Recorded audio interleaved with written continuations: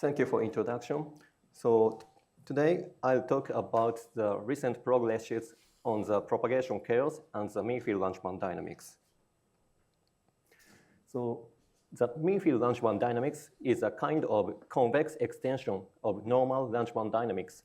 That means Langevin dynamics can be considered as an optimization method for linear functional plus entropy. On the other hand, mean-field Langevin dynamics can optimize convex functional plus entropy. So actually, mean-field Langevin is the convex extension of normal Langevin dynamics. So because of this extension, mean-field Langevin dynamics has non-trivial applications such as optimization of the two-layer neural network in mean-field regimes, which are already talked yesterday in several talks. So mean-field neural network has nice properties like global convergence and the feature learning, so which are very important to explain the neural network properties. So yes, so mean-field neural network is defined in this way, which is basically empirical average of n functions. So I'll also introduce more details later. So anyway, so in this talk, so I'll introduce recent progress made for past 5 years about mean-field Langevin dynamics. So this talk includes convergence analysis in infinite and finite particle settings. Okay, so this talk includes the result obtained by the collaboration with Taiji, Denny, Shinho, Machu, and the students, and Lee, Damian Tan, and Mizuki Sakaguchi. Okay. So here, let me start with the definition of the two-layer neural networks in mean-field regimes. So I simply call this model mean-field neural network. So we have n neurons, so capital N neurons. And so the bold X is the collection of all parameters, so from I equals 1 to n. And the dimensionality of each xi is d, so that means the number of input is d. So then totally the dimension of this bold X is dn. So then, mean-field neural network is defined by taking empirical average of n functions. And each function is simply, the function like this, so sigma is a nonlinear activation function such as sigmoid or tangent hyperbolic. So then, hxz represents the mean-field neural network. So here, z is the input data. To optimize this model, so we consider L2 regularized loss function like this. So we have loss function and L2 functions.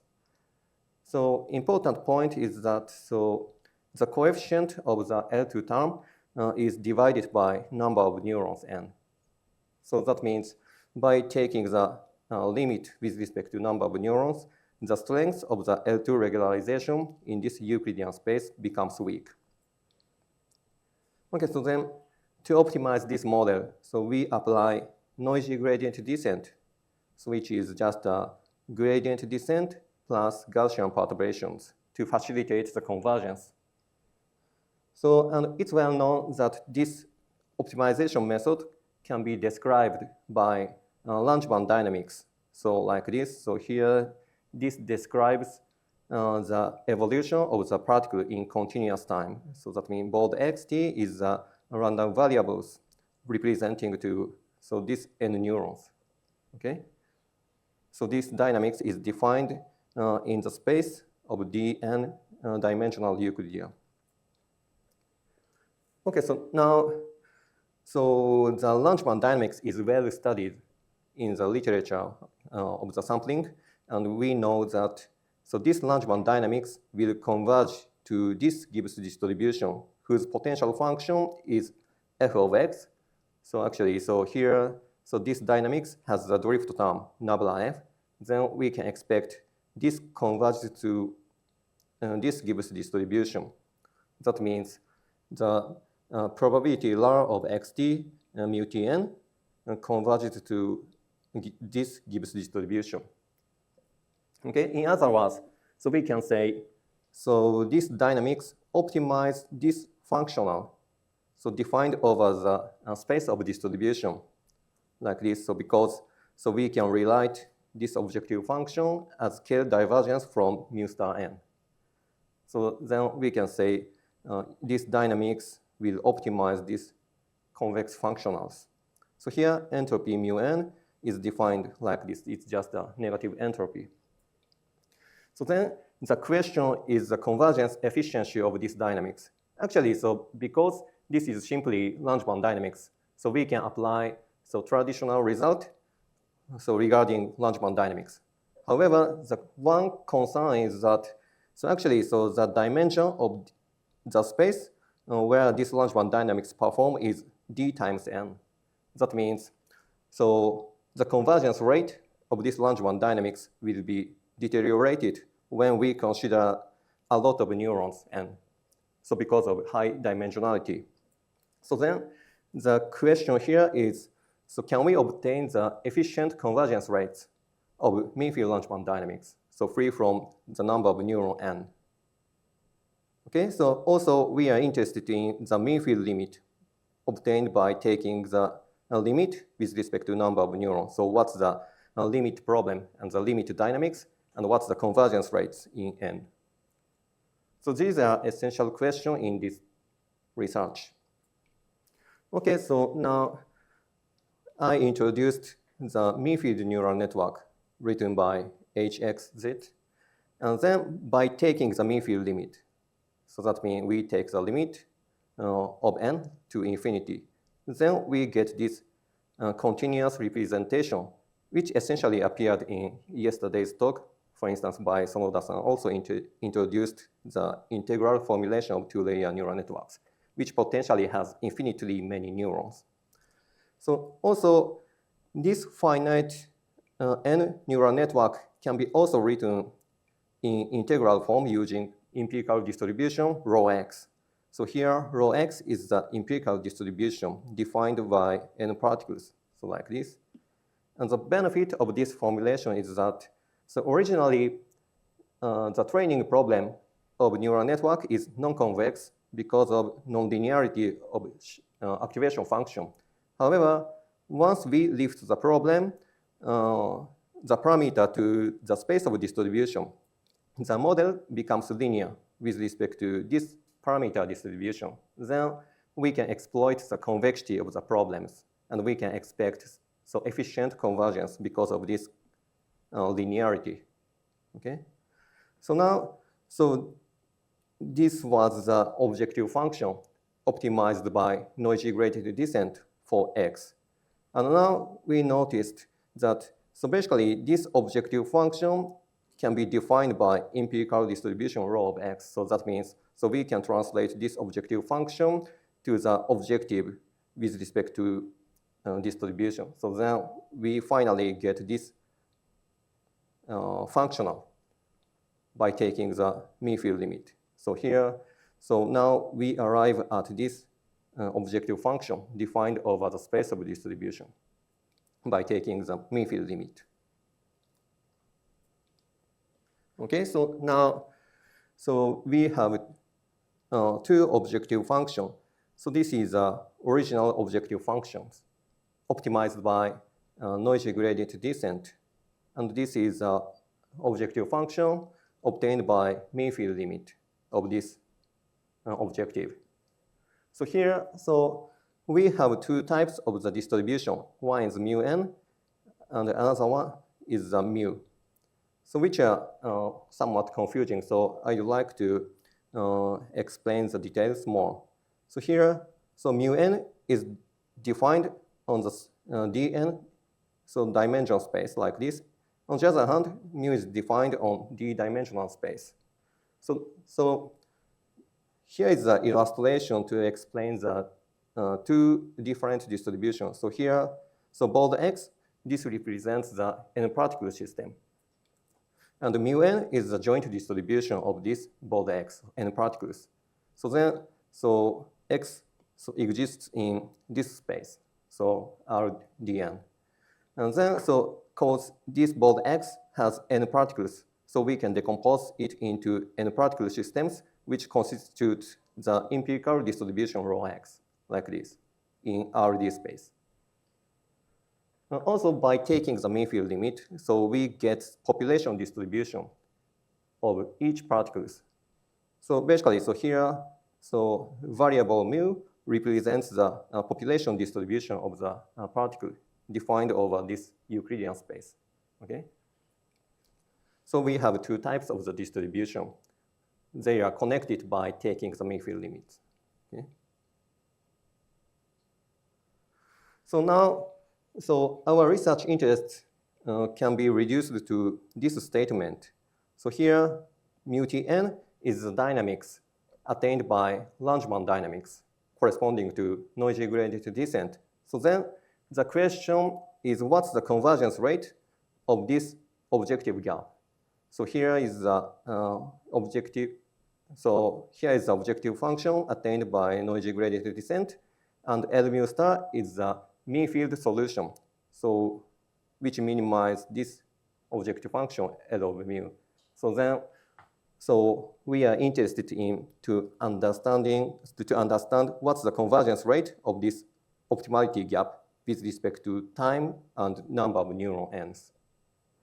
And this upper bound basically consists of optimization rate and approximation error coming from number of neurons n. So this is an essential question of this work. So this figure simply illustrates the recent progress on the mean field Langevin dynamics. So we have four function values. So here, so x-axis is the optimization scale, and y-axis is the particle approximation error. And here is the objective value, so attained by noisy gradient descent, and this is the corresponding mean field limit value. Okay, so first, we proved the exponential convergence rates of the mean field Langevin dynamics. So mean field Langevin dynamics is the dynamics which describes the limit of the noisy gradient descent. So that means this noisy gradient descent can be captured by mean field Langevin dynamics after taking the mean field limit. So then we proved the exponential convergence of these dynamics. Also, we established the propagation chaos, which characterizes the particle approximation error at the solution here. Also, we established uniform in n LSI, so which shows the convergence of this objective function to its optimal values. And combining two results, so this result and this result, we can get the convergence rate of this objective function to its mean field limit with respect to t and n. Also, there is a direct analysis of this objective function to the mean field limit. So in this talk, so I'll quickly introduce these progresses so made for past several years. Okay, so this is problem settings again. So here we first consider the mean field limit problems. So here variable is mu defined on RD space. Then the objective function is sum of convex functional f of mu and entropy term. And we suppose f is convex in this sense. So here we are given two distribution mu and mu prime, and then we suppose f mu prime is lower bounded by f mu plus its linear approximation. So actually, so this is a linear approximation of f at distribution mu. This is kind of the inner product in L2 sense. So then this is quite natural definition of the convexity. Also, we know there is also another convexity called geometric or displacement convexity. So this convexity is different from that. Also here, delta f is defined in this way, like Gateau differential. So okay, so anyway, so this is the problem settings. And now, so we already know this is the Langevin dynamics, which describes the noisy gradient descent And also by taking the mean field limit, we can get this SDE formulation of the mean field limit dynamics. And this is known as mean field Langevin dynamics. Okay? So again, this SDE Langevin dynamics describes the dynamics of n-particle systems. On the other hand, this mean field Langevin dynamics describes the evolution of each particles. That means this optimizes the population distribution of the single particle system. So, which is obtained by taking the mean field limit. Okay, so now, in order to highlight the difference between Langevin and mean field Langevin dynamics, so we compare these two dynamics. So in this slide, so this is the objective function. So we would like to optimize by mean field Langevin dynamics. So here is the objective function f, and this is the MFLD. Also, so as I said, so mean field Langevin dynamics is an extension of the Langevin dynamics. Actually, so MFLD includes Langevin dynamics as a special case. So actually, let's say objective function f of mu is a linear functional defined in this way. So this is just an expectation of some function, small f, by distribution mu. Then the drift term of this f of mu can be simply nabla f of xt. So actually, so by taking the first variation with respect to mu, we simply get small f, and then drift term should be the gradient of this small f. And then we recover the Langevin dynamics as a special case of MFLD. And the key difference between these two dynamics is the appearance of the interaction among particles. Actually, so you know, the drift term in Langevin dynamics so only depends on particle position xt. That means, so we can simulate this dynamics only with single particle. However, on the other hand, so drift term of mean field Langevin dynamics so depends on particle position xt as well as the distribution mu t. That means in order to define the direction of each particle, we need the information about distribution mu t itself. So in other words, so to approximate this dynamics, so we essentially need many particles to approximate this drift term. Also, the interaction among particles occurs, so because of this dependence in the drift term. So this difference makes the analysis of the mean field Langevin dynamics more difficult than normal Langevin dynamics. However, so this difference can be somewhat absorbed by introducing the notion of proximal Gibbs distribution, so defined like this. So here, so for any distribution mu, we consider its proximal Gibbs distribution defined like this. So mu hat is the proximal Gibbs of given distribution mu.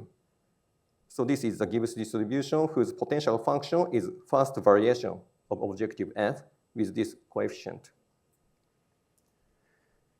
This distribution can be characterized as the minimizer of these approximation problems.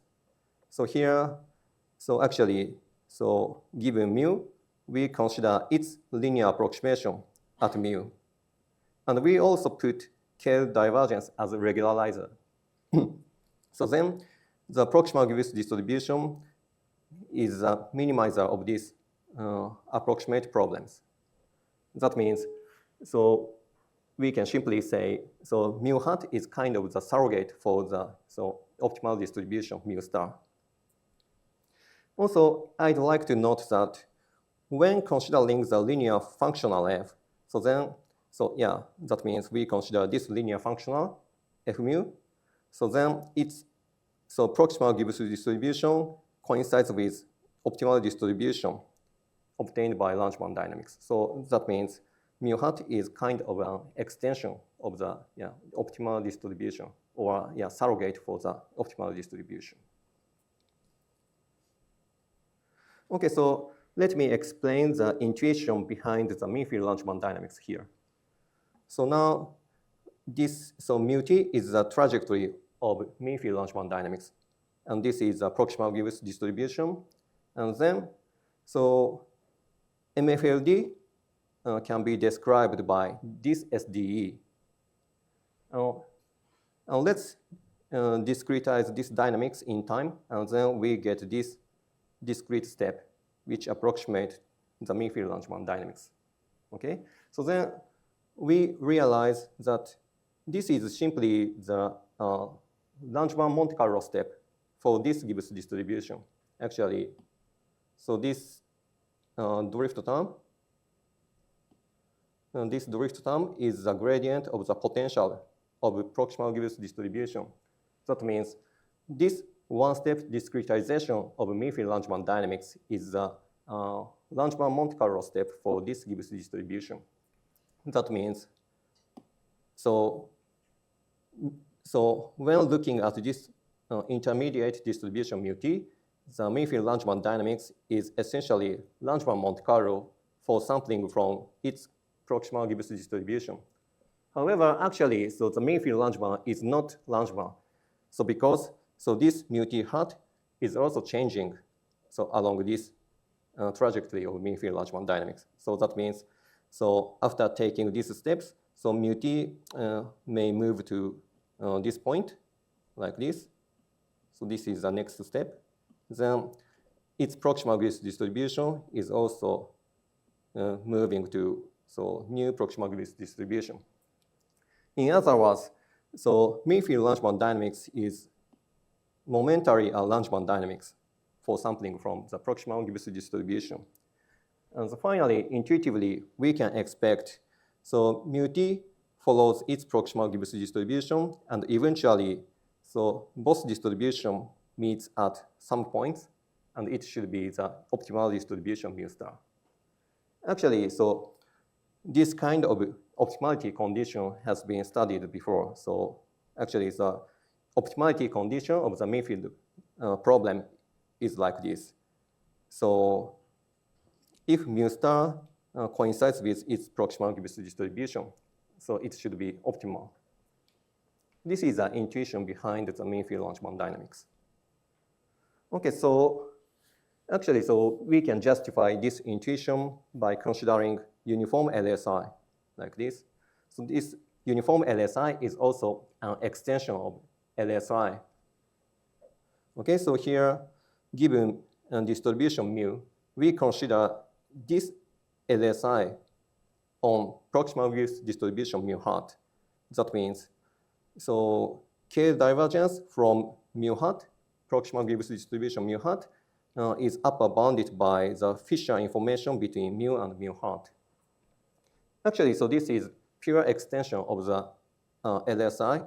So actually, in case where f mu is again the linear functional, like this.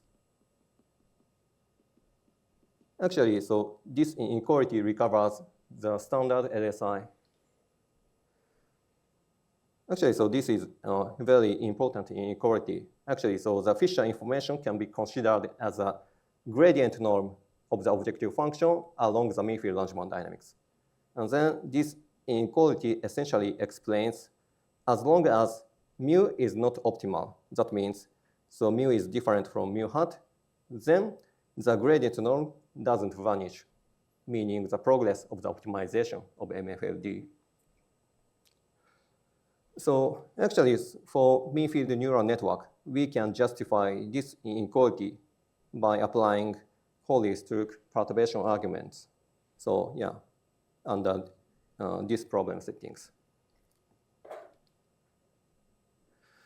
Okay, so now, so apart from uniform Langevin dynamics, another important inequality is entropy sandwich, so described in this way. So here we consider optimality gap, L mu minus L mu star. Then this objective gap can be lower bounded by the divergence from mu star and upper bounded by the divergence from the proximal Gibbs distribution mu hat. In other words, so K divergence between mu and its proximal Gibbs distribution mu hat measures the optimization gap like gradient norm. Also, combining with uniform LSI with this entropy sandwich, so we get this inequality. So now optimality gap L mu minus L mu star is upper bounded by Fisher information between mu and mu hat. Actually, so this is kind of an extension of PL condition, so often made in classical optimization in Euclidean space. So actually, so PL condition says for objective function small f, the optimality gap is upper bounded by its gradient norm. So basically, this is an analogy to the PL condition. And this inequality plays a similar role to PL condition in the analysis of the mean-field Langemann dynamics. So actually, so this is a convergence rates of mean-field Langemann dynamics in infinite particle systems. So this means the exponential convergence rate of the mean-field Langemann dynamics with this exponent. So here, alpha is the uniform LSI and t is the time index. That means optimization gap exponentially shrinks in time. The proof is also very simple. So like this, we take the time derivative of objective function along time, like this. And then, so Fisher information between mu t and mu t hat appears. And then this is now upper bounded by K divergence. So by uniform LSI, and also by entropy sandwich. So this K divergence is bounded by optimality gap. And then finally, by applying Gromboll inequality, so we get this exponential convergence rates. So this proof is quite similar to the analysis of the gradient descent for the function which satisfies PL condition, so which is kind of the mirroring of the PL condition analysis. Also, apart from this, this proof is pure extension of the Langemann dynamics. So, yeah, okay. So far, so I introduced the results obtained in mean-field limit. That means we suppose the number of particles is infinity. And now, so let me introduce several results about the propagation chaos, which characterizes the particle approximation error between finite particle system and its mean-field limit problems. Actually, what we can implement is the noisy gradient descent for n-neuron neural networks, not the mean-field Langemann dynamics. So we are more interested in the convergence capability of this noisy gradient descent with respect to time t and number of neurons n. Also, we are interested in the particle approximation error of the neural networks to its mean-field limit. This kind of the particle approximation error has been studied in the context of propagation chaos. In other words, so propagation chaos explains how close is the finite particle approximation to the mean-field limit. Okay, so here is the intuition behind the propagation chaos.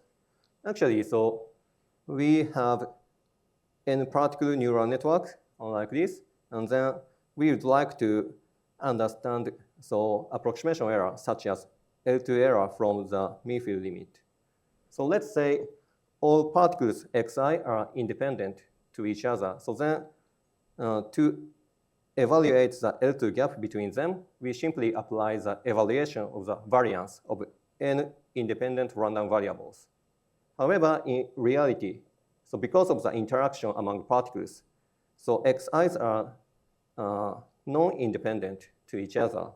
So in extreme case, so let's say all xi are identical to each other. So then this empirical average never approximates the mean-field limit. So then, so the strength of the independency is important to analyze this approximation error.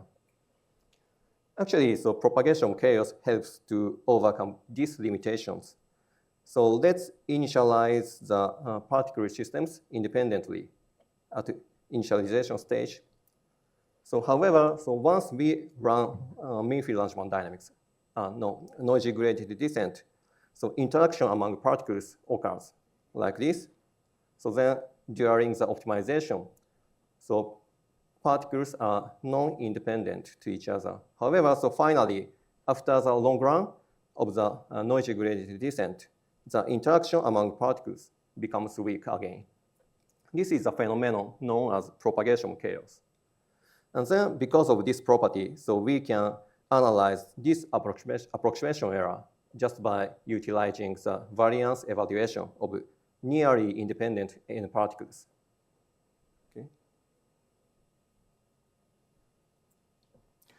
Okay, so let me justify this intuition more. So here, let's consider the linear functional case.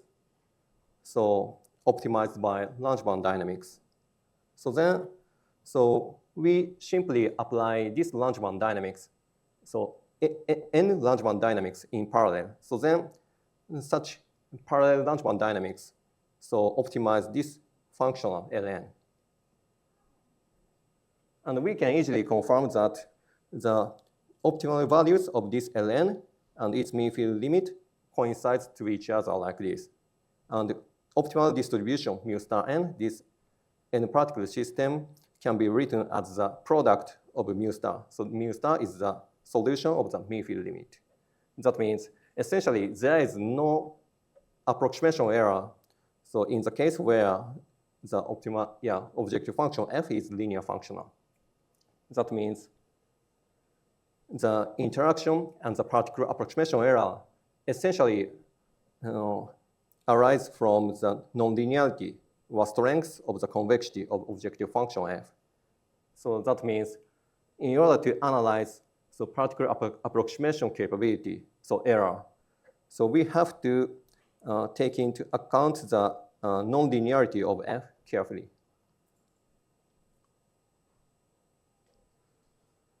This motivates us to define Bregman divergence of objective function f to measure the nonlinearity or strength of the convexity of f.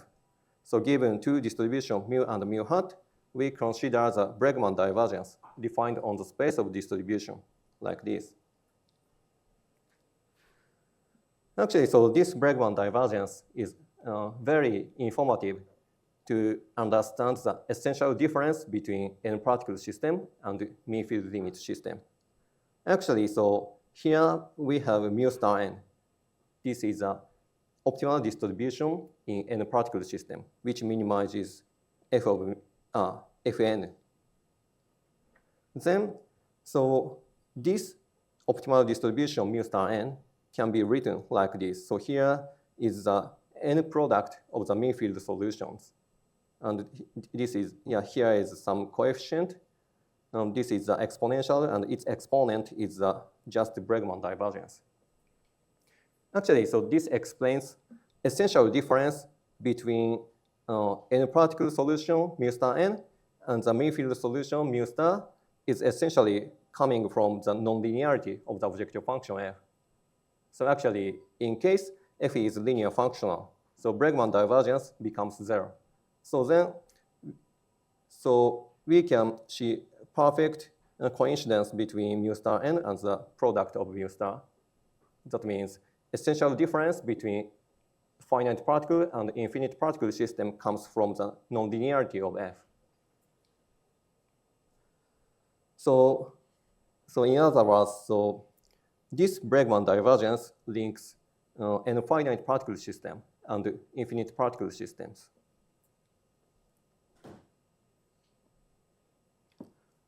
So actually, in the setting of the mean field neural networks, by carefully considering this Bregman divergence, so we get this inequality. So here is the optimality gap between n particle solution and mean field solution. And then this gap can be upper bounded by the expectation of Bregman divergence between mu star and rho x. This is an empirical distribution. And this n particles, which creates this empirical distribution sampled from product of mu star. That means here rho x should be empirical approximation to the mean field solution mu star because the particle of particles x comes from mu star independently. So by simply evaluating the variance of these n particle systems, so we instantiate this upper bound like this. So now by just analyzing this upper bound, so we get this upper bound. So that means, so if we take sufficiently large number of neurons n, so this optimality gap at the solutions becomes small with this convergence rates in n. This essentially says the particle approximation error coming from using finite particles n. Also, this lower bound is also interesting. Actually, so divergence between n particle solution and the mean field solution appears as the lower bound of this optimality gap. This means if we take sufficiently large number of neurons n, so then mu star n is nearly equals to the product of mu star. That means mu star n is nearly independent to each other because of the similarity to these product measures. Actually, so this proves the propagation chaos phenomenon of infinite particle systems.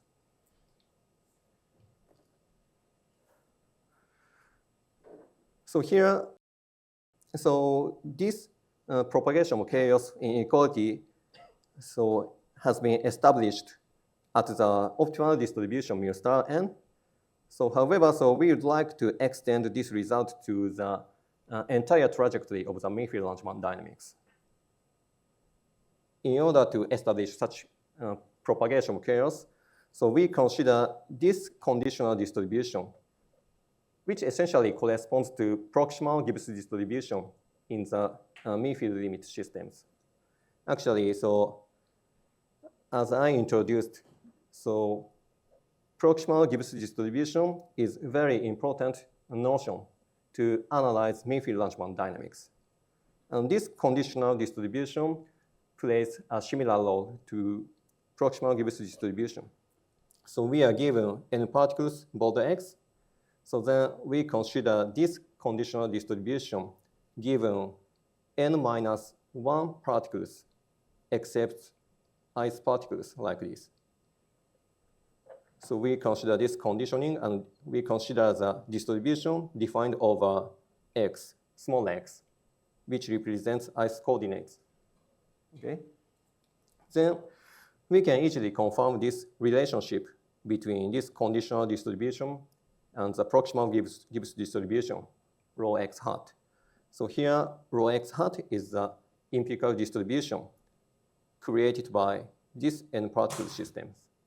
Then, so we get this inequality. So that means this conditional distribution is essentially same as proximal Gibbs distribution up to this exponential term.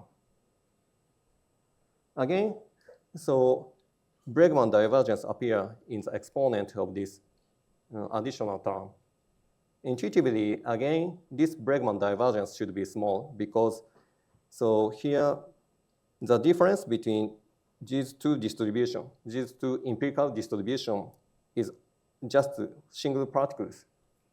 So actually, intuitively, the replacement of only single particle shouldn't affect the population distribution.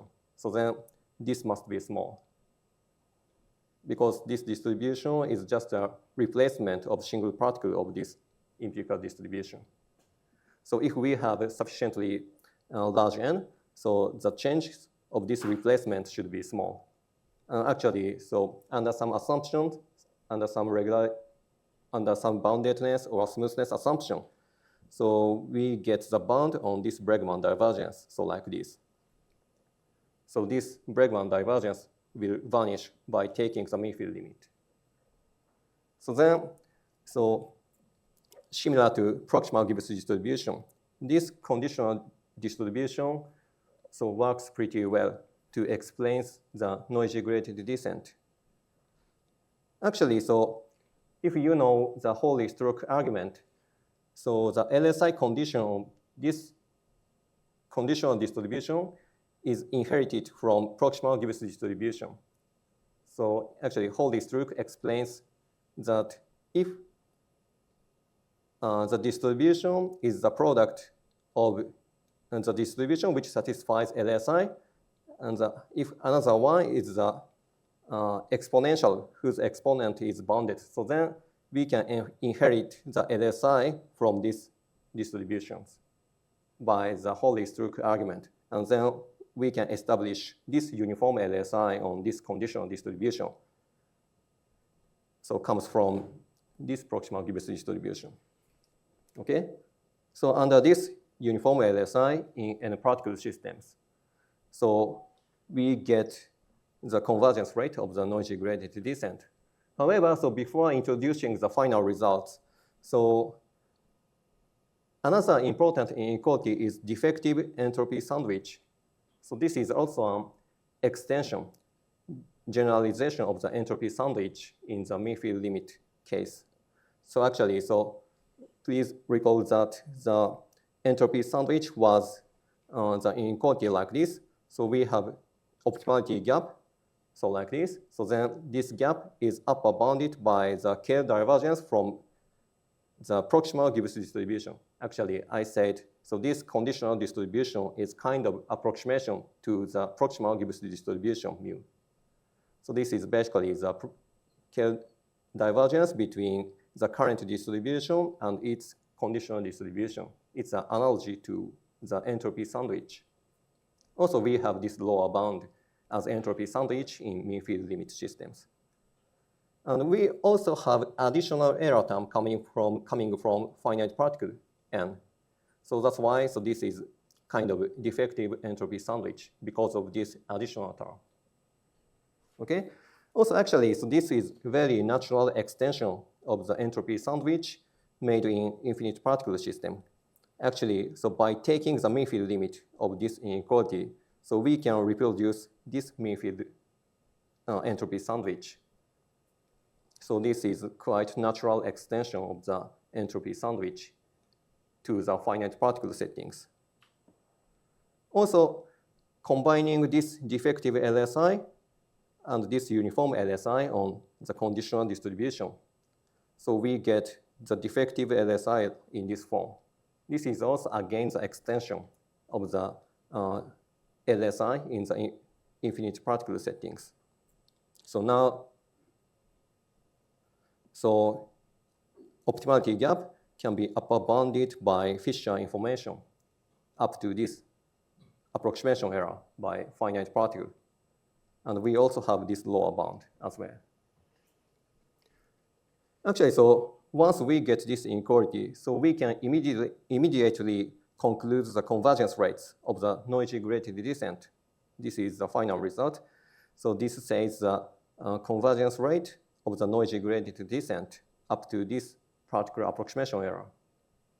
So actually, so this is the optimization term, which says the exponential convergence rate of the noisy gradient descent up to this approximation error. So this answers the original question of this work. Also, we can extend this result to the discrete time setting by just applying one-step interpolation arguments, so like this. Okay, so now I explained the result about the convergence rate of the noisy gradient descent. Also, we are interested in the particular approximation error of the neural networks. So we have n particle neural network, and this is the mean-field neural network using optimal distribution mu star. So as I said, so if the particles xi's are independent to each other, we can simply evaluate this gap by just the evaluation of the variance because of the independence of the random variable. And now, so because of the propagation chaos, particles xi are nearly independent, so then we can analyze the variance of this, this term because of the propagation chaos. And we finally realize this upper bound So on the particle approximation error in L2 sense. Okay. Okay, so finally, so now I'm running out of time, so let me finally explain the primal dual viewpoint. This viewpoint is also very interesting. So this is the objective function we have considered. Also, because of the convexity of L, so we can consider its dual problems like this. So this is just a standard application of the Fanghui duality. And then, so we have two objective functions in me-field settings. So one is the L of mu. This is a primal objective. And this is the dual objective, D of G. Then, so given mu, so there is the dual variable G mu, which corresponds to the primal distribution mu. Then its gap between L mu and the dual objective is exactly the same as the divergence between mu and the proximal distribution mu hat. That means, so I explained, so divergence between mu and mu hat measures the optimality gap. And more, so now the situation becomes more clear. Actually, so this divergence fills in the gap between primal and the dual distribution, dual problems like this. Okay, so yeah, maybe so I have to stop here. So then, so let me conclude the talk. So the key point in this talk is that non-linearity, in other words, the strength of the convexity of the loss creates ample properties like the proximal Gibbs distribution, entropy sandwich, so propagation of chaos, particle interaction, and the duality. So yeah, so actually, so this non-linearity of the objective function creates so ample world, so coming from the particle approximation and the mean field interactions. Okay, yeah, thank you. Okay. Then we want to have a question, a comment. Any question? Okay. In the propagation chaos setting, we are considering the minimization problem of convex F plus regularization term. Is it correct? We have regularization. Yes, so yeah, finite particle setting. So we consider the objective function Fn. Yeah. Only F or F plus? F plus entropy as well. Okay. So can we extend the setting to F might not be not convex setting, but the sum of F plus entropy is convex? Yeah, actually, so recently, so Lennick Shizat extended the mean-field Langevin dynamics to such a settings in the infinite particle setting. So actually, so I think it's quite natural to extend their result to the finite particle cases as well. So under making such assumption, so even if so this F of mu is not convex. So however, so yeah, if we can utilize the convexity of the entire objective function, so I expect so we can establish some convergence results under this setting. So I think the extension of their work is a very natural direction. Okay, thank you. And yeah, intuitively it's possible. Okay, thank you so much.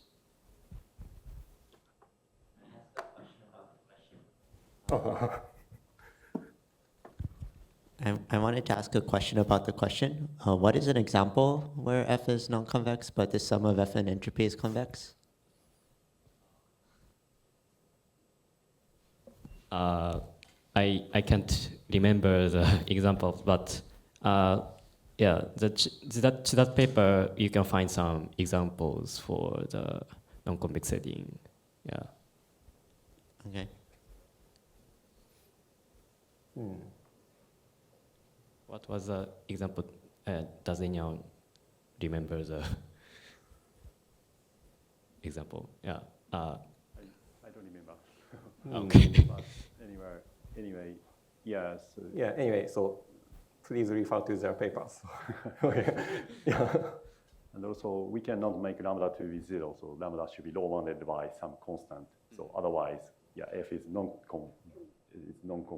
So yeah, it's a bit restricted situation anyway. Yeah. Okay, any questions or comments? There might be some cases that when we fine-tune the neural networks or some DPO or people setting, you have some non-convex problem or with respect to the measure mu. So this the fine-tuning is not simple the L2 minimization problem. There might be some log terms or some yeah. But adding the entropy makes it convex? But adding entropy makes it convex? I'm not sure. Yeah, we need some calculation. Okay. Well, I have. There is this example in which the reinforcement. I encountered some example in reinforcement learning. Yes, but maybe I remember in an incorrect way. But anyway, in reinforcement learning, so then objective. Okay, so we optimize a critic. Then so to optimize in an actor critic situation, so we want to optimize a critic by mean field arrangement. But the objective is not convex. But adding a strong entropy regularization, then objective becomes convex. Yeah. Or we may have the min-max problem. It's a different things. Okay. Yeah. Sorry. It's not exactly minimax problem. But Yeah, and also, in my feeling, so GC problem, so difference of convex optimization or so convex, concave optimization naturally appears when training energy-based model, so like the Boltzmann machine. So yeah, so I'm not sure. However, so maybe we can find some application. So if the concave term is dominated by entropy term. So, but actually, so I haven't yet confirmed yet. So, but anyway, so I think technically, at least the extension to such setting is interesting. So, yeah, this is just a comment.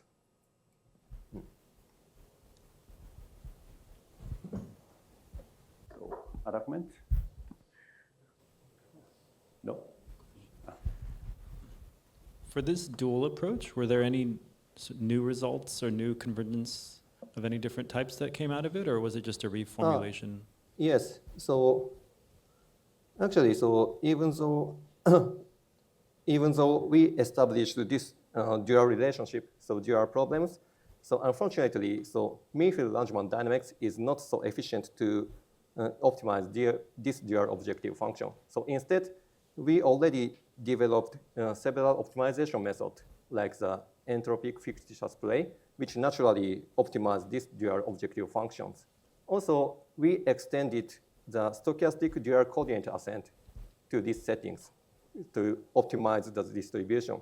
So, and so SDCA is designed to minimize the optimality gap. So then SDCA in the distribution settings can efficiently minimize this optimality gap. But just to be clear, it's not that you, it could be the case that this is optimizing the dual, you just have not proved it yet. Yes, so the proof is a very natural extension. However, so in order to establish the convergence analysis for such extension, so there are some non-trivial technical challenges. Yeah. Okay, so we have already run out of time, so let's thank the speaker again.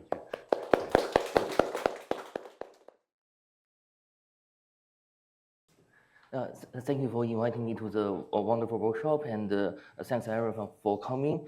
So today I'm just going to talk about some very simple case studies trying to understand the self-attention mechanism. So I will include actually several recent works done with a lot of collaborators listed here. So Zihao, Chen, and Yihan are PhD students at Princeton University. Chen Yang, Xu Ran, and Wei are PhD students from the University of Hong Kong. Han is a professor from Northwestern University. Jason, Jianqing, and Meng Di are from Princeton University. Oh, okay. So we all know that Transformers has achieved many great successes in different applications, right? However, our theoretical understanding of Transformers is still very limited. So this figure basically showcases one of the most well-known achievement by Transformer models, right? Essentially, if we train a rather complicated Transformer model and we feed it with a huge amount of natural language data, then we may be able to obtain some powerful language model, right? So, however, if we want to theoretically study such a setting, it's obviously very complicated. First of all, the challenge comes from the complexity in the model, right? The Transformer model in practice is deep and kind of very complicated mathematically. And besides that, actually, another challenge is that the actual natural language data is kind of mysterious, right? We do not really have a very mathematically accurate description about what is the task of learning natural languages, right? So this makes precise theoretical analysis of such settings very challenging. And because of these challenges, currently we do not have any satisfactory optimization or learning guarantees for such practical settings. And we also do not know how we can accurately interpret the model after we have trained one, right? So, but given these challenges, right, what if we still want to obtain some preliminary theoretical understanding about Transformer model? So what we can consider is that to consider simpler cases, right? Basically, for example, we can just focus on very simple Transformer models like just a single self-attention layer. And we consider training such simple transformers on data that follow classic statistical models, right? Instead of consider very practical learning tasks, we can first try to understand the performance of simple transformers on classic tasks, right?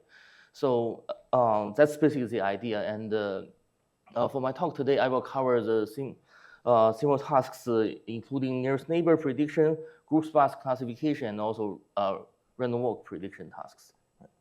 So although we have made great simplifications, right, through theoretically studying such settings, we still hope to get some understanding, particularly regarding the compatibility of transformers with many classic models, right?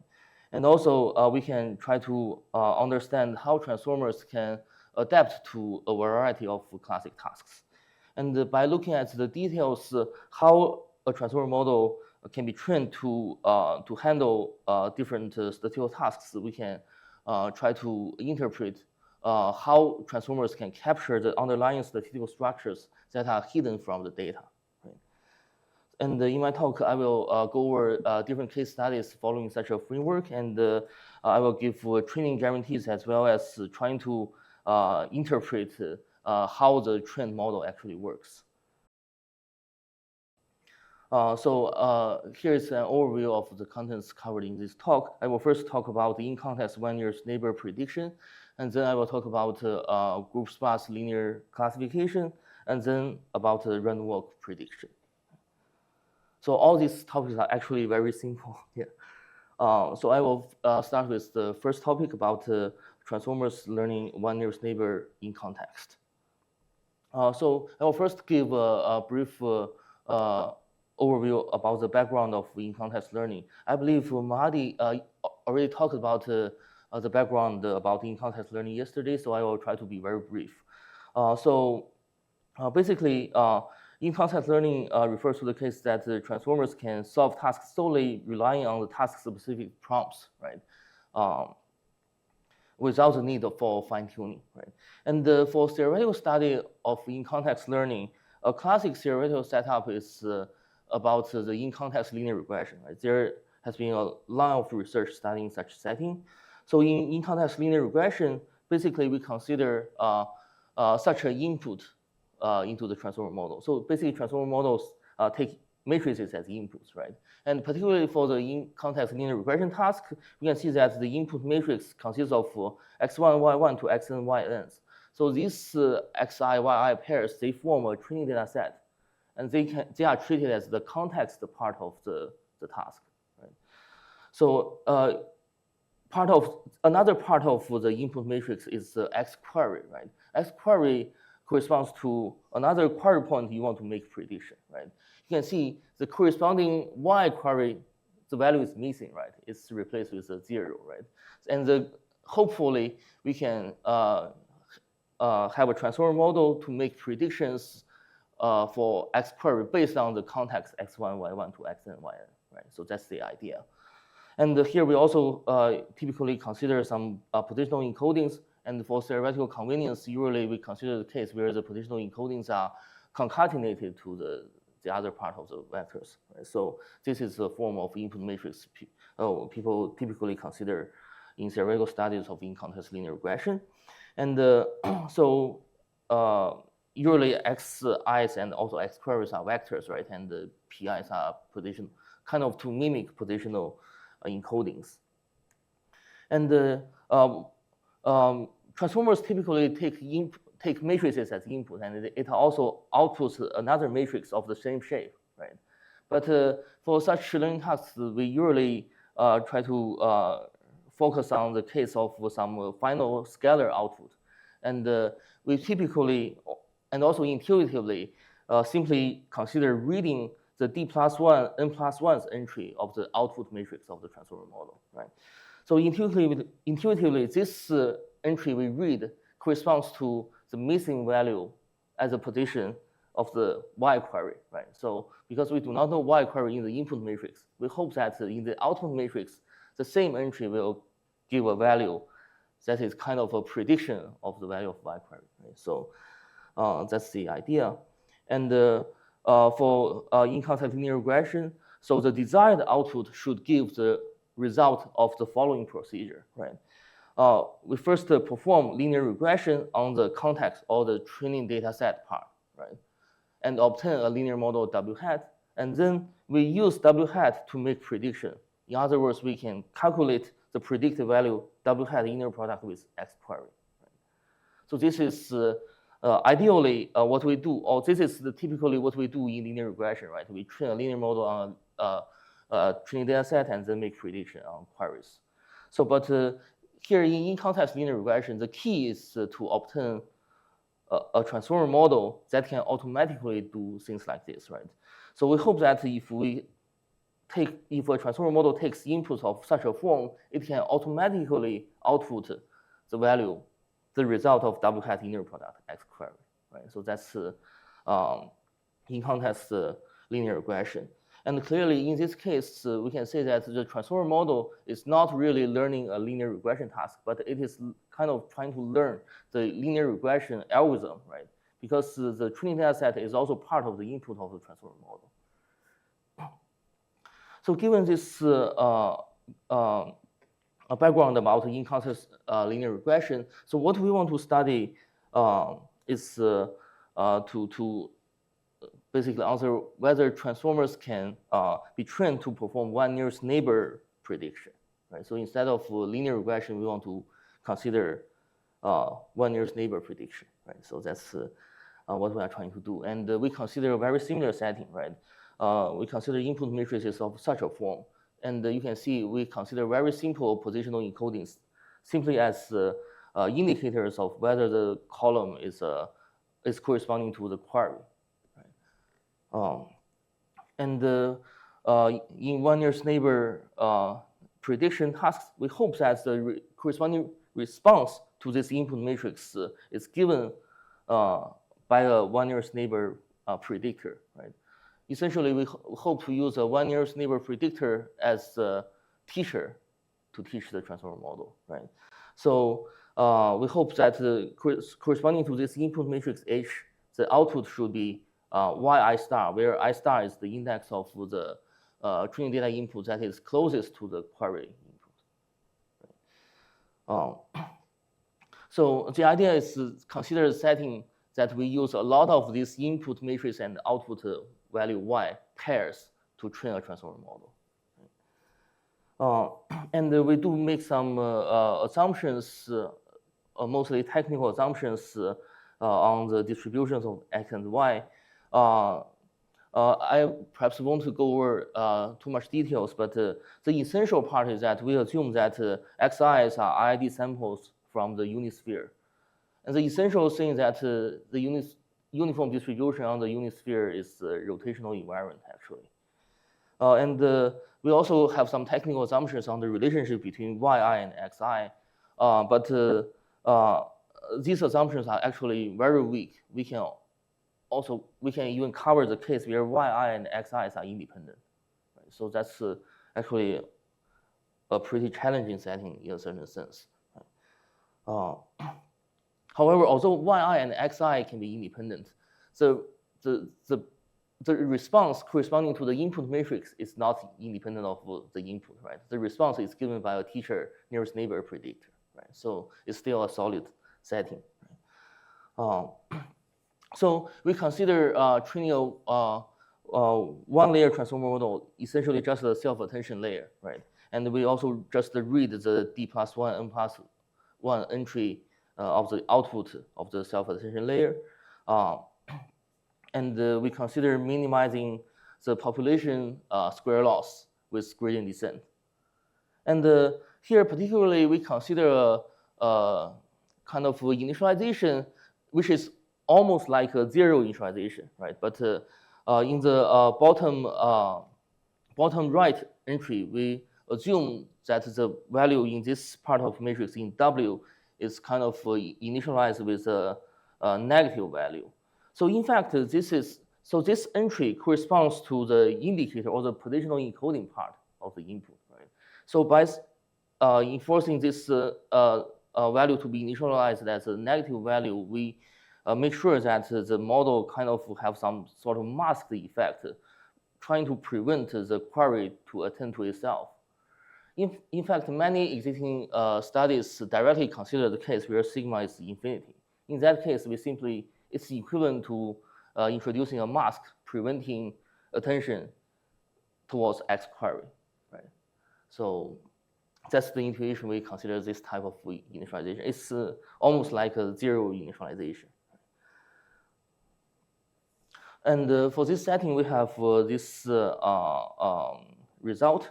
So suppose that the mask sigma is initialized sufficiently large, and also suppose that the length of the context is sufficiently large, then we can show that the population loss converges to zero when trained with gradient descent.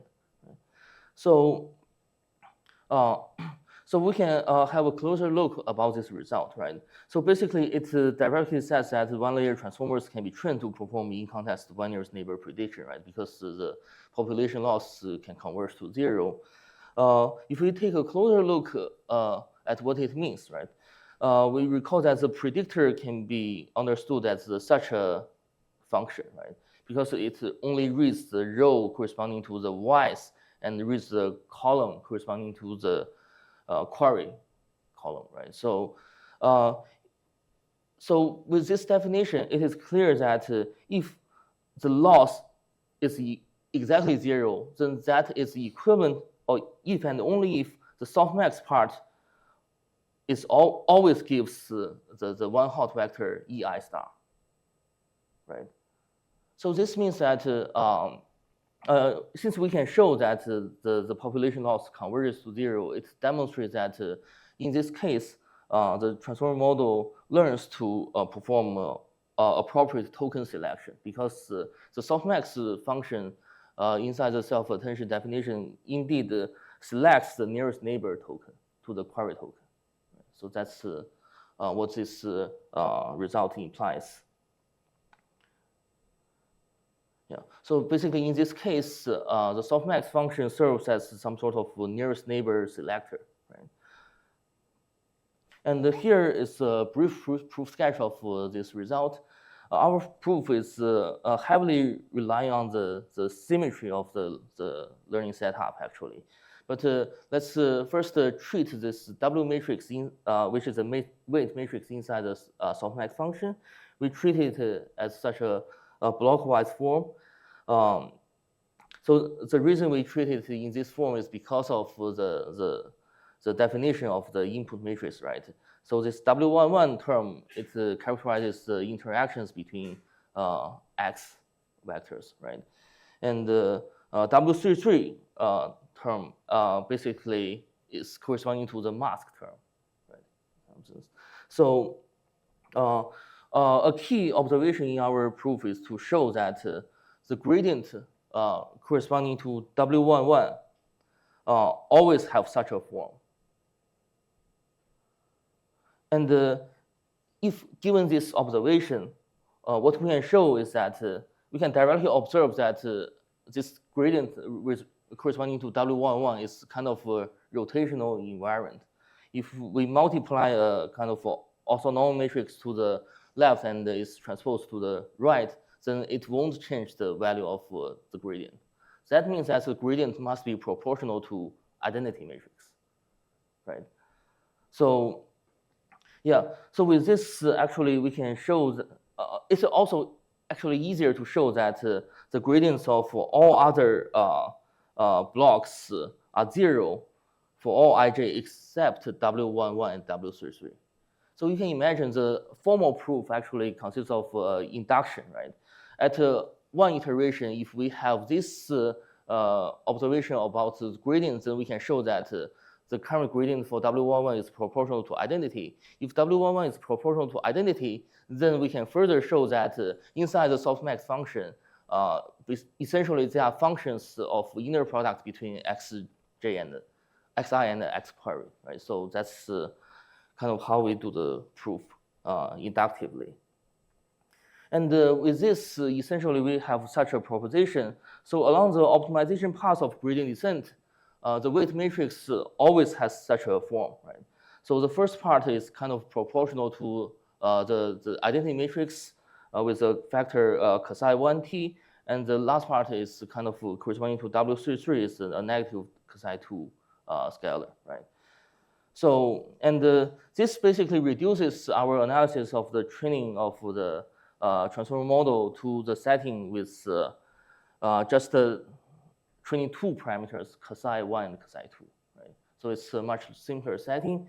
And the intuition is that for the to make the transformer model to do in-context neighbor prediction, we just need to let psi 1t to be much larger to psi 2t, and we need psi 1 and psi 2 to both go to infinity, right?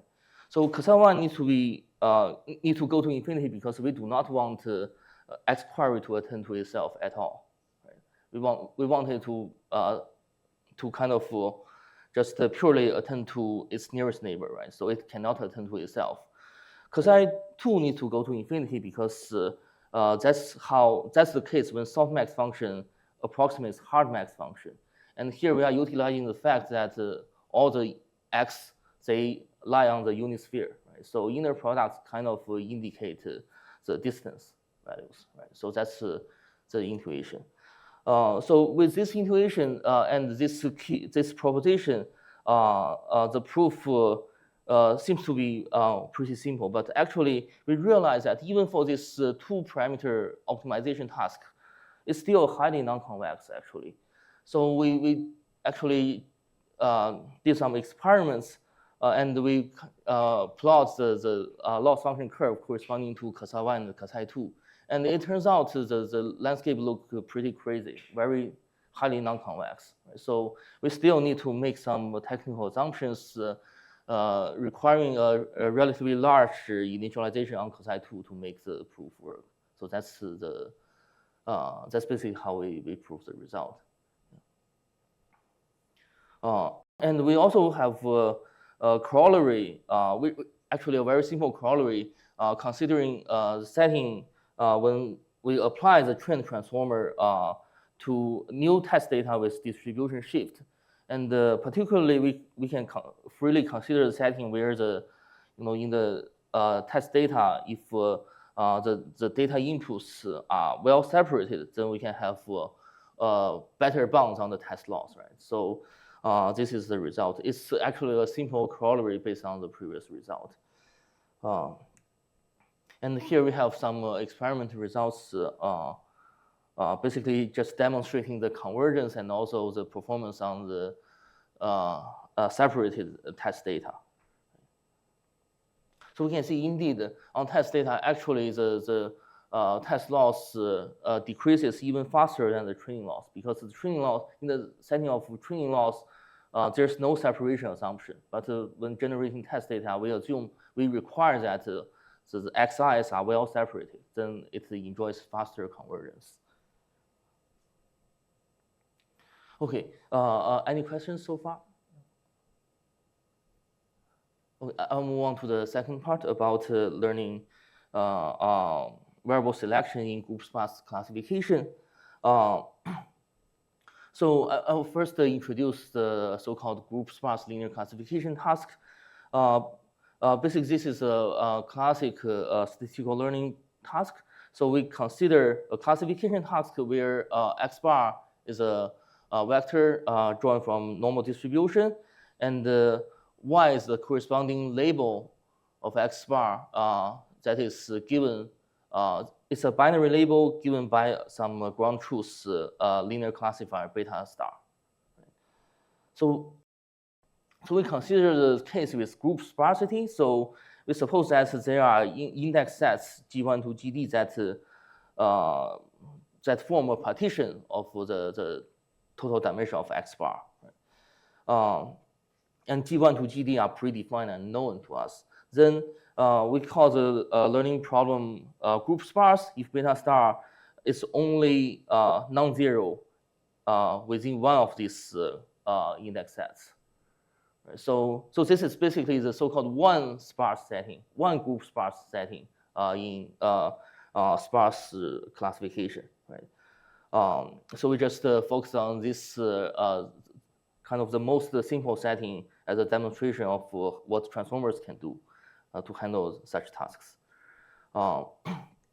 And to study the performance of transformers in learning such tasks, we should first consider how we can organize their input into a matrix form that is suitable as the input of the transformer, right? So it's pretty natural, right? Because we have predefined partitions or groups of variables. We simply put each group of variables to form one column in the input matrix of the transformer model.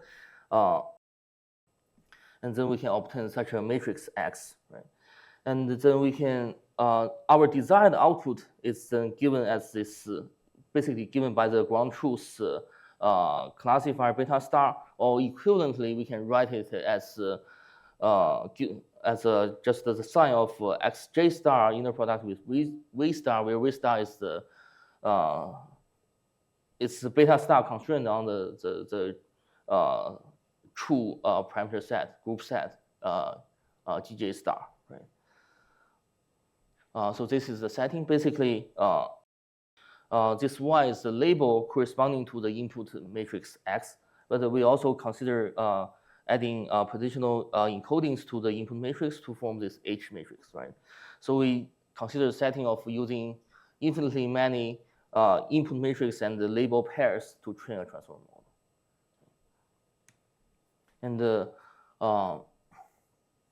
so we still consider the training of a one-layer transformer. So in this case, we consider also a trainable value matrix, or in this case, simply a value vector V, right?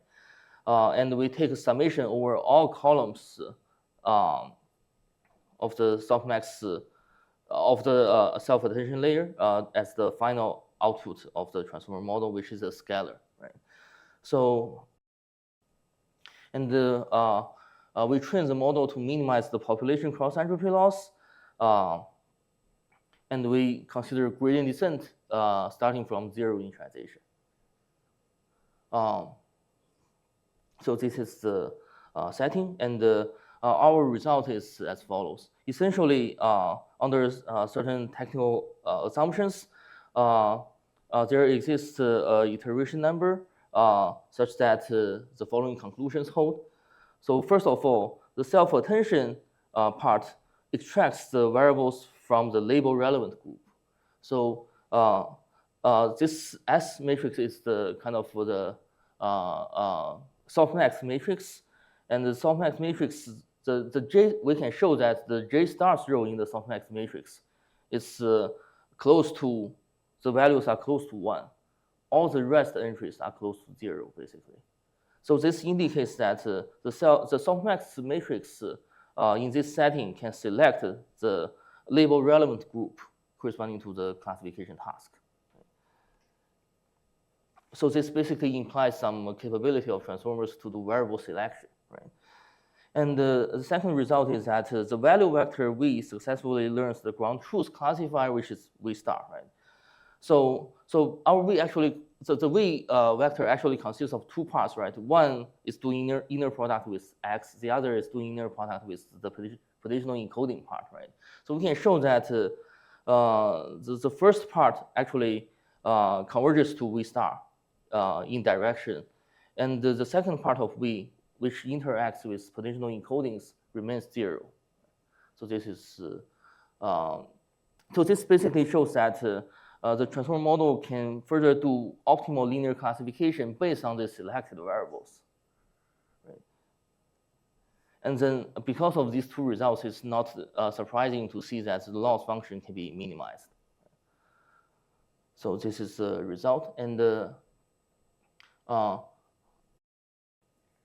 so here is an illustration of what our result reveals. So basically, recall that the prediction model is given in such a form. So if we take just the one term inside the summation as an example, then we can see that the transformer model is essentially of such a form, right? And we already know that based on the first result in the theorem, we already know that Sj should be approximately equal to Ej star, right?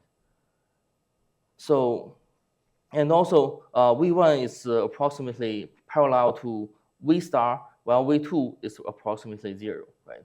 So with this result, we see that when we do consider the matrix vector multiplication between H and Sj, it's doing some variable selection, right? So it gives us the J stars column, right? And then what the model does further is to do linear classification based on Xj star. Right? So this is the procedure, and finally we get something that is approximately or proportional to V star inner product with Xj star, which is the kind of optimal prediction. Right? And we have some experimental results on the pre-training procedure. So the first 2 columns are about. So basically, we present the experiments corresponding to 2 sets of parameter configurations.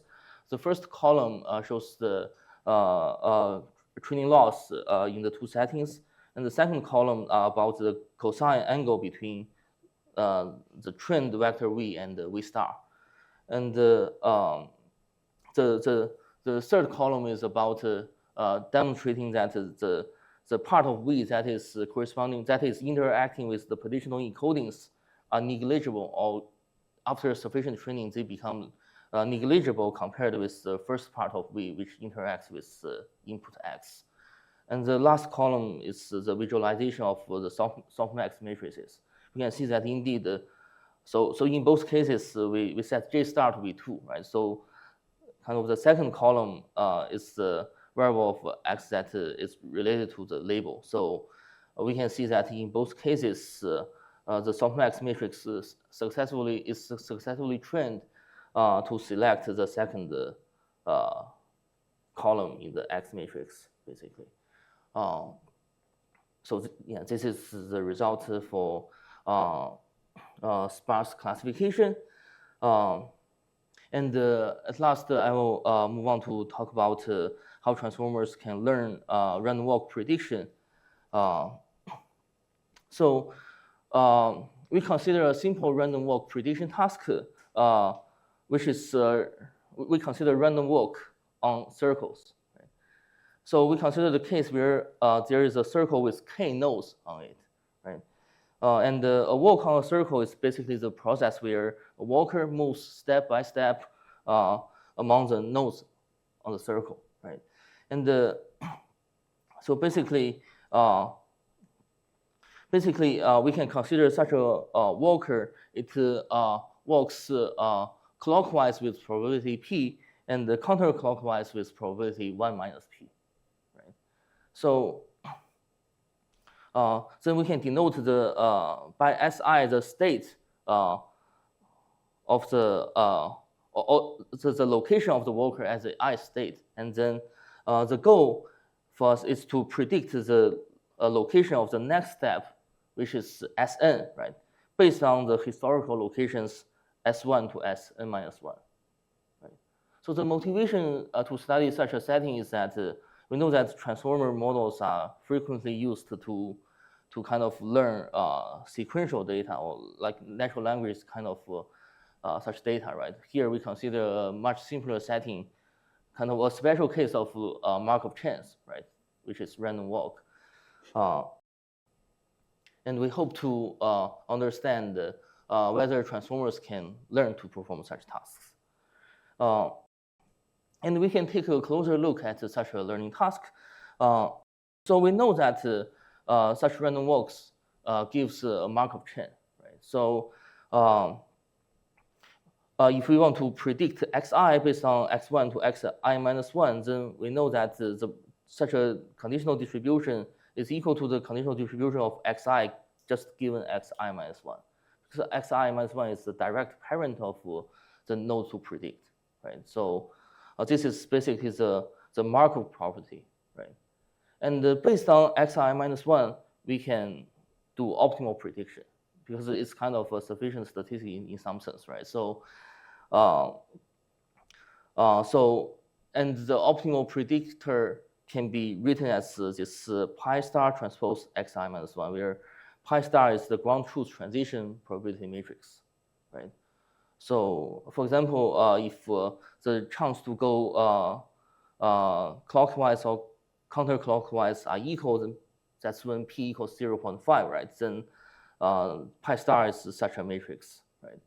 So we can also allow other values of p, so it can be general matrices like this, right?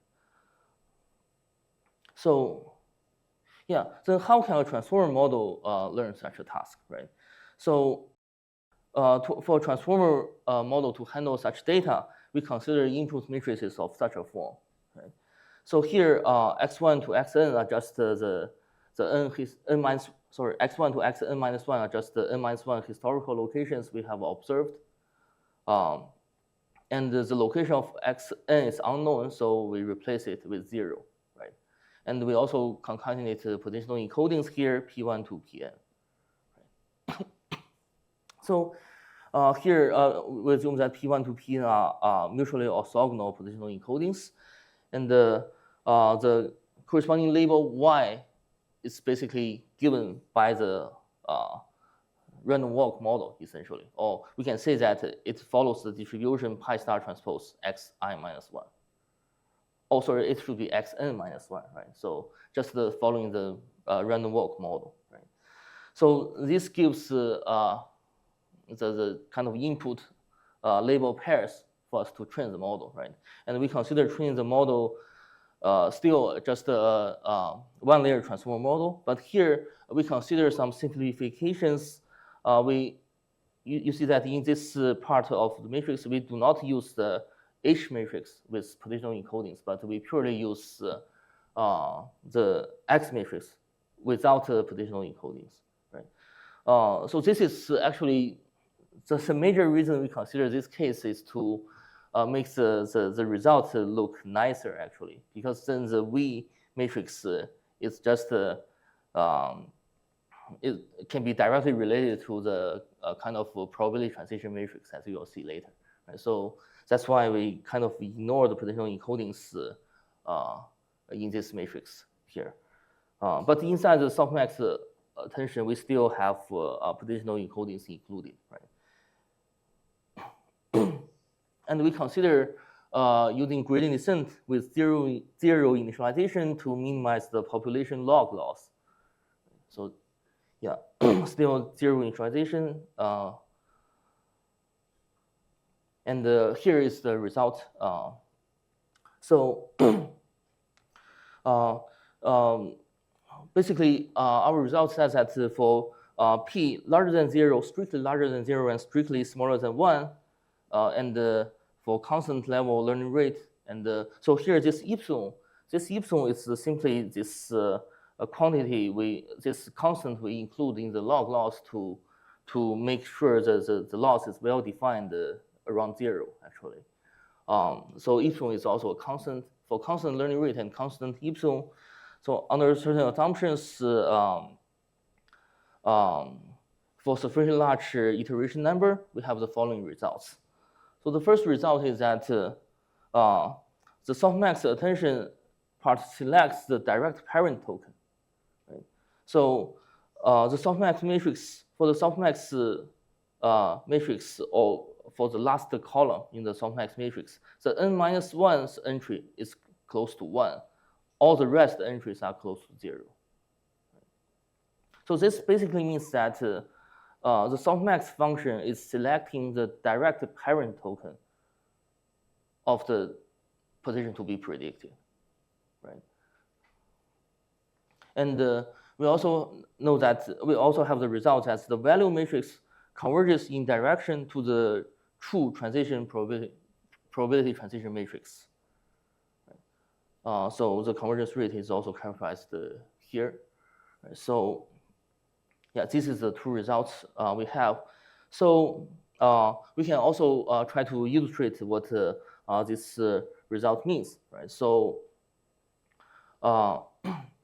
so this is the kind of transformer model, right? Where the first matrix is kind of the value matrix, and here we have this X matrix, and we also have the softmax function output, right?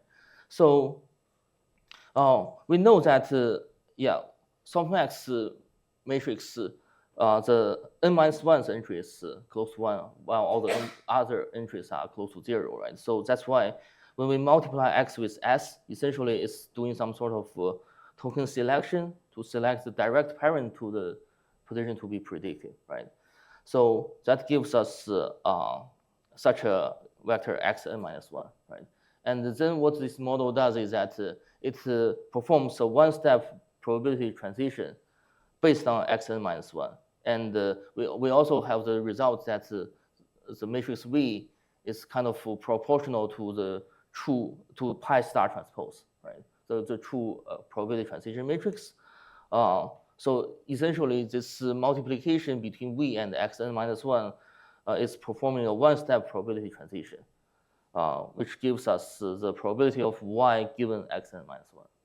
And we know by Markov property that this is basically the optimal way to make predictions. So this is the result. So we also have a corollary that, yeah, based on the illustration, I think it is fairly straightforward that if we obtain such results on the softmax matrix and the value matrix, then we can also show that the transformer converges to the optimal predictor defined as pi star transpose X n-1, and also the trend transformer achieves optimal prediction accuracy, which is given as maximum between P and 1 minus P. So, one interesting observation is that you may have noticed that for these results for learning random walks, we have always assumed that the probability for the walker to go clockwise is strictly larger than 0 and strictly smaller than 1, right? So it may be surprising why we cannot include the cases where P equals 0 or 1, because in those cases, it's like a deterministic walk clockwise or counterclockwise, right?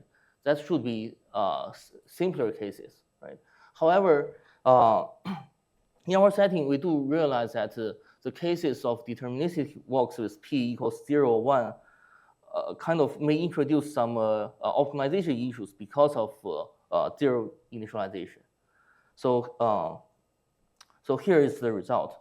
So suppose that P equals 0 or 1, and suppose that N has, N mod K equals 1, basically, right? So then we can show that for any loss function and any learning rate and any iteration number, the prediction of the transformer model is always, the prediction accuracy is always 1 over K, which is the accuracy of random guess, right?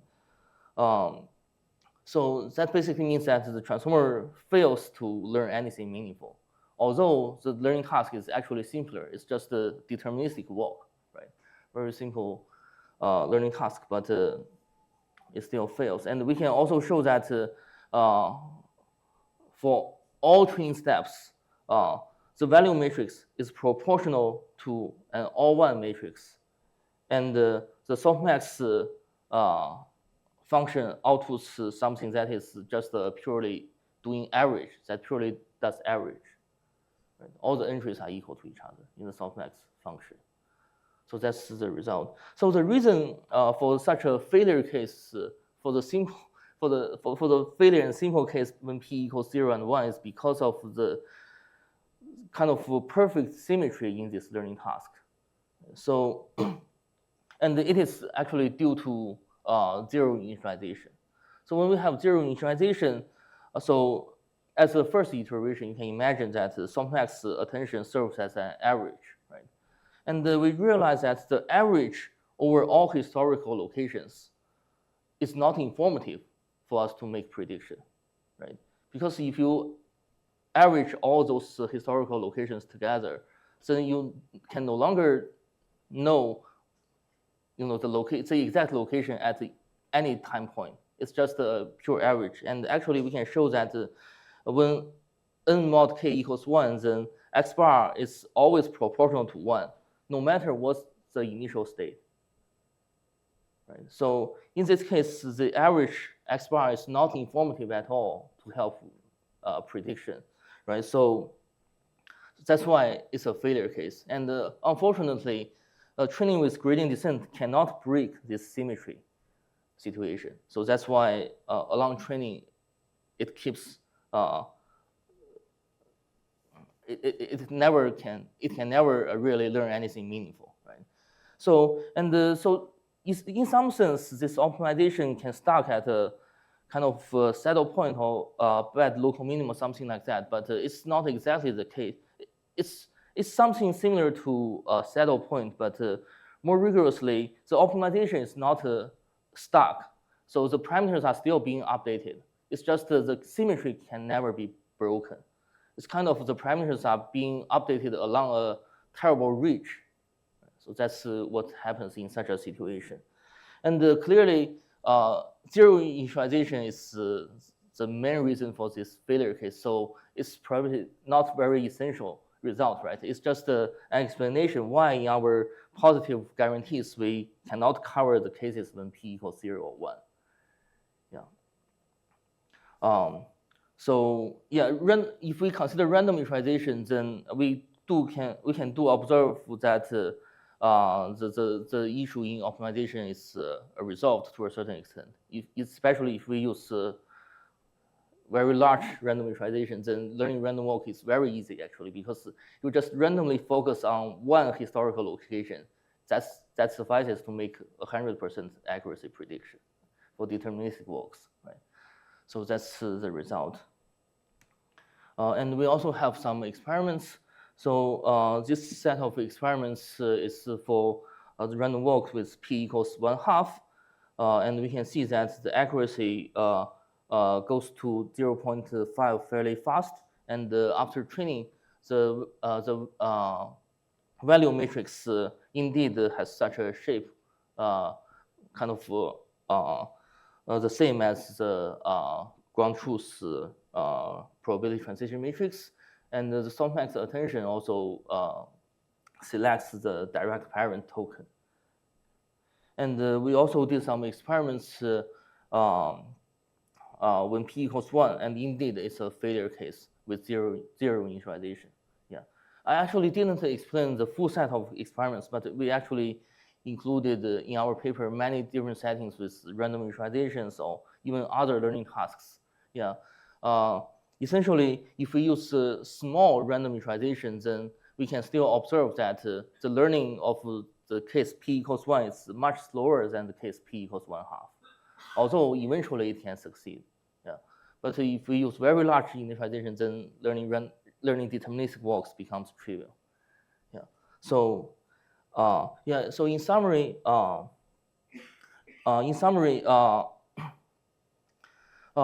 we show that by gradient descent-based training, a one-layer transformer can handle different classic statistical learning tasks. And we show that when the data follows a one nearest neighbor model, the trained transformer can learn one nearest neighbor prediction rule, and the softmax attention serves as a nearest neighbor selector. And when the data follows group sparse model, then the transformer can capture the sparsity pattern, and the softmax attention serves as a variable selector. And also when the data follows a random walk model, then the trained transformers can capture the Markov property of the random walk, and the softmax attention can select the direct parent token. So notably, the transformer model is not really designed specifically to handle any of these tasks, right? So we never claim that transformer model achieves the best learning efficiency when handling such tasks. For example, in learning random walks, if you fit a Markov chain, then that's definitely much more efficient in terms of the sample complexity or things like that, right? But here, our focus is indeed just to understand what transformers can do, right? So especially because transformers is not particularly designed with any prior knowledge to handle such tasks, the fact that it can still work on these tasks is kind of good news, right? Yeah, and that's basically what we have done. Yeah, thank you.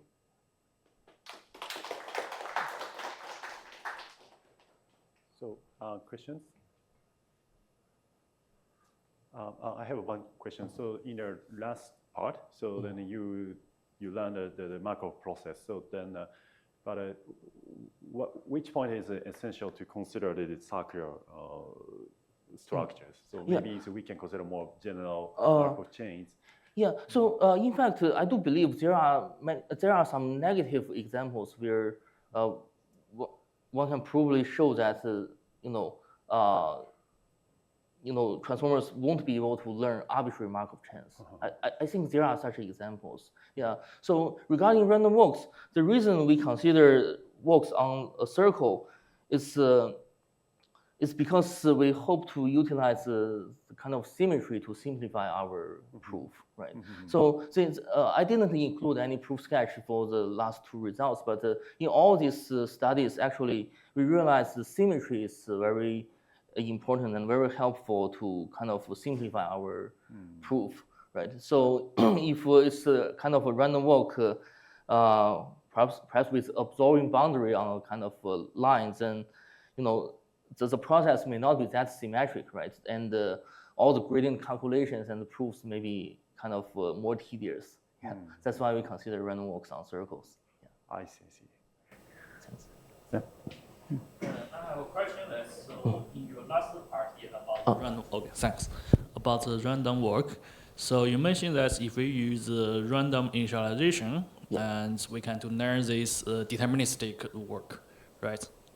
Yeah. But it's unclear to me that is because the learning difficulty is because of the symmetry. Yeah. Yeah. So normally we say, okay, the gradient descent is difficult to learn this symmetry function. So it's unclear to me what is the role of the random initialization when compared to the zero initialization. Oh, yeah, that's a good question. So basically, so for deterministic walks, so first of all, we can notice that so if you know what's the location at time 0, then you know how to do prediction. At least the prediction is possible, right? So if you know the location at time 1, it also helps you to make perfect prediction at time n, right? So basically, you only need to know the location at one exact time, right? That can help you to achieve optimal and 100% accuracy actually. So the only issue is that if you only know an average, then you in fact do not know any location at any specific time point. That's a failure case. So this perfect average over all historical locations only happen when the parameters are perfectly symmetric. Like starting from 0, then softmax gives a pure average, then that gives X bar, and the training won't break symmetry. But if you start with a random utilization, then softmax scores won't be exactly equal for different time points, right? Then that suffices to make predictions. Yeah, that's the intuition. Yeah. Okay, thanks. And by the way, could you please go back to the last slides? I want to ask a high-level question. Okay. Okay. So yeah, so you talk about transformers can do some stuff. Okay, maybe they are not optimal, but at least they are general. Okay, they can handle the different tasks. So the one question is, if we could use the standard from the 2-layer neural networks or 3-layer neural networks, can we also do this or not? I don't think. I think at least.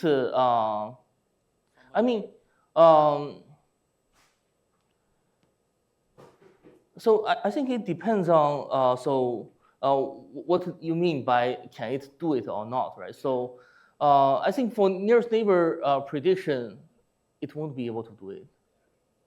And for variable selection task,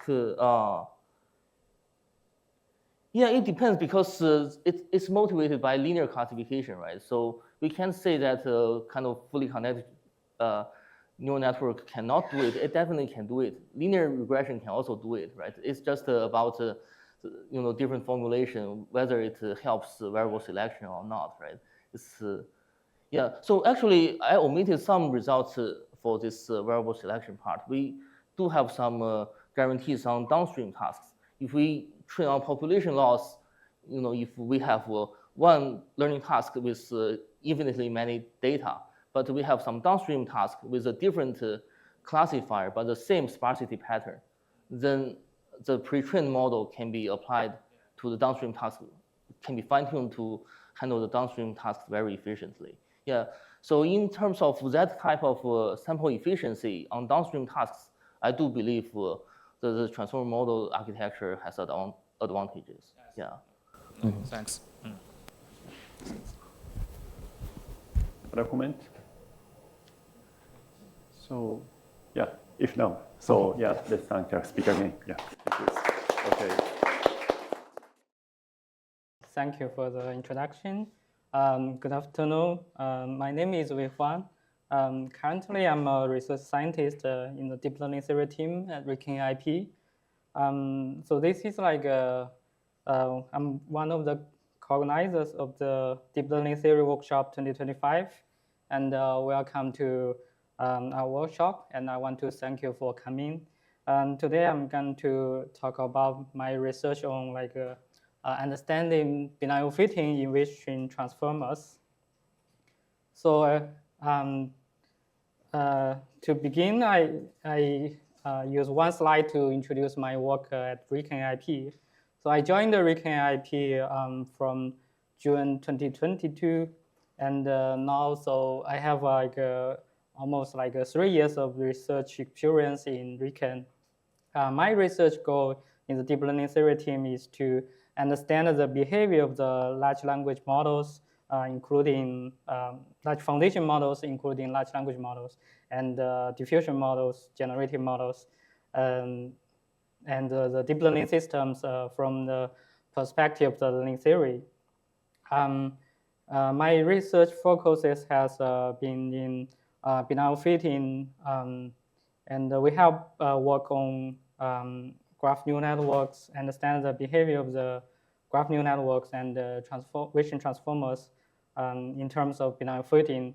And we also worked on feature learning theory to understand the OD generalization, and also we studied the federated learning, and also we studied the SciGD with transformers.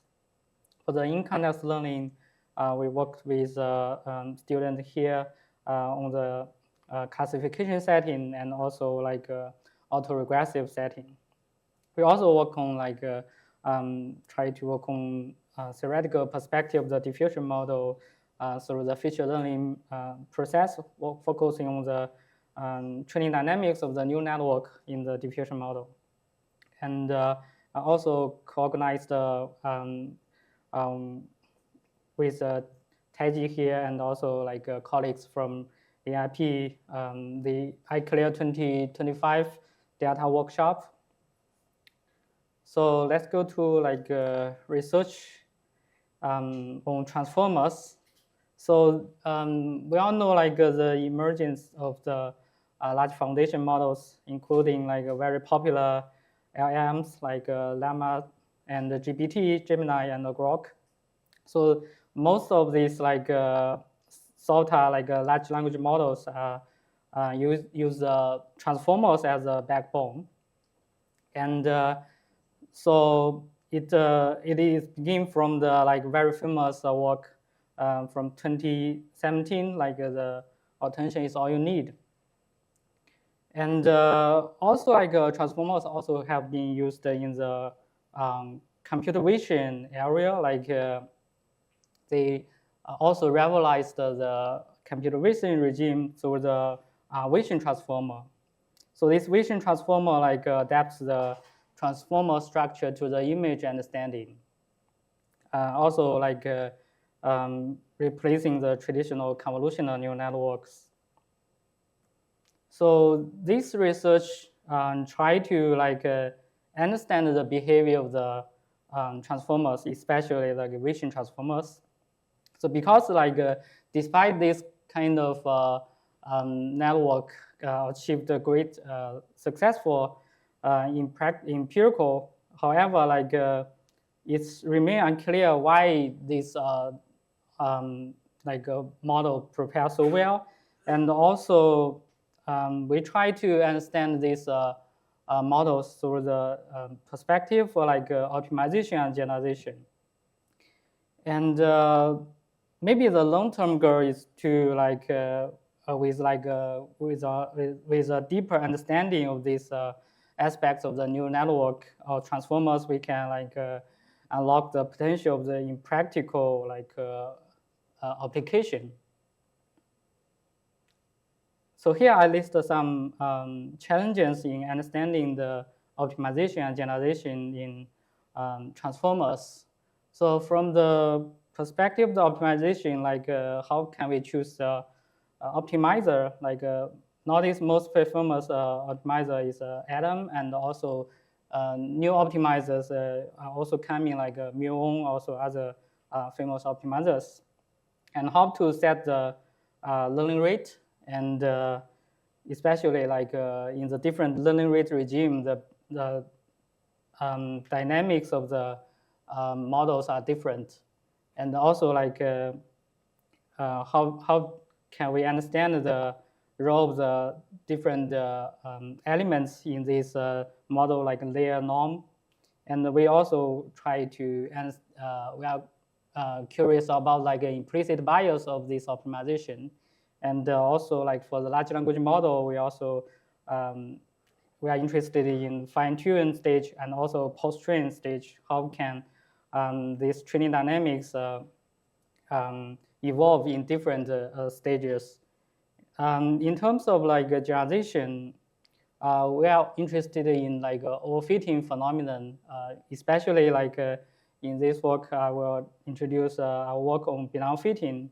So in different like setting, so especially like in this plot, like if you, the x-axis is a signal-to-noise ratio, and the y-axis is a number of the training sample. So in the different regime, the behavior of the like model is kind of different. The inter-different regime of benign overfitting. So given sufficient number of the training samples and the signal-to-noise ratio, it can generalize well to the unseen data set. And however, if the number of the training sample and or the signal-to-noise ratio is not strong enough, then you will enter the regime of the harmful fitting, where like you can still like achieve like a near zero training error, but at the same time the test error is very high. And we also like some challenges regarding the generalization in transformers has also like maybe one interested in the scaling law and the generalization gap. Well, some of these topics haven't been introduced as the speakers yesterday, and in this work we are going to focus on the benign fitting and versus harmful fitting in Weixin transformers. So this talk I will introduce two works. The first work is benign fitting for transformers in Weixin. This is a joint work with my collaborators, Jari Miao and Li Qiang, and also Taiji Suzuki. So we are focusing on the classification setting, and in particular, we consider like binary classification. And so we set the label to be either -1 or +1. And the input X like consists of concatenated patches. And for example, like this plot shows the patch of the signal patch or feature patch. And this patch is like a noise patch. So, and these like different patches are concatenated in the input. So one of the disclaimer here, so why we are interested in this kind of simple data model, because like in the high dimensional setting, like the data model is like almost like a linear separable. So without like considering the training dynamics, it might be like kind of trivial for this data model. However, we are interested in the like non-convex optimization and generalization. So in this work, we consider this kind of simple like data set, and so somehow like we try to argue that this data set can capture the main structure of the like your image data set. Also like so for example, in this plot, if we focus on like a classification problem, and so we want to like identify the central like central object here, which is a cat. So we can like so this like central area is a signal part, which is like stand for the which is task relevant, and the surrounding by this cat is like its background, like it's this background is like task irrelevant. So through this like data model, we try to capture the main like structure in the image.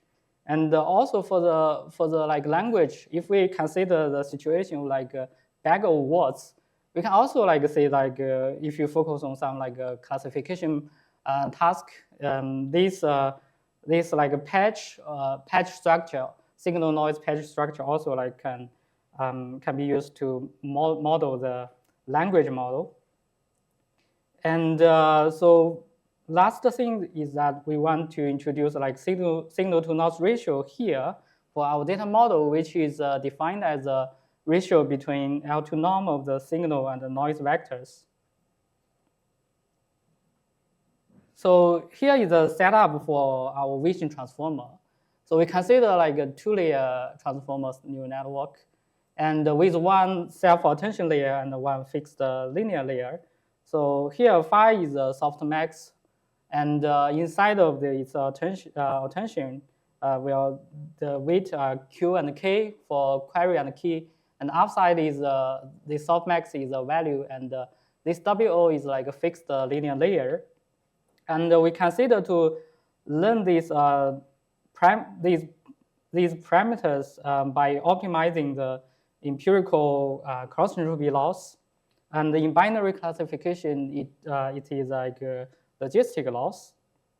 And to characterize the generalization ability of the transformer, we use the population loss.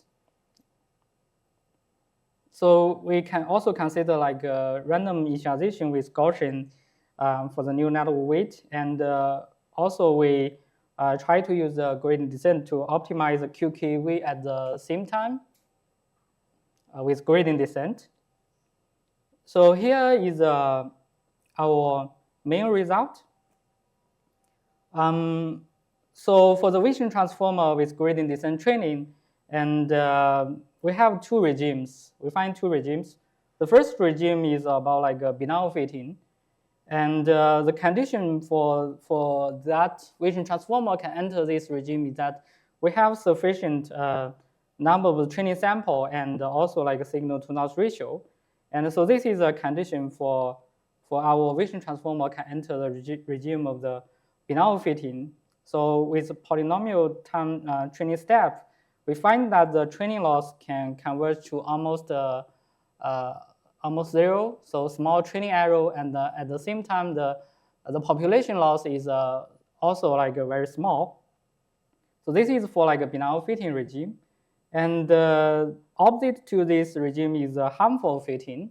So harmful fitting, the condition like is kind of opposite. We don't have sufficient number of training samples, and the signal-to-noise ratio is somehow weak. That we find that this vision transformer will enter the regime of harmful fitting. Well, you will find that the training error is still like small, so you will overfit to the training data.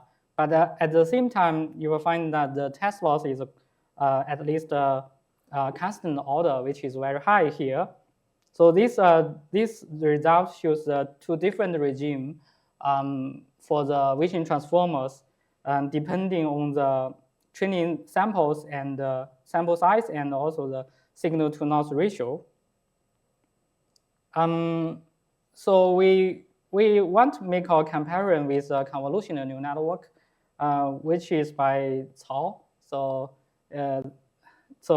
in their work, they study convolutional neural networks, polynomial ReLU network. They also like this is also like a two-layer neural network. In their separation condition for the benign fitting is that you need to satisfy this condition for the benign fitting. So actually this is not like a very like a fair comparison, because we consider different network structure and we use different activation function. But if we compare this separation condition for the benign fitting, we find that so this Q, like in their work, they need to let the Q to be greater or equal to 3. So if we, for example, if we use this Q to be 3, then we'll find that if the signal to noise ratio is small, for example, we are in the low SNR regime, then we'll find that the vision transformer require less number of training samples to generalize well. So this might be one of the reasons that maybe like a vision transformer might be better than convolutional neural networks in terms of like image tasks. And we use like synthetic simulation to verify our theoretical results. The left plot shows so this is like this experiment is followed our theoretical setting where we use a signal noise patch data model, and we use two-layer transformer exactly follow the setting in our theoretical setting. And so we find, so this is a heat map for the test loss. And we find that there is a clear separation between these two different regimes. This regime is for benign fitting where the test loss is close to 0. And in this regime is for harmful fitting where you will achieve like a high test loss. And this plot is even more even clear here. We use like some threshold to map the heat map of the loss into 1 or 0. So this means like so this blue curve are even more clear. So this is like n times signal to noise ratio to the power of 2, which separates the two different regimes. We also conduct the experiment using the MNIST. So we modify this MNIST dataset with like additional like a noise patch. For example, in this plot, like the central area is a digital number, which you can like classify this this digital by focusing on this area, and surrounding this digital is a noise patch. And so this signal to noise ratio is like not exact signal to noise ratio, but how to say, like the effective signal to noise ratio, because this digital is not like digital is not like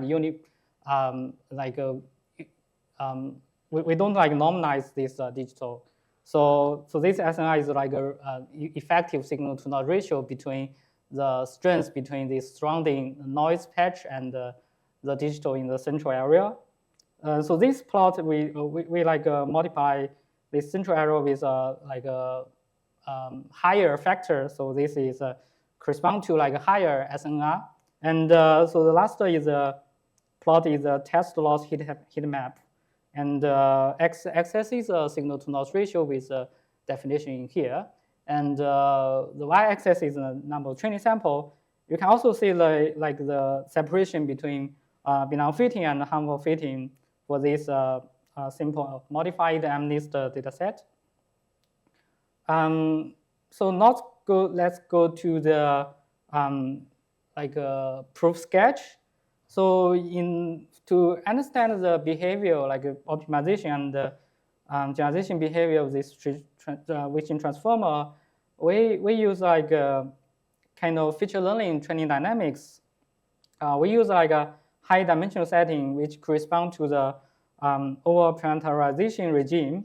And here, because like this patch, we let the patch dimension and patch dimension and the input dimension are sufficient large to let we enter the regime of the over parameterization. And we also like use a high dimensional property for this because we use Gaussian to model the background. And the second assumption, like we focus on constant number of the input tokens. So this like for theoretical simplicity, and which means like this number of token or like a patches does not scale with the data dimension.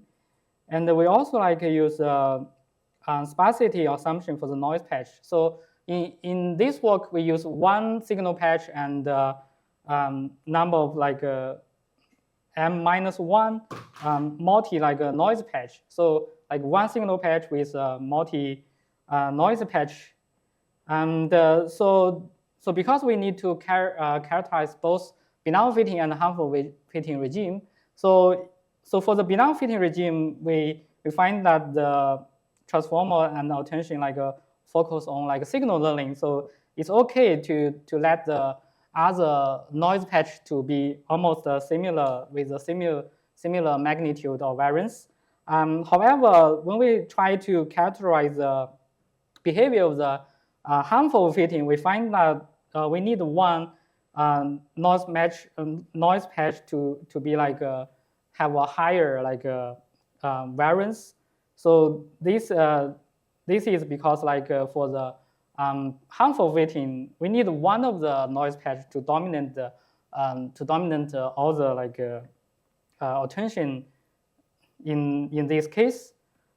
Finally, we need like a small initialization for the weight value to facilitate the feature learning, and with a proper initialization for the query and key to ensure like effective training of the transformer, especially the behavior of the attention.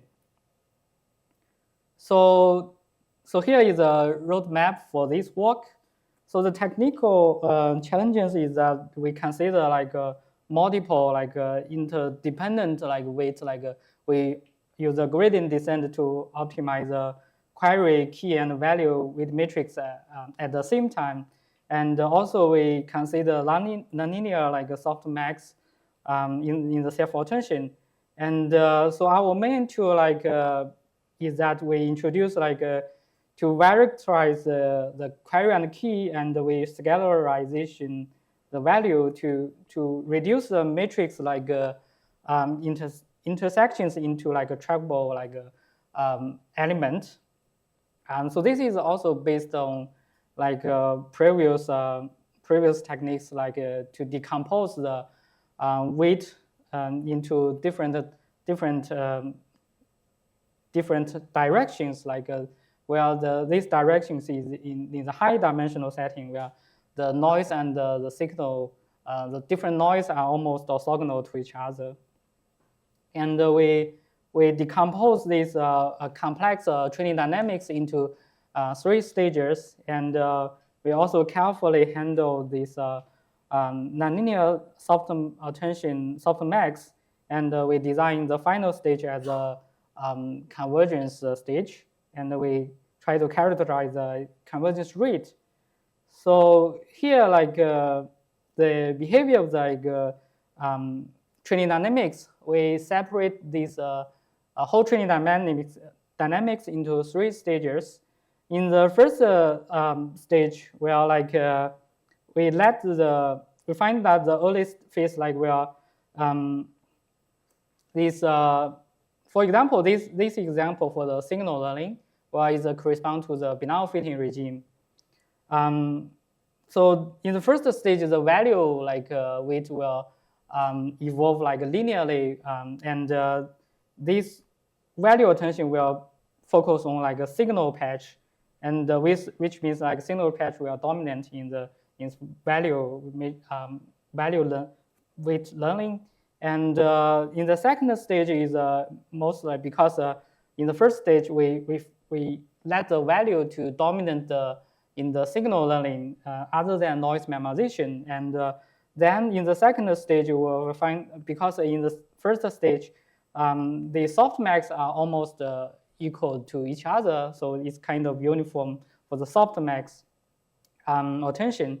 And so the second stage, we will find that this signal and noise component will enhance each other. Also, it will be boosted by the value matrix. So which means these different signal and noise in the attention will evolve in some order, and so most attention is still focus on the signal, and only a few noise patch get non-zero attention. So the final stage is a convergence stage. So in this stage, the loss will reach near to 0 value, and the different parameters in attention and in outside of the attention will stabilize. And after this convergence state, we find that this Weixin transformer focus on learning the signal from the data. So thus in this case, we can show that it can generalize very well to the test set. So here is a visualization of the training dynamics. So this plot shows the evolution of the, sorry, this is notation is, caption is too small, but the legend is too small. But this blue curve is for signal learning, and this orange curve stands for the noise memorization. So in this training stage, we'll find that this attention and both attention and the value will focus on signal other than noise memorization. So the last plot is for the harmful overfitting case, where the attention, the weight in this Weixin transformer will mainly focus on the noise part. So this orange curve corresponds to the noise memorization, and this blue curve corresponds to signal learning. So where in this case, the noise memorization will dominate the learning process, and in that case, we'll show it will achieve harmful fitting. So here is key insights from our analysis, we find that the update, because we update this query key and the value at the same time, and through like a proper initialization, we'll find that the update of different part of the weight in this transformer will mutually reinforce each other in terms of signal learning and noise memorization. So, and we find that in the training process, the softmax operation will together with attention weights, it will introduce a winners take all phenomenon, which will make the final attention will be sparse. And the final insight is that we get a clear separation between benign fitting and harmful fitting, so which is very tight here. So this is for the first work. Do you have any questions? Just to be sure, the 3 stages of optimization is empirical observation, or it's so actually it's like a theoretical design with empirical verification. based on? I see. Yeah. Thank you. Okay, thank you.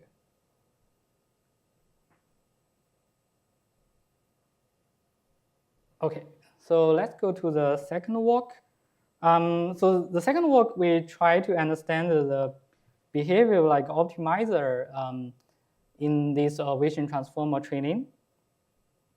So this is a joint work with collaborators like Benign, where he also sit here, and also with Andy Jampong, Jun, Jianfei, and also Taiji. So in this work, we study the behavior of sine GD. So the motivation is actually it's atom, because it's one of the most popular optimizer in practice, and to train the transformers. So this is our motivation. However, to study the behavior of the atom is kind of complex for us. So we try to simplify this this analysis by using a sine GD as a surrogate optimizer. So this motivation is that we use a sine GD as a surrogate optimizer to replace the atom, which is inspired by the empirical successful of the atom. And we also find a sine GD can also achieve similar results compared to GD or SGD in these transformers. So this is our background. So the relation between sine GD and atom is that if you let the beta 1, beta 2, and epsilon to be 0 in atom, then it will reduce to the sine GD. So this is the difference between sine GD and the atom. And so empirically, people find that sine GD with momentum can also achieve comparable results to the atom. So which means maybe this sine GD can be a good surrogate optimizer to study the behavior of the atom. And so this work focuses on how sine GD optimize our 2-layer transformer, and we also use a signal noise data setting here. Here is our detail setting. So for the model, we focus on 2-layer transformers, where the first layer is a self-attention layer, and followed by a fixed linear layer, which is similar to our first work. Because in this setting, we only consider 2 patches. So the last layer is fixed as either a -1 and a +1. So this correspond to the fixed, where the second layer, the value of the second layer is take the value of the 1, and this part take the value of the -1. And we also optimize the query key and query key and value weight in this Bayesian transformer. So here is a setting for our signal noise patch model, and we also focus on binary classification.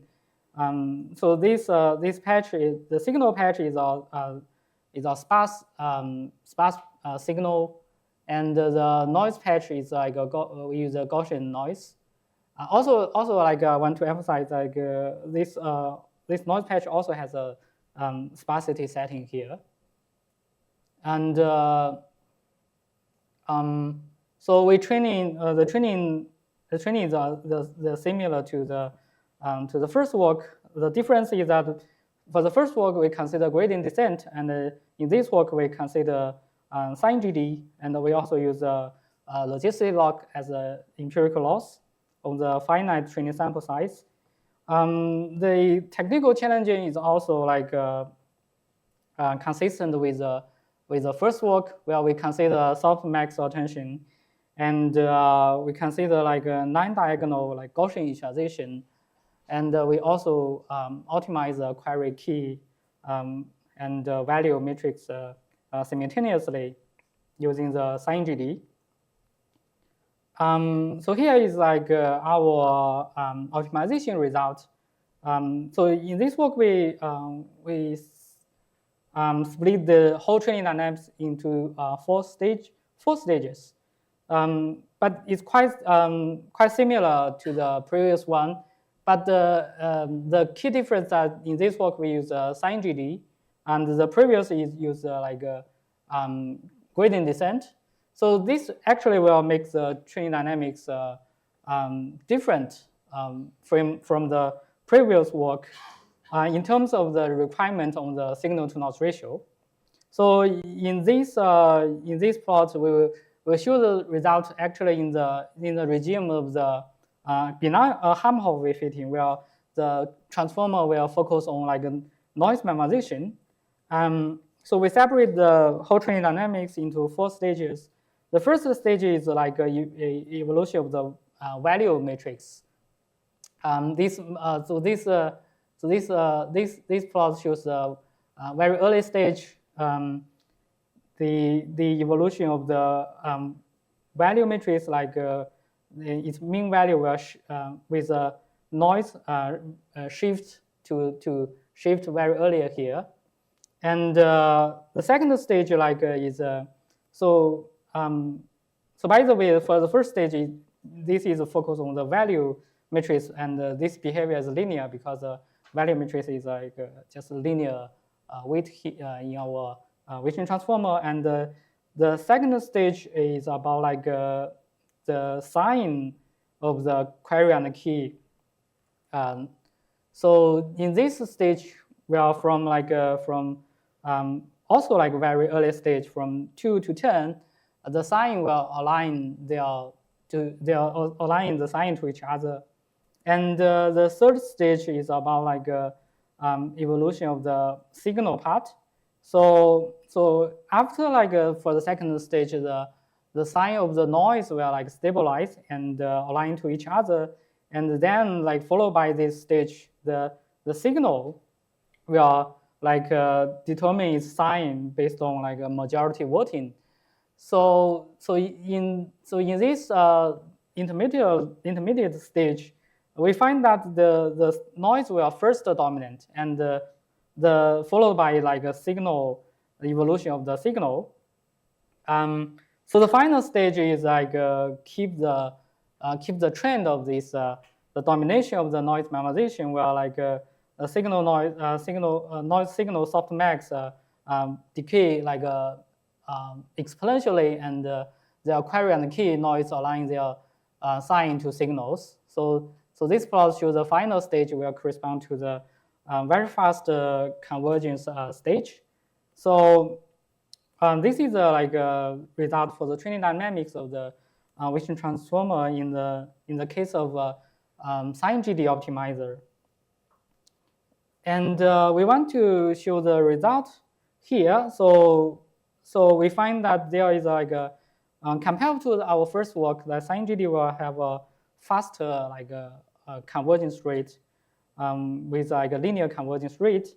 So we find that with such like convergence time, the training loss will converge to very small value. And because that in this training dynamics, we find that the Bayesian transformer focus on the noise minimization, which means like we are in the regime of the harmful overfitting. So this will result in the poor generalization on the test set. So this is because like the noise minimization will dominant in this Bayesian transformer training dynamics. So this is like the result of the learning process. So in this part, we use like a simple synthetic experiment to verify our theoretical results. You'll find that the training loss converges very fast to very small value, but at the same time, the test loss is quite high here. So this is we have introduced the result for the sin GD, and we want to emphasize like somehow like sin GD can capture the main behavior of the atom in our setting. So this experiments also conducted in the synthetic setting with like follow the theoretical assumptions. So this plot shows the different result for gradient descent, sin GD, and atom with different beta 1 value. So we find that the overall like behavior during the training process, like sin GD can align the behavior with atom and other than gradient descent. And the last plot shows like the result, the test loss on the noisy MNIST, where we use a similar like a setting as a first work. We add the noise patches into the MNIST dataset, and we find the same trend for this Tesla loss with a higher like SNR. The test loss is smaller, and for the smaller SNR, the test loss is higher. So with higher, so this is like the trend for these different optimizers in terms of the signal to noise ratio. So, but we still find like the difference between atom and sin GD. So we plot the training dynamics for these different optimizers, and we find like actually sin GD. So atom like converges slower than sin GD in our setting. So here is like a final comparison between sin GD and GD. So so we use like a same signal to noise ratio, and we find like in terms of optimization, like sin GD converge faster, but in terms of like generalization, we find that actually GD generalize better in this setting. The first plot, the left plot shows a comparison between the training and the test between like sin GD and GD. This shows like the training, both training of the GD and sin GD like converge to near zero with like sin GD has a faster convergence rate, and if we compare the test loss, we'll find like GD is better. So this experiment is conducted on the like same signal to noise ratio. So this means like there exists like a regime where like the GD can generalize better than the sin GD, but converge slower than sin GD. So this is also like a comparison between like sin GD and GD. So this is like so this corresponds to the experiments try to verify our theoretical insights from the comparing between sin GD and GD. And our final insight is like sin GD and atom maybe require higher data quality than GD through this study. So here is a summary of our talk today. So we show how like GD and sin GD optimize a two-layer transformer in the vision setting with a signal noise data model. And we theoretically demonstrate the multi-stages training dynamics, and also show how these vision transformer converge in this training stage. And we also characterize the generalization result through the population loss. And our results shows that vision transformers exhibit a sharp phase transition between benign fitting and harmful fitting and gradient descent training. And we also provide the evidence that atom like exhibit similar behavior to sin GD, and sin GD may like require higher quality data quality than GD in terms of achieving good performance. So this is the end of my talk, and thank you for all my collaborators, and thank you for attention. Okay, thank you very much. Any questions or comments?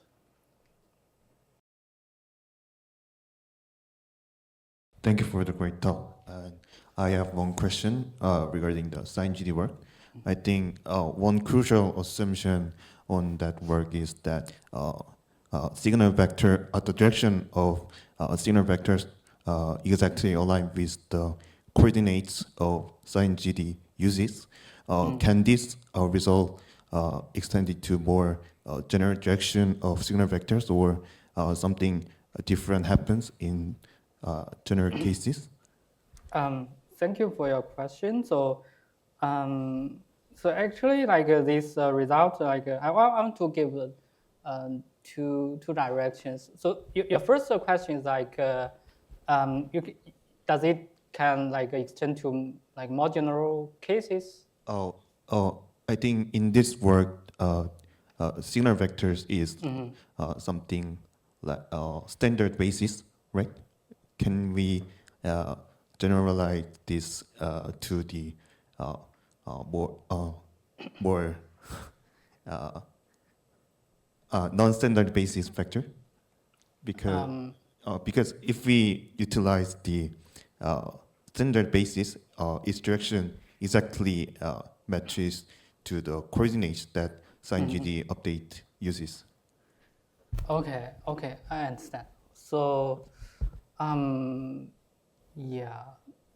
So, yeah, I think maybe we can extend as long as we use a signal noise model and with the same like a signal to noise ratio. Yeah, and but in more general case, because in this work we use over parameterization setting, but in practice usually, especially in the large language model, the data is like has more like the size of the data is larger than the size of the parameters, so maybe the behavior will be different. Thank you. Thank you. Any other questions? Oh, yes. May I ask, so how about what if we consider a stochastic sin GD? Will the results be different? Stochastic sin GD. So I'm not sure. So, so we will introduce noise in the sin GD, and So maybe we still have the similar result as long as for GD you introduce stochastic to the GD, then the similar result will appear. But for sin GD, actually I'm not sure. I see. Yeah, because recently we actually realized that the stochastic version of Adam and sin GD may generalize better because sin GD basically ignores the scale of the signals and noises, right? So you can imagine if you do each time you just use one data point to do a sin GD step, then in some sense the signal is always being kind of learned, but the noise, because you have the sparsity assumption, right? So, so in some sense, it encourages more in terms of signal learning in some sense. Oh, really? Yeah, I think that's interesting. So you also so your experiment is in the transformer setting or Oh, not in the transformer setting. Okay. Yeah, but maybe we can also find that in transformer maybe. Yeah. I see. Yeah. Thank you for your comments. Thanks. Thank you. Any other questions from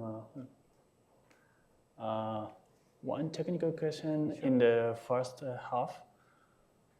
What does the omega-1 depends on in the main theorem? Yeah. Yes. You mean? Yeah, the omega-1. Omega-1? Yeah. Yeah, this is a constant. Yeah. Can you say it depends on something, like a complexity of model or? No, because on the right-hand side, this is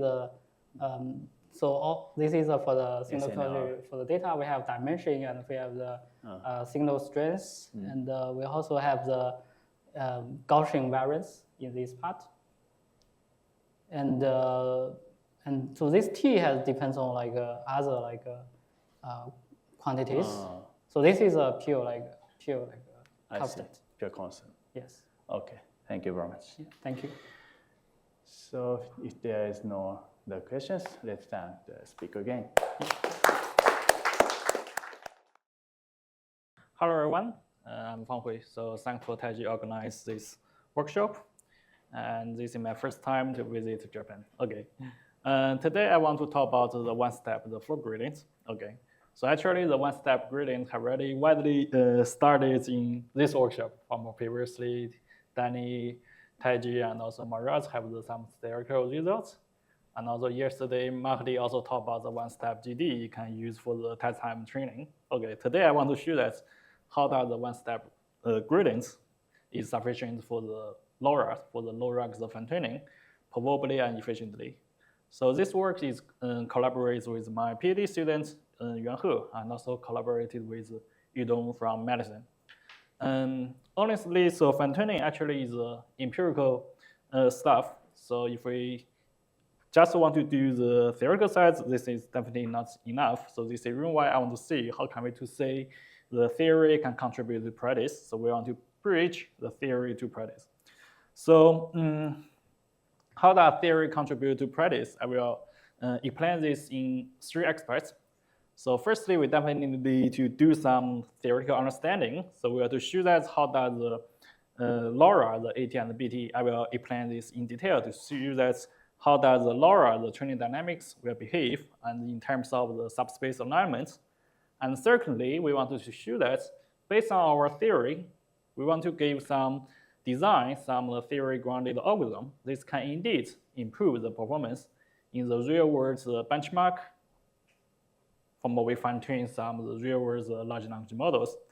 And thirdly, I also want to clarify another thing is, okay, the theory have another benefits is, okay, we want to clarify some misunderstanding in previous work. Okay, so actually this is motivated by the Matus, the previous talk at the NeurNIFS workshop. Okay, yeah, okay. And so lastly, I will also talk about the proof if I have enough time. Okay, so we know that in the past 15 years, the machine learning model becomes larger and larger from the ResNet, transformers, and also recently the large language models. We see that, okay, the model size is huge, and definitely the compute cost is huge. We can see that in the past 7 years, the computational cost is exponentially increasing. Okay, so this is why people are interested from the pre-training to fine-tuning. Okay, the fine-tuning, I assume everyone knows this. Okay, if you don't know this, I can explain this a bit. So given a huge pre-trained data, we can to obtain a base large language models. It can have the very good performance, and we want to involve with some the new data for the new tasks. Okay, so we involve some of the specific data and to update all the parameters or few parameters, and then we can obtain a fine-tuned large language models. Okay. And there are two typical ways to do the fine-tuning. One is called full fine-tuning, and another one is called parameter efficient fine-tuning. The full fine-tuning means that, okay, we continue to update the parameters of the large language models. We update all of the parameters. And the parameter efficient fine-tuning is, okay, we just want to update the few parameters. Why? Because this is the example to show that. So for the large language models from the Lemma 2, from the 7 billion to 13 billion, and also to the 70 billion, the required memory cost actually have already exceeded the classical A100 40 GB the memory. So this is why, okay, the full fine-tuning actually will cost a huge the memory cost. Okay, so this is also a result for the accuracy of the Lemma model. So for example, the left bar is about the full fine-tuning. Okay, we can see the accuracy is the best, and the middle bar is about the LoRa. Okay, I will to explain the parameter efficient fine-tuning algorithm. We can see that there is a clear separation on the accuracy. So we can think about like this. Okay, there is a nature trade-off between the performance and the efficiency. So full fine-tuning can have the very good performance, but it's true the efficiency is very low, right? And the parameter efficient fine-tuning, okay, we can improve the efficiency, but the performance is not good. So for us, the nature question is possible to be here? Can we obtain a model it can have the high efficiency and also the high performance? Okay, so we can decompose this direction to two directions. The first direction is, okay, can we to speed up the model and without the performance decrease? Okay, so in my today's talk, we are to show that, okay, for some of the small scale data sets, we can indeed speed up more than 20 times, okay, without the performance decrease, okay, guided by our theory.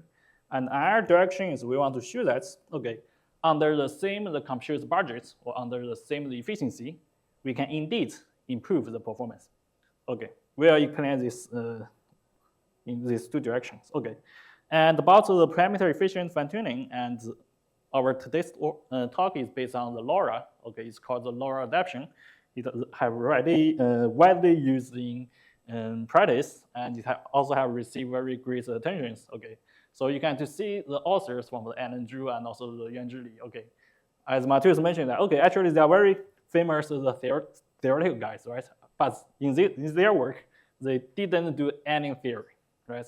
So I think this also want to say that, okay, if we don't do some from the practical stuff, if we don't want to bridge the theory to practice, actually it's true. So what is the value of the theoretical researchers, right? So this is actually what I want to say here is, okay, so as a theoretical guy, so if I want to do some theory, this is definitely no problem. But if I want to see how can we to improve the practice, okay, I definitely need some of the additional efforts.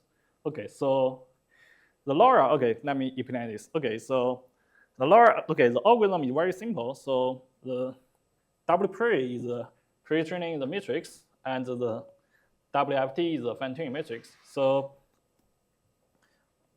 when we see that, okay, the LoRa want to add the additional path, okay, so we can to see that, okay, this is the delta, this is unknown the feature shift. We can to assume that this is the DBK matrix, okay, at each layer of the transformers or of the large language models, okay. We want to learn this unknown the feature shift delta, okay. So LoRa uses two low rank matrices, A and B. So A is the D by R matrix, and B is the R by K matrix.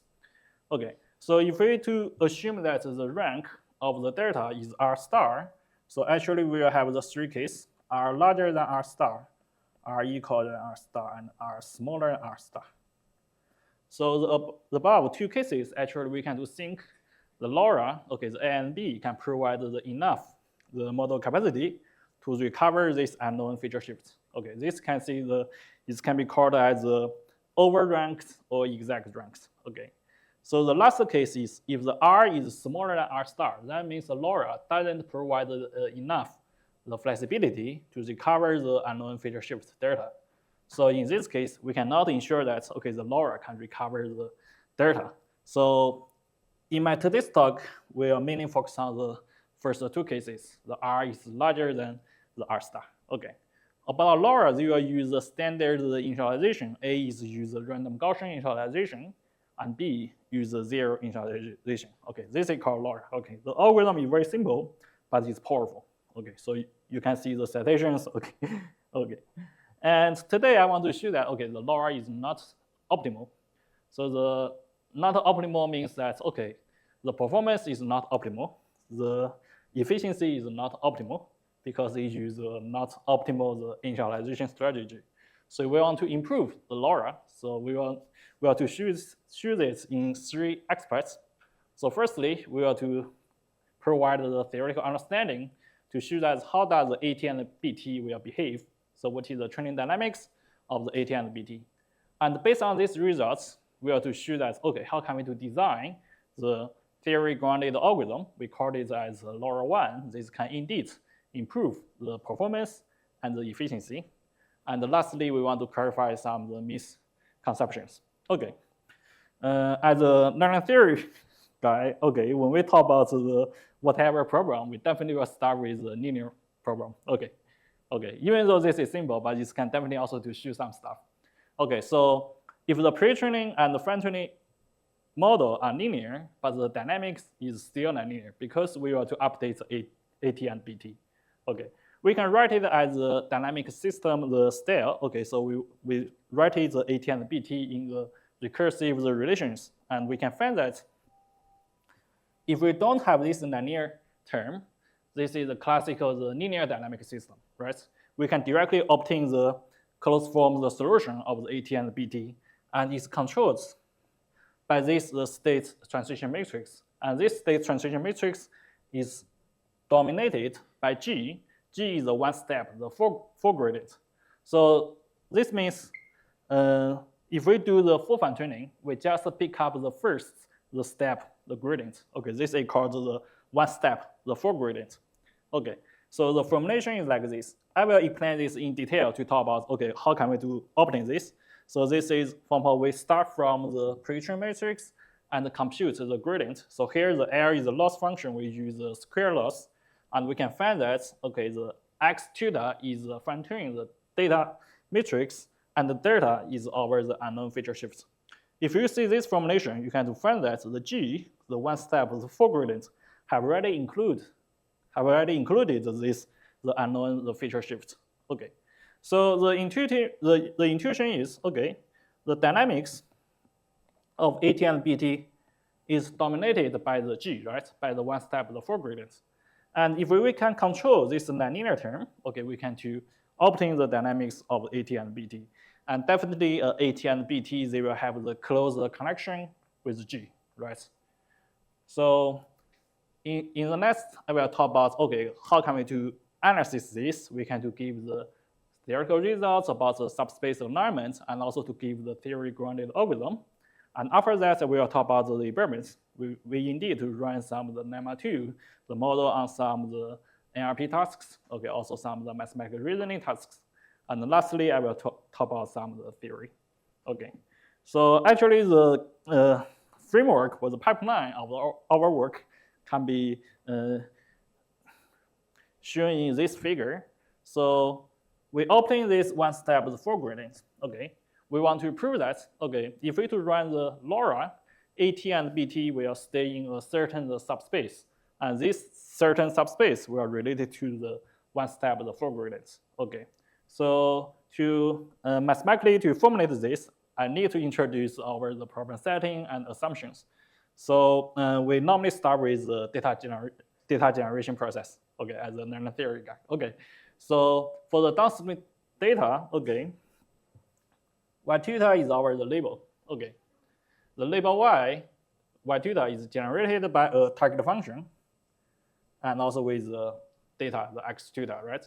The target function we can think is W nature is the prediction matrix. We know this. And we see that, okay, the target function is with the unknown the feature shift, the delta. Okay, this is for the linear case. Okay, so here we consider the multi-output.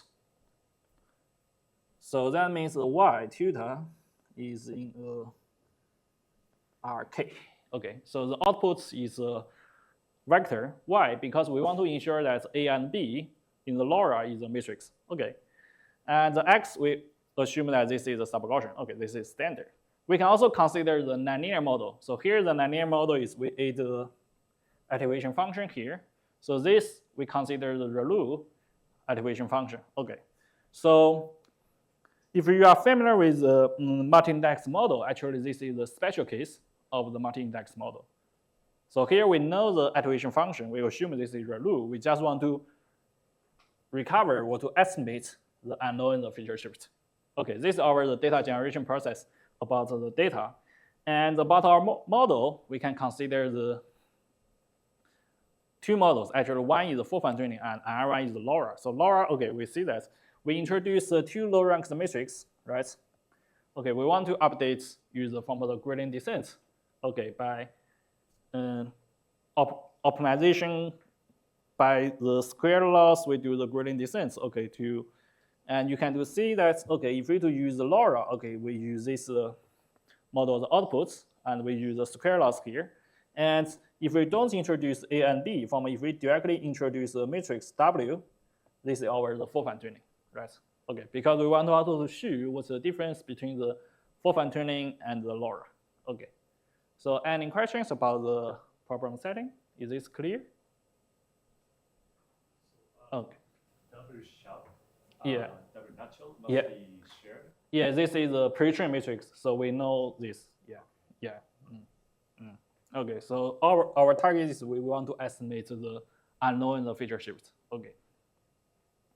So, and how can we do evaluate the performance? We can use the AT, BT minus delta. So this can be shown that, okay, we want to use AT and BT to recover the unknown the feature shift delta. This can describe the optimization and generalization.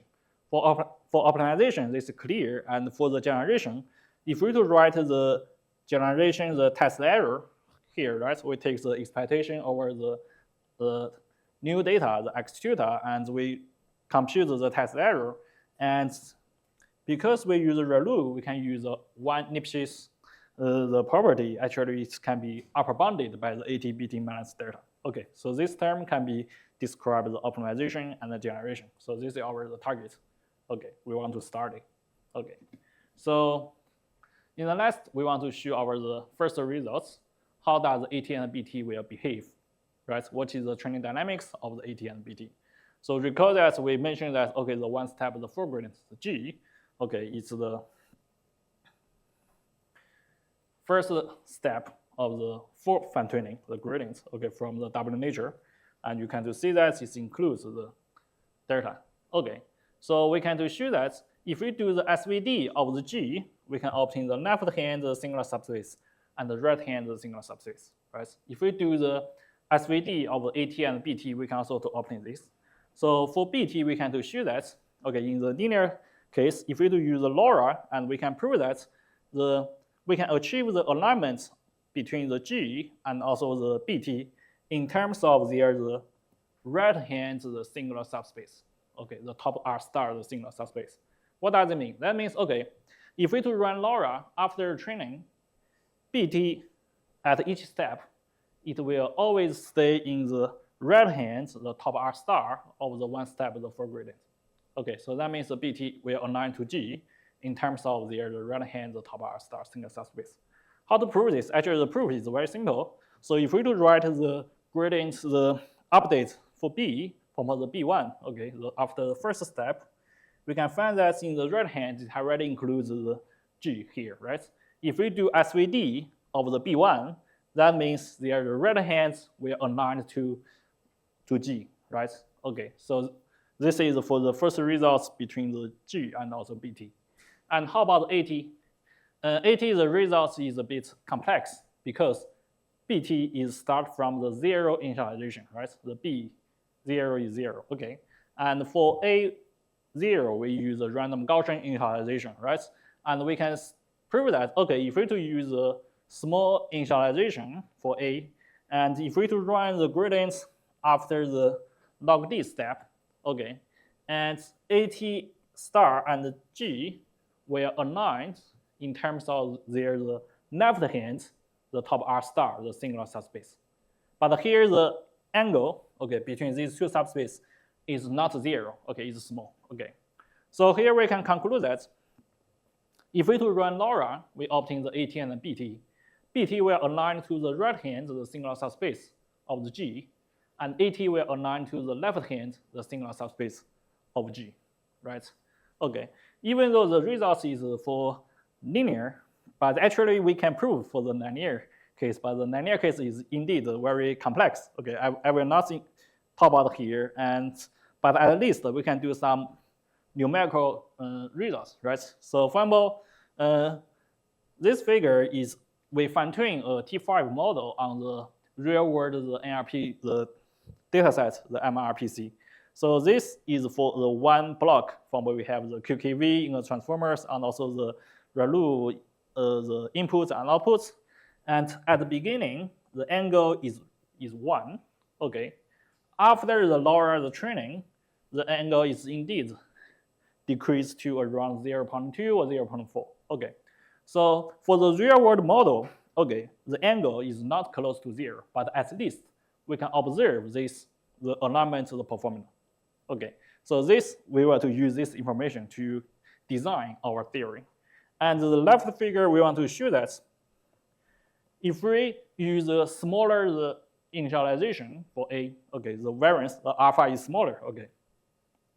And we can have the smaller the angle, so the right hand, this, okay, let me zoom.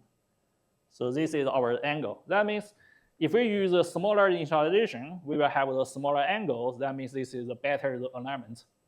And we will also have the better the risk. Okay, so we want to show that the smaller initialization encourages the better alignment and also the better the performance. Okay, so till now we already talked about our the theory for the first part about the subspace alignment. So that means if we do use the LoRa after training, AT and BT will align to the certain the subspace of the one step the full gradient, right? If we know this information, we don't need to train LoRa, right? Because we know this information and we directly compute the one step the full gradient G and take the SVD. So we pick up the left hand, the singular subspace to A at the initialization, and pick up the right hand, the singular subspace to B in the initialization, right? And our theory is to use R star, but we don't know R star. So in practice, we can only choose R, right? Okay. So in this is called the spatial initialization. So if you are familiar with the matrix sensing and the matrix factorization, actually this is the same, right? And we can prove that if we use this spatial initialization for both linear model and the nonlinear model, we can prove that at the beginning, we can directly recover the unknown the feature shift with the high probability. Okay, so this is our the main the key message. We want to show that if we to use the purple the initialization strategy, we don't need to train the LoRa, right? We can directly achieve this at the beginning. Okay, this can definitely improve the efficiency. Okay, so here I also want to claim that this is the best initialization strategy. So here the best actually is not the true best. Okay, but at least this is the gold standard, right? We want to use the AT and BT to recover the unknown feature shift. And here I want to give another way to show that what's the meaning of the best. Here I will use the phase portrait. This is used in the dynamic system, so but they can only handle the two-dimensional dynamics. Okay, so in this case, the A and B are just the two scalar. Okay, so this plot want to show that each point on this figure will denote a initialization strategy, and it will test you, the arrow will test you whether it will converge or diverge.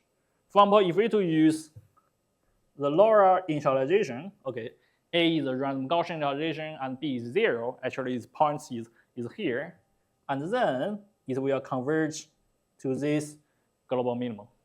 Okay. And if we use the spectral initialization, it will be here. So we can see that it's quite close to this global minimum, right? So definitely it can save a lot of the compute costs. Okay. So this is one way to understand the best initialization. Okay. There are some work to want to study the beyond the zero initialization, but here I want to show that, okay, this is a good way to understand what's the meaning of the best initialization strategy. We can also do some other toy example to show this, right? So for example, this is our the LoRa initialization, and this curve is a global minimum. If we to use the spectral initialization, it's already closer to this global minimum, right? And after that, we to run the gradient descent from the LoRa will take more than from about the 20 steps, but for our case, we only need to take the fewer steps, right? Okay, this is one example. We can also to show another example is way to fine-tune the MNIST data sets. So you can see that as the initialization, okay, the loss is more than 80. But if we to use the spectral initialization, it's already around the 50, right? And after that, we can define that, okay, finally, use the spectral initialization, it can achieve almost the same loss as the full fine-tuning. However, the standard LoRa, actually the loss is still very large. I think I have a gift for this. Yeah, okay, yeah, so you can see that. So the green curve is a standard LoRa, and the red curve is a full fine-tuning, and the purple curve is our LoRa one. Okay. Yeah. Okay. Yeah. Okay. So let me go back. Okay. So this is the toy example. And how about the real-world data set? So we fine-tune the T5 model on the GLUE, the NRP, the data sets. Okay. So we can find that for the small scale data sets, the COLA and MRPC, so the data size is less than the 10K. And we can find that if we only use the spectral initialization, we don't do the gradient descent. Okay, the performance have already matched the LoRa's performance. Here, the LoRa we run for one epoch. Okay, so in this case, we have to show that we have already matched the LoRa's performance. We don't train it. But it's true, we need to compute the one-step full gradient and to do the SVD, right? But we can use some of the efficient way. We can use the memory efficient way and also to use the randomized SVD. Actually, the compute cost is still manageable. For example, for our case, we can only take the less than 1 second. But for the LoRa, because we need to run the gradient descent for the one epoch, actually it will take more than 20 or 40 seconds. So in this case, we can see that for the small scale data sets, we can indeed speed up the LoRa's efficiency, okay, more than 20 times without the performance decrease, right? This is the benefit of this. So here I want to mention that, so for some of the large data sets, okay, so for example, the SST2, you can see that there indeed is a gap between the spectral initialization and the LoRa. It's true for some of the complex task, if we just use the spectral initialization, this is not enough, right? But we can continue to run it, right? Because compute the full gradients and the randomized SVD, actually the computational cost is acceptable. Okay. In this example, the model is much complicated or complex. You mean here? Yeah, here we use the T5 model. I'm not sure this model is by T5. Yeah. Okay. And so this is our algorithm. So the key part is this. we compute the gradients, the one step of the four gradient, and then to do the SVD and to choose the spectral initialization, right? Okay. In our theory, we also include the precondition, but actually I will not talk about in my today's talk. And all the experiments, actually, we don't involve with the scale GD. But if you are interested in the theory of how does the scale GD will accelerate the performance, you can check our paper. Okay. Okay, so in the next, I will talk about some of the experiments. Okay. So we fine-tune the lemma 2, the 7 billion, for one epoch, and we consider the several benchmark. So from the GSM 8K is the mathematical reasoning, the data sets, and we run the one epoch, and we use the rank is 8, and we have a parameter tuning about the learning rates and the batch size. And here I want to mention that actually in the LoRa, the community, there are some papers, they don't do the hyperparameter tuning. Actually, there are some papers they want to claim that, okay, they have the better performance than LoRa. Actually, if we do well-tuned the learning rates, actually the LoRa performance indeed is good enough. Okay, okay. So here you can see our results. We can indeed improve the performance, and we can ensure that the computational cost from the time cost and the memory cost is in the same order of the LoRa. So here we can see that under the same efficiency level, we can indeed improve the performance. And this is another example is for the human evil, for the code generation task. We can see that, okay, we can indeed ensure the same efficiency level and then to improve the accuracy. Okay. So if we continue to run it, because previously we just to run one epoch, and how about if we to run more, we can see that if we to run 4 epochs, we can see a significant improvement over the LoRa. Okay, more than maybe 5%. Okay, so in this case, we can see that, okay, under the same efficiency level, we can improve the performance. This is another direction. Okay, so till now, we have already talked about, okay, our algorithm. How does the spectral initialization can indeed improve the performance and also the efficiency.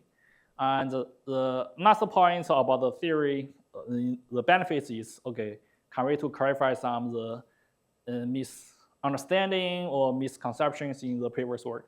So there is a very nice work, it's called the LoRa-GA. Okay, they want to show that, okay,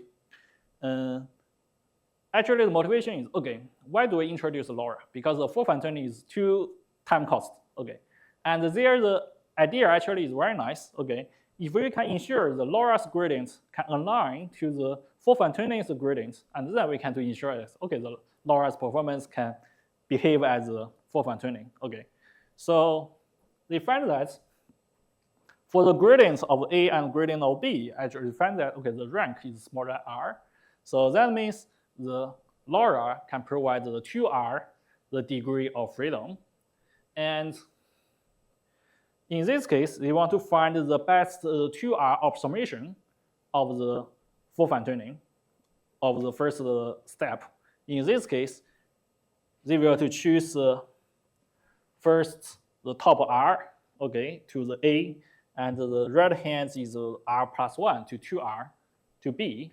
In this case, it can provide the best 2R approximation, right? But if you remember our theory, we have already proved that for BT, it will be always stays in the top R, the singular subspace, right? So that means this choice will make the LoRa enter in a wrong singular subspace. So if you do see the left figure, this is about the LoRa-GA's performance. You can see that the test risk actually will to get a stack, right? Okay, it will not continue to decrease. And in our previous experiments, we also to compare with from the LoRa-GA's performance from this one, right?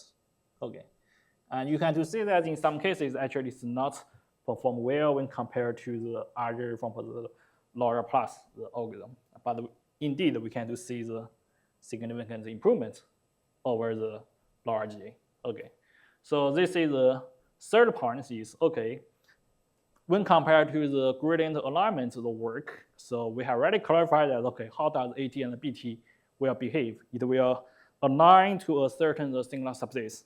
So this is not somehow. So this result is based on some of the intuitive with the guess or intuitive with the design. Okay, so the question is, okay, how can we to understand this? So why their work have this wrong design? So we can think. They mentioned that, okay, the gradient over A and over B can provide the R, the degree of freedom. And then they see that, okay, we want to find the 2R, the approximation. However, the gradient to A and the gradient to B, actually, they are not independent, right? They are coupled to each other. So in this case, they will not provide the 2R, the degree of freedom. Definitely, the degree of freedom will be smaller than 2R. So this is one way to understand this. And in our paper, in the appendix, we also talk about the more details about why the large A doesn't work. Okay, so till now, I think I have already talked about the methodology stuff, and in the next, I will talk about some the theory and the proof. Okay, so yeah, I think I have some time, so feel free to stop here. Yeah, okay, if the time. Okay. So about our theory, we include several results. So for the linear model, we can to show that, okay, if we to use the GD gradient descent and also LoRa, how can we to achieve the alignment, right? How does AT and BT will converge? And based on this, we propose the spectral initialization, and then we can prove that the AT and BT is good enough. A0 and B0 is good enough to recover the unknown phasor shift, right? And if we continue to run the gradient descent, we can to obtain the linear convergence of this. Okay, if we to involve with the precondition GD, so we use the scale GD. Okay, the linear convergence rates can be independent of the kappa. Kappa is the condition number of the unknown phasor shift. So this is the nonlinear. This is the linear model. The results for the nonlinear model, we can also to prove the similar results. From if we to use the spectral initialization, we can ensure that A0 and B0 is enough to recover the unknown phasor shift. Okay, and if we continue to run it, and we can also have the linear convergence rates. And if we to think about this problem from the deep learning theory, actually this we want to show that we use the one step the gradients. Okay, we obtain this spectral initialization. It can ensure that this model have already entered in the local convergence regime, and after one step, okay, we can directly have the local convergence. Okay, today I will to talk about how can we to prove the subspace alignments. How does AT and BT will align? Oh, go ahead. Then, gradient descent already does spectral initialization. If you want to do the SVD, you can do power method. Yeah.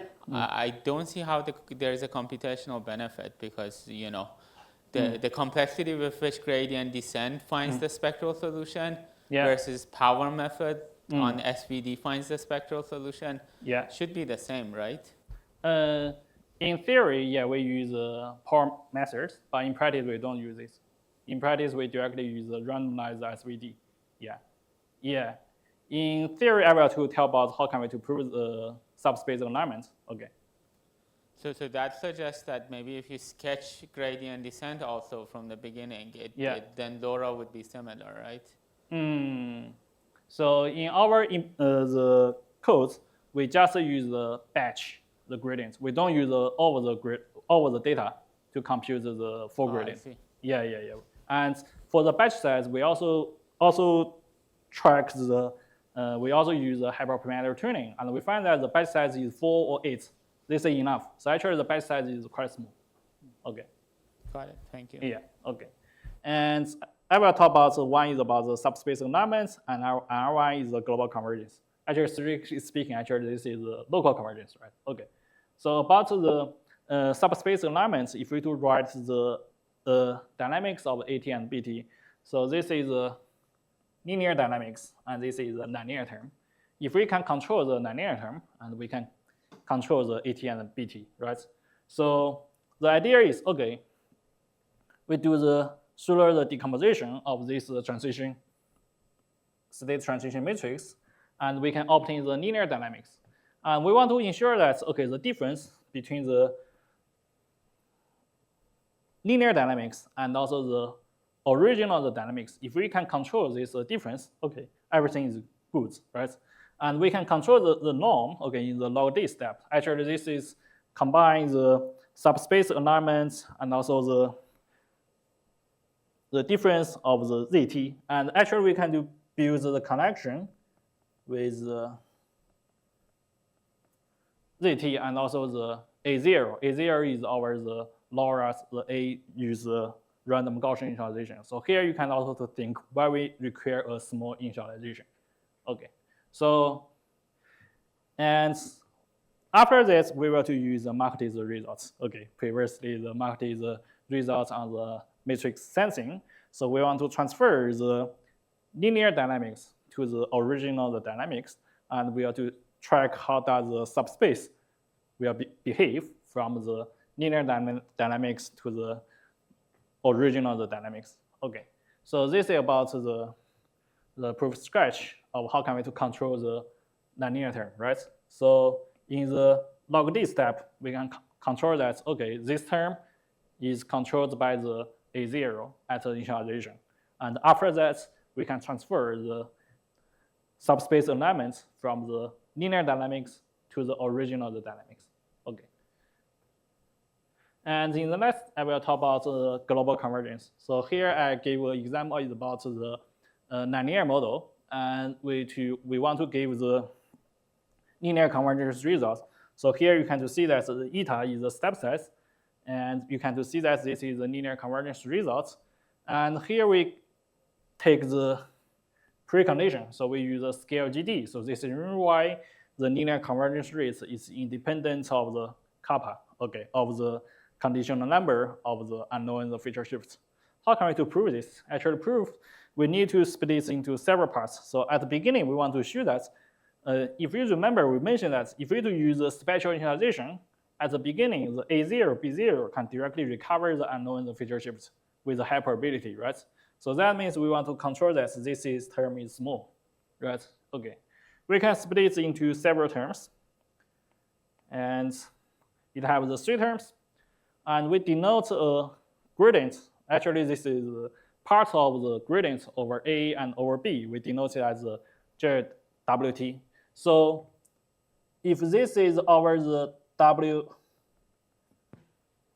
nature, actually this is directly is our one step the full gradient. So you can think if we to use this formulation have the closed connection to the one step the full gradient, and if we to use, but in our algorithm, actually this is not the WT, actually this is AT and BT, right? So, but at least you can see some of the connection between the gradients, between the LoRa's gradients and also the one step the full gradient, right? We split it into several terms. So the first term is about the low rank approximation. We want to show that, okay, the AT and BT can be a well approximated of the well approximation of the one step the full gradients, okay. And the last term, okay, actually is we call it as the population the error. Why? Because when we to study these gradients, we can build the connection with the AT and BT minus delta, and also with some additional residual terms. And the main term, if you do see the formulation, actually this is called the concentration error, right? We want to study the G and also its exploitation and how does it behave. Okay, this can be definitely controlled by the concentration in quantity. Okay, so after these three terms, we can ensure that, okay, at the beginning, this is good enough. Okay, this is why I see that after the one step, the full gradient, okay, actually the LoRa will enter in under the spatial initialization, it will enter in a local convergence. Okay, so after that, we will to show that how does the AT and BT will behave. So actually, it will have the several terms, but at least, okay, the first term is we can to control by the previous results, and there are some of the remaining terms. You can to think that, okay, we want, if we can prove the left hand, right hand, if they are the projection operators, that means we want to project the AT, BT minus delta to one subspace, and then project to another subspace. We want to ensure that these two projections can indeed decrease the value. So in this case, we want to do two stuff. The firstly, we want to prove that okay, they are indeed the projector, right? So we want to show that if we put the UAT and VBT here, and then we can prove that the L transpose is indeed a projection matrix. And secondly, we also want to show that okay, we want to study okay after these projections, okay, we need to study how does this subspace, how does the angle will behave. So we will need to use the sin theta theorem to derive the results.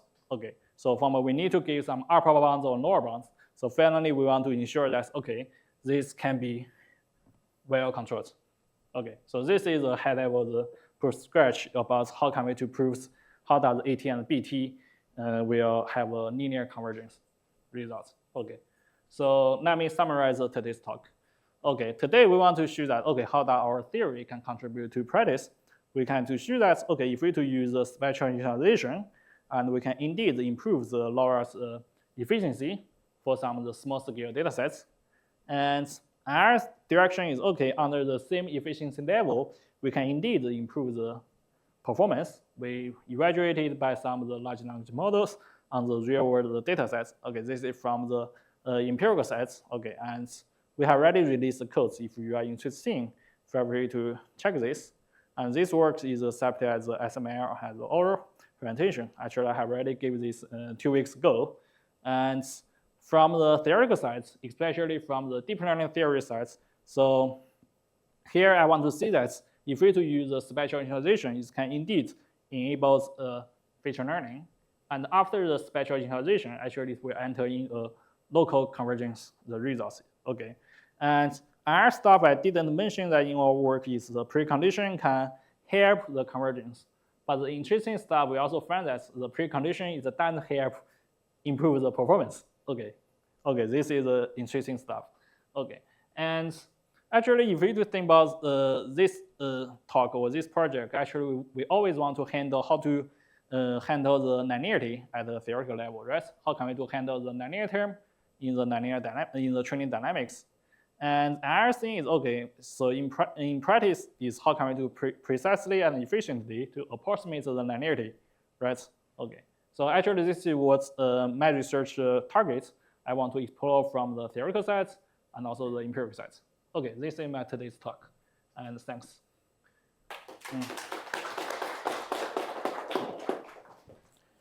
Okay, any questions or comments from the floor?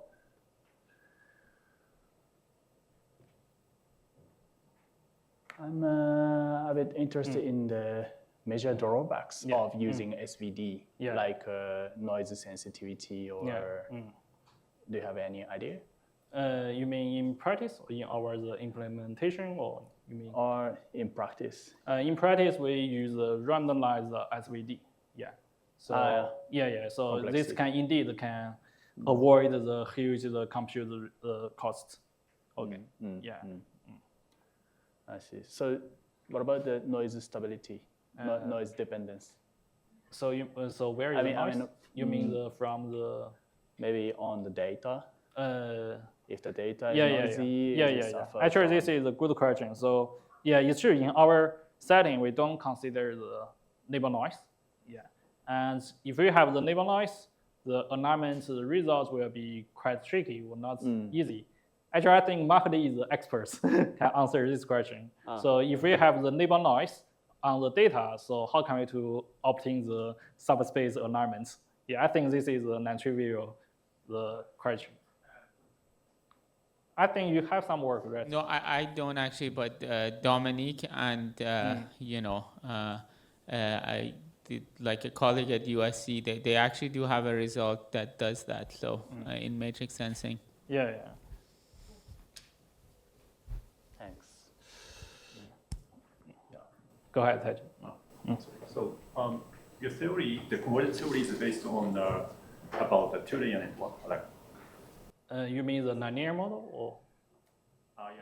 Yeah, linear model, you can It's a think. sigma. Just sigma. the sigma WX. We don't have the second layer. Yeah. Okay, so what happens for transformers? Is it difficult? For transformer, I think it's we need to how to handle the softmax. Yeah. So Yeah, you need to handle Sure. change. Sure. Yeah, I think this is not very easy. Yeah. Yeah. Okay. Yeah, thanks for the nice talk. So thanks this is for a the big, question. big jump from the current context, but Yeah. suppose we have some distributed environment, maybe Yeah. data is distributed. Yeah. Can you think of extending this line of update to distributed scenarios? I see. So, Masashi, so you mean the distributed setting means from the distribution shift? No. Or The just- data is distributed in different servers. And I see. Okay. I think this is possible because for the initialization, we use the spectral initialization. Actually, in practice, we can do it parallelized. So for each layer, we can do it in a parallel way. So if we to consider the distributed setting, so actually we can do the initialization very efficiently. Yeah, we don't need to do one by one. I see. Yeah. Okay, thank you very much. Questions? If there are no any other questions, let's thank the speaker again.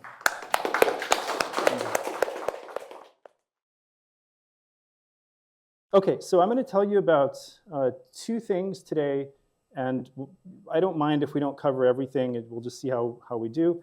I'll tell you some results in optimization and some results in approximation theory, and I've enjoyed all the talks, so I'll try to make what I say quite a bit different than what everybody else said. And I should say that this is in collaboration with a group of people, so the optimization results are with Jingfeng Wu, Bin Yu, and Peter Bartlett, and I should say that all the good ideas are from Jingfeng Wu, who's a postdoc right now at Berkeley. And for the approximation, it's from Daniel Su and Clayton Sanford. And also for that paper, I was not the primary author. It was Clayton Sanford, who's the primary idea creator there.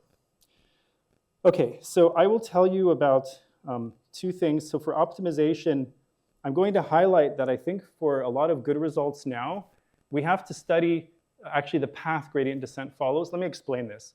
To my understanding, we basically have two types of guarantees for optimization. We have squared loss guarantees, where all the proofs use nothing but equalities, and you're actually directly tracking the iterates in very high fidelity. Because when you work with equalities and you vector equalities, you're actually tracking the entire path.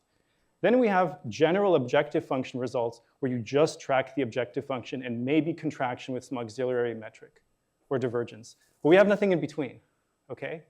If gradient descent takes a turn for something that isn't the squared loss, we have no general theory about this. Okay, so that's what the first part is about. And then the second part, I'll do approximation theory, but unlike all the talks we've had about approximation theory, I'm not going to talk about a function analytic or a real analytic view with ridgelets or any of these things. I'm going to talk about a computational perspective that highlights the discrete nature of a transformer. Okay, so I'm trying to make things a little bit different than what we've heard so far. I'm very happy to take any questions throughout. Okay, so to motivate the path following, I want to tell you about a problem that we've seen multiple times, like we saw it in Denny's talk. I mean, we've just seen this a million times already. So I'm just trying to learn the polynomial of just the first two bits multiplied together. For many of you, you might say, wait, didn't we already solve this with like 100 papers or like 100 talks this week? But little changes in the setting actually change what we know about this problem. So I'm doing a two-layer ReLU network. Thank you, Fukushima, for inventing ReLU. So the two-layer ReLU network, I'm training both layers, which, as we've talked about, is important. For this problem, the data is going to be on the corners of the hypercube. And the labels are just the first two coordinates multiplied together. The loss, I'm going to use the logistic loss. And I'm going to show you plots where I track the particles moving. So by particles, I mean I'm looking at the outer layer multiplied by the inner layer for every single node of the network, okay? And I'm looking only in the first two dimensions. So this problem, there are d dimensions, and the action happens in the first two. So there are two problems. Denny highlighted this in his talk. We have to learn the right subspace, and then we have to do the right thing in the right subspace. So if you look just in the first two dimensions, on the left, I'm going to show the two-layer training, and on the right, I'm going to show just training the outer layer. Okay, and let me explain a little bit about what this is going to have to do. If we're only training the outer layer, then the directions cannot change. So we're going to see a bunch of straight lines. Okay, so if you run this, it goes like this.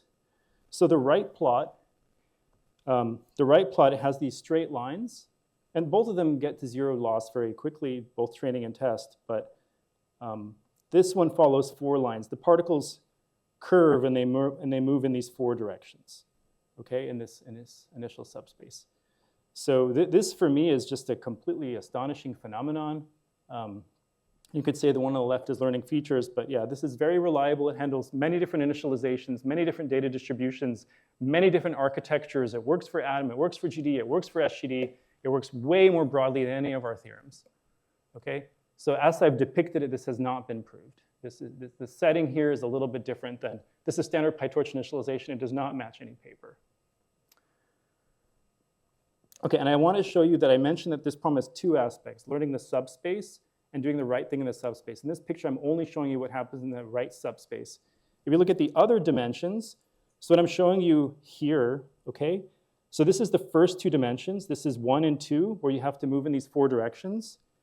And over here, I'm showing you the norm of the behavior along the first 2 dimensions and the norm of the behavior along the other dimensions. So there's d minus 2 dimensions in the vertical column and 2 dimensions in the horizontal. If you correctly ignore the noise dimensions, then you expect the curve actually to go like this. That would mean that you're moving in the 2 dimensions and you're ignoring the d minus 2 noise dimensions. That is feature learning. But if you're training over here, where you only train the inner layer and you have to move in these straight lines, whenever you do something in the correct subspace, you're also forced to move in the noise dimensions. So we expect these large straight lines. We expect a strongly growing norm off the good subspace, okay? And so that is indeed what you see. Sorry. You see that we collapse onto the horizontal direction. The first 2 coordinates is where we have all of our norm growth. Let me just expand these coordinates so you understand. So this is the behavior on the coordinates 3 through D. This is the behavior on the first 2 coordinates. Okay, so this is exactly what Denny was having to do in his talk. You have to learn the subspace, and you have to do the right thing in that subspace. And gradient descent just like beautifully does this. Like, it's so robust, it's so reliable. Okay? Okay. And I said that we have to do path following because gradient descent doesn't just minimize the loss. The particles follow these like very clear paths. Okay. All right. And I want to show you one more thing before moving on and giving you like a formal question, which is I want to show you that if we make the problem a little bit harder, so now I'm looking at the sign of the first 4 coordinates, okay? And then I just still look at the behavior of the particles in the first 2 dimensions. So to solve this problem, we have to do something correct in the first 4 dimensions. But in the first 2 dimensions, you still learn this nice X pattern. And if you check the other pairs of the first 2 force coordinates, you also see this pattern. So you still learn this like nice, clean, feature learning sparse solution. Okay, and you can repeat this experiment for other polynomials. Okay, so what I'm telling you so far is that gradient descent very robustly learns very nice solutions, then it curves the inner layer, it learns the subspace, it does the right thing within the subspace, and this is still, despite all the things we've seen in this workshop, for this initialization, this data, this is still an open question. Okay, so the best result, or the closest result, I should say, to the setting I just showed you. So again, we've seen many talks that handle things similar to what you saw, but the closest one to what I showed you is by a lady named Marguerite Glasgow, who's now a postdoc at MIT. And last year, she has this single author paper. And the good news for the paper is it has this setup. So it uses only d log d samples, which, as we saw in Denny's talk, is with log factors, the SQ lower bound, log d width, and it uses SGD with a fresh batch, a mini batch SGD every round, okay? But Denny, I didn't mess up any of these terms, right? Is this correct? Okay, thank God. I was really scared that okay.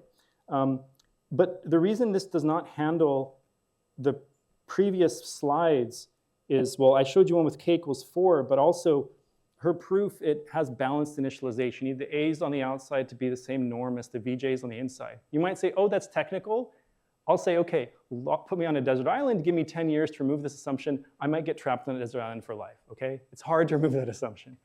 It only handles SGD, really crucially uses SGD, and even the size of the batch that's order D is crucial. It doesn't handle atom, it doesn't go beyond 2 layers. Also, the proof is I still haven't read the whole proof, okay? It's like, I get tired, okay? It's a great proof, but I get too much to fit in my head by like a factor of 5 or 10 or 100, okay? But I can say one thing about the proof, which is the highest level structure of the proof is very clear. It tracks the motion of the particles in big groups. It says we go down to the subspace and we learn kind of these correct motion in these 4 directions. So the proof internally actually follows the accumulation of the particles in these 4 directions. Inductively, it maintains this in a couple phases, okay? So that's what I mean by path following. You cannot prove this result, as far as I know, just by making some like super sophisticated loss minimization argument. You have to actually track the particles. You need to do a little bit more than just showing loss minimization. Okay, so let me tell you a little bit more, then I'll state a problem, and then I'll show you some partial results. So, and I'll pause for questions after I state the question. I realize I'm talking a bunch of random stuff right so far. Okay, so I kind of showed you that 2 XOR, this product of the first 2 bits, follows a clean path. Let me show you another problem that follows a really clean path. It's linear regression. So there are many ways to write with equalities the behavior of linear regression. And as many of you know, I'm actually late to the game. I didn't study linear regression until I was like already old. But here's one way to write down what linear regression does. If you put your data matrix like this, and you just run gradient descent, you can show that if you look at the SVD of the data, you can show that if you look at the principal components of the data covariance, and you study the behavior of gradient descent along those principal components, it actually contracts faster based on the covariance of the data. So if you look at the first principal component with a large singular value, it contracts faster in that direction. So what I've done is I have a data matrix that looks like this, and you run gradient descent, and it actually first learns one direction, and then it learns the other direction. Okay, let me tell you why I'm telling you about this. So suppose you're training a GPT. It has, whatever, 1 trillion parameters, okay, trillion parameter space. And let's say one of you super brain people miraculously proves that it converges, that if you run this long enough, it converges to the global optimum. Too bad, because gradient descent might have taken a bunch of turns before then, and OpenAI, because they run out of money, they early stopped back here. So what I'm saying is that if you early stop the method, it might be pointing nearly orthogonal to where you actually asymptotically end up. Okay, so I'm telling you 2 things. I'm telling you, 1, I would like mathematically to have an understanding of the path followed by gradient descent, and we know this for linear regression, but I'm also telling you that this is a practically relevant problem because in practice we early stop, and the early stopped iterate might be significantly different than the not early stopped iterate, okay? Okay, so I will state a question, and then I will stop for, questions. So just to be clear of the format of the talk, I'll stop here. I'll tell you one result in some detail, and then I have a few other results and questions to show you, but we'll see how the time is going. Okay, so the open problem is characterize the path followed by GD, and I've given you a special case. So you're allowed to make it convex, consider the logistic loss. Now, for the squared loss, I showed you this equality, and I said that if you look at the PCA directions, the principal components of the covariance, we know that least squares will follow kind of a path defined by those directions. So my question is, can you do the same for logistic loss or cross entropy? Can you show that it follows, even in the convex case, kind of a set of directions? And I can tell you that that data I just showed you where gradient descent for the squared loss did this. If you run logistic loss on the same data, it goes like this, and then it goes like this. So it doesn't follow right angles. There's some other geometry in which it's following 2 directions. By the way, I've thought about this problem for years. I don't know how to write it down. But that is my question. And what I'm proposing as a research methodology is analyze this and then maybe carry it over to the nonlinear case. The reason I have a lot of hope in this is we know from Mari's talk, the way Mari's core proof technique worked, well, there was this potential function, but he also had these like star convexity notions that he was able to show hold for a lot of questions he cares about. So My hope is that you get this to work, and then maybe you can apply it to a practical architecture. Okay, I'll pause here for questions before continuing.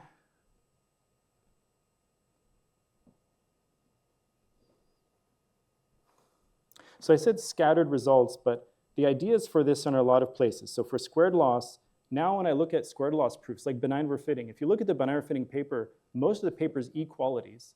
And you can understand those equalities as tracking much more than the loss as the thing evolves. Also, so Madi's talk, it also did exact trajectory analysis for this linearly separable case. For this case where you're learning a linear predictor. And then Margolit's proof, you can view it as this path following, but for the general case, we really don't have much.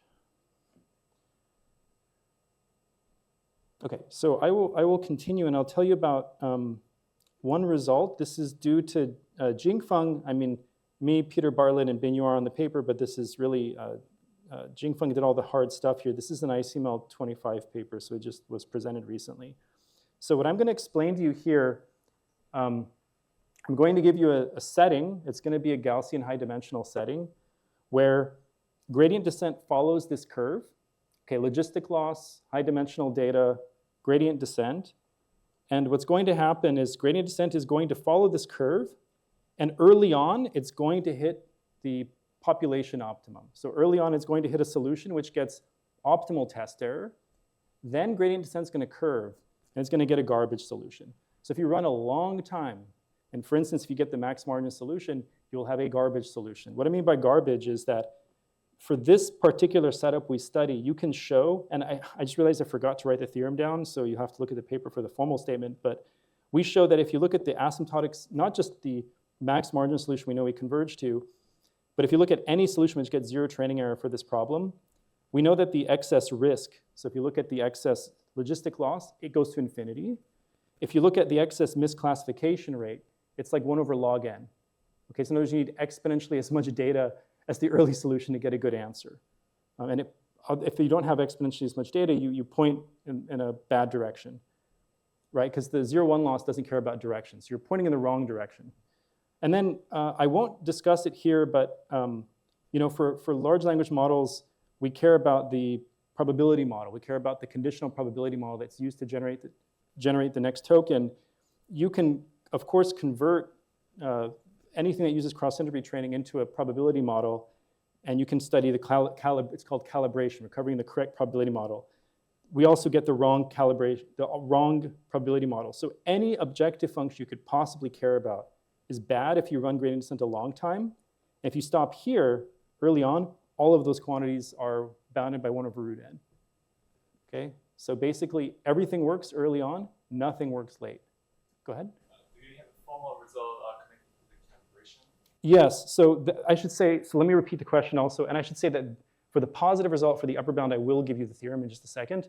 The calibration result is actually, unfortunately, trivial. So because I'm using logistic loss, and I didn't tell you this, but the labels are given by a sigmoid model. Under this setting, if you use Pinsker's inequality, the Pinsker's inequality, the excess risk is exactly equal to a KL divergence. And that immediately gives you calibration by Pinsker's inequality. That's right, that's right. Yeah. In our case, it's actually easier to make it L2, but yeah. So, and then that you can show with algebra dominates the 0-1 loss. So this is a general, so showing that the excess risk is upper bounded by 1 over root n is where all the hard math comes in. The other chain of inequalities is algebra, given that the model is correct, given that the labels are given by a sigmoid model. But that was an excellent question, yeah.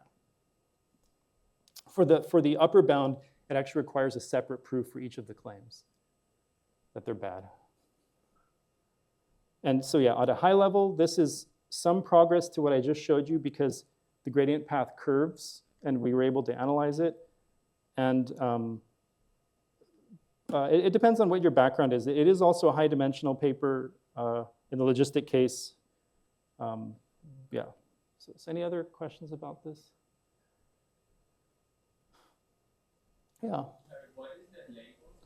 Right. I'll show you on, maybe I'll just go to the next slide with the theorem because then it's written out formally. Let me Okay, let me actually come back to this. This is a proof idea. Let me actually jump to answer your question. So here's the formal theorem. It says for all k is a parameter I'll explain to you in a second, with probably 1 minus delta over Gaussian data. Here's the Gaussian data. If you pick an iterate which is early stopped, so this is an oracle early stop. You don't know this. Algorithmically, you can't do this without a second sample or something. If you pick an iterate whose training error sandwiches the population, like the truncated population solution, u less than or equal to k is you truncate the optimal solution down to k dimensions. There's some technicalities here I'll explain in a second because the theorem is meant to work in infinite dimensions. Okay, so our excess risk at time t. Okay, first thing to look at, okay, great, it goes down like 1 over root n. Then I have to explain to you a bunch of other things. Here's this truncated optimal solution. Okay, there's a trace of the covariance term, log n over delta like you kind of expect. And then there's a tail of the optimal solution, the part that we didn't truncate, measured in the covariance-based norm. Let me go through the Gaussian data slowly, and that way I can answer Mari's question, but there's a lot to swallow here, and I apologize for that. So the input is Gaussian with some covariance. We do need the trace of the covariance to be finite, and I will use this spectral decomposition of the covariance in just a second. Okay, the logistic model is given by this sigmoid inner product, so I hope that answers your question. So there's some vector u, and given an x, the probability of y equals 1 is given by this equation. And one reason why things are so technical here is in the sigma norm, we require this to be finite, but in the 2 norm, it can be infinite. So we both wanted a result that, so first of all, we need all these sigma conditions to make the result non-trivial. We saw many results in this workshop where just one or a couple steps of gradient descent solve the problem. So I mentioned to you in the picture that the limiting solution, this solution is bad, but I also need to rule out the trivial solution of one gradient step. If you make the covariance too simple, then one gradient step by like symmetry will solve the problem. We have to rule out that solution too. So that's one reason why we require a non-trivial covariance matrix. Okay, then here I've defined the truncation. So the truncation, when I say u less than or equal to k, the truncation is in the principal component space. Okay, you look at the optimal solution, the one that determines the labels. You write it in the basis of the principal components, and there's this pi here which permutes them so that this norm is non-increasing as you increase k. Okay, sorry, it's a little bit complicated. And then just a minor note. So eta is a constant, but it's small enough.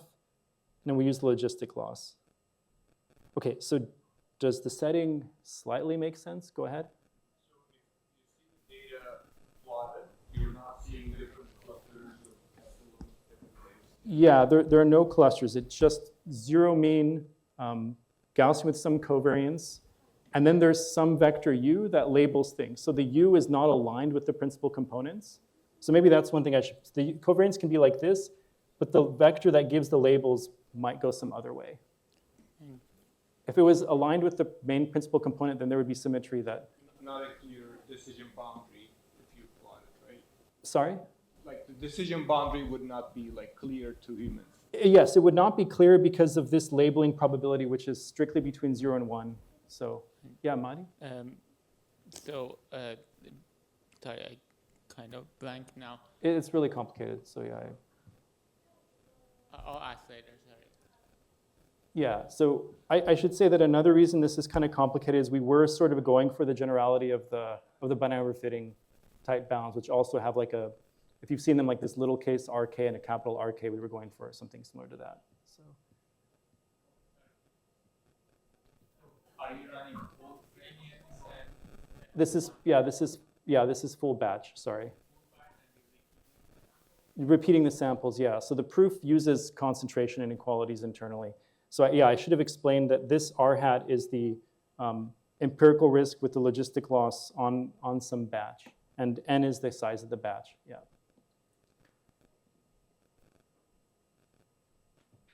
So for the permutation, do you require the projection of this vector u on the back basis to also be monotone with respect to the eigenvalues? Oh, with also the eigenvalue. Yeah, I see what you're saying. Actually, yeah, this is, oh yeah, so I should say that you can interpret all of this in the source capacity conditions, and we do work that out in the paper. So, yeah. Yeah, that's a good question. Sorry, actually this is essence function. You can view it that way, yeah. Because source condition for the target function. Okay, fair enough, sure. Okay, I think Taji. I'm a little fuzzy on the terminology too, so. Is there any other question?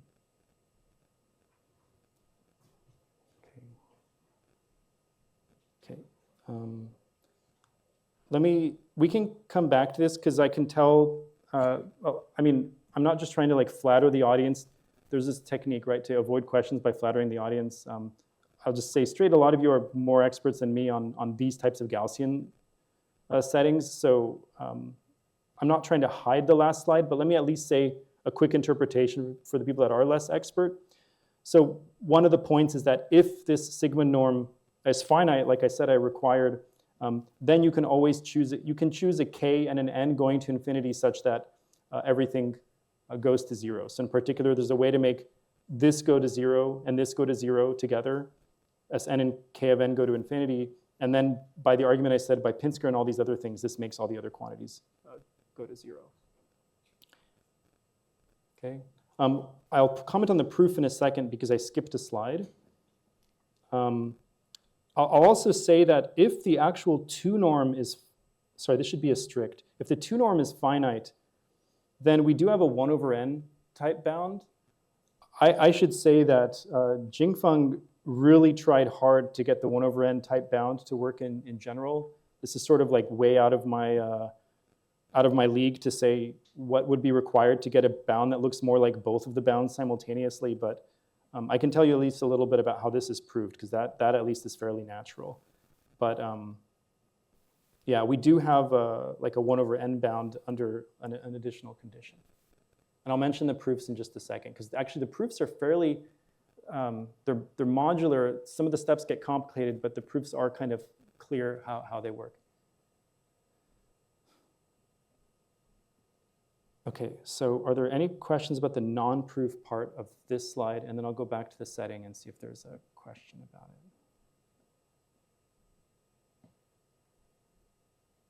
Okay, so was there, and maybe I should see if I can erase. Is there an easy way to erase some of this? Because it's like unreadable now. So does anybody have any questions about the setting? And it's okay if I'm not the one who can answer it. I don't take it personally. So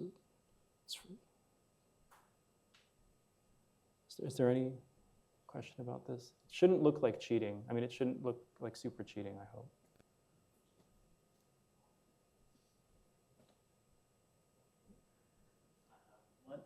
So the choice of the squared norm is the edge case, or can we extend the condition to a p norm?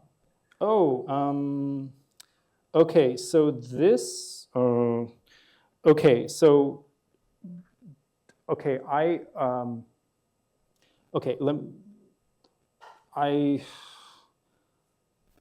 Okay. Other than like just making the result strictly worse by using norm equivalence and just introducing those other terms, I think things will really degrade if you change the norm. The reason is that we do use both smoothness with respect to the sigma norm and also properties how gradient descent implicitly regularizes according to the 2 norm in this theorem.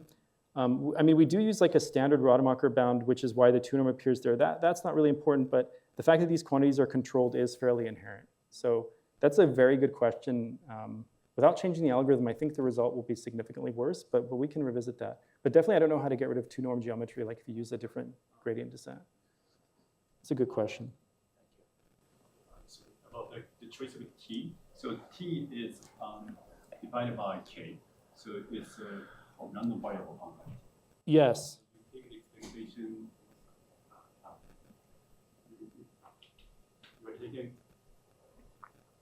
You're taking an expectation also with the T, so maybe. Okay. Yeah, well, yeah, actually, it's good to be very careful about this. Let me explain it carefully. So, yeah, and it's also, so the K is outside the width probability, so you pick a K, and by picking a K, you pick a truncated solution, and then you look at its training error, which is a random variable because it depended on the sample, and we pick a T such that, and by the way, this is a typo, this of course should be this way, because we're in the setting with the step size small enough that we have monotone decreasing loss. So we basically pick the T such that the next step will take us below the training error. And for those of you that are less expert, I should say that because of the dimension, because of the setup, you can get zero training error. You can, you can fit the noise. So of course you can get a training error below this truncated solution just by fitting a bunch of noise. So yeah, that's a random variable. And in general, you do not know, you don't know when to stop if you don't use another sample. So it's, yeah, God has to come and tell you when to stop.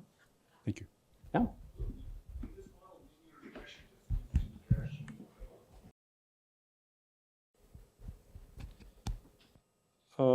Okay, you're saying that, yeah, I might be missing something, but I think, okay, if it were not for this, if it were not for that, I think if we replaced this with a standard regression like y is equal to x beta plus epsilon 0 mean type thing, I believe this would basically be a weaker version of the benign overfitting paper's results, like with the RK little case and uppercase. But I mean, you do have to change this label condition. Are you comfortable with that answer? Yeah, I mean, there's a chance I'm wrong and you're right. So like, okay.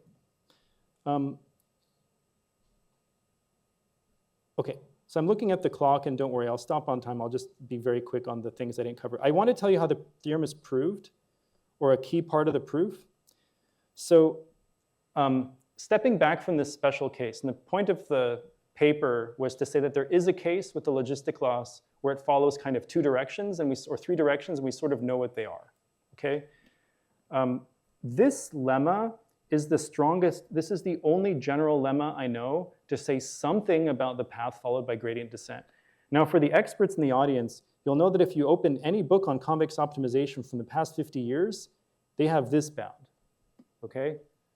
But it's crucial, and the way to get the bound I just pointed out is you literally remove a term that every convex opt person says is stupid and is greater than or equal to 0, just drop it, make the theorem look simpler. That's what this term is coming from. So let me read this theorem slowly for you. Let f be a beta smoothing convex function. The step size is standard. It guarantees a descent lemma.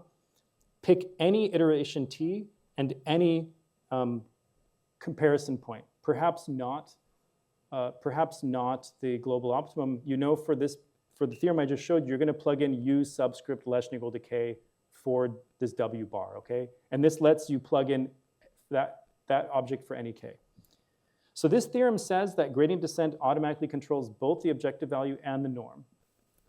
And that way it kind of gives us some of this path following property. It doesn't just tell us we're going down the sublevel sets, it's saying we're going down the sublevel sets of the function and kind of picking a decently central path. And I just gave you an interpretation of it, which is kind of related to how the theorem picks its estimator.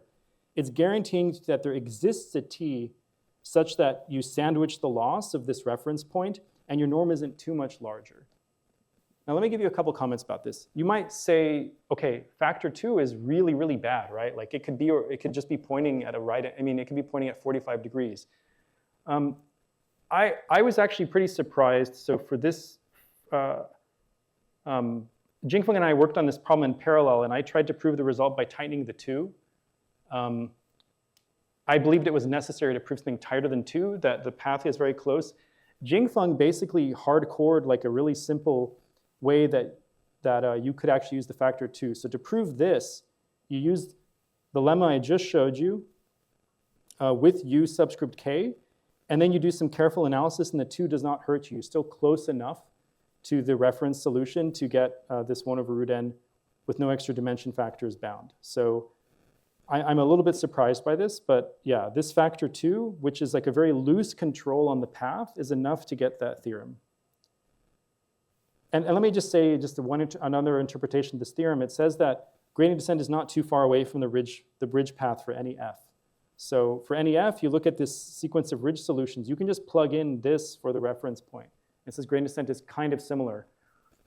Okay? And again, we've actually seen this proof. So both Mari's talk and actually the talk this morning by Nitanda had essentially the ingredients of this proof. I just don't drop one of the terms.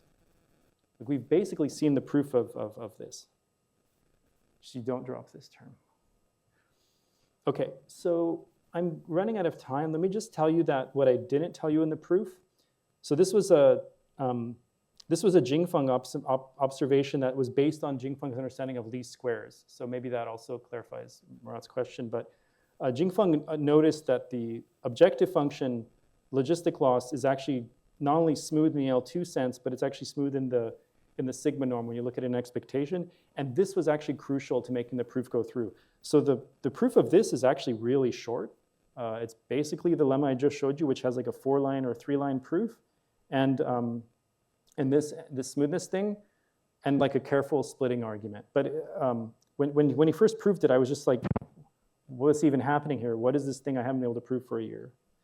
This proof, the one with the 1 over n, is actually quite miraculous. It uses local Rademacher in a not surprising way, but the crazy thing that really uses the Gaussian structure is that the Hessian is actually dominated, and in the positive semi-definite case, by something very close to just the covariance, which is what you get for the least squares case. Just for the experts, let me say why this is remarkable. If you do a lazy argument, the denominator here would be exponentially small in u. So if you just look at the Hessian with the logistic loss, it goes down exponentially. You'd expect something that's like e to the minus norm of u. But here we just get 1 over u cubed, and that's just crazy Gaussian magic. So this was a shock to me. So this lemma really uses the Gaussian structure, and I definitely don't know how to prove this 1 over n rate without like super Gaussian type stuff. Okay, this is totally miraculous for me. If you're an expert and you're curious about what I said, I'll just explain it to you later and maybe point you to Jingfeng, who like big-brained this whole thing. Okay, so I'm very close to over. I will just make, you know what? Actually, I'll just stop there. And if you're curious about the part I skipped, just look at the papers I wrote with Clayton Sanford, or ask me in the break or afterwards or something. But let me actually stop here because I think the talk will get too confusing if I try to catch up. So yeah, let me just, I'll just stop on this slide, and if anyone has any questions, we'll take it from there.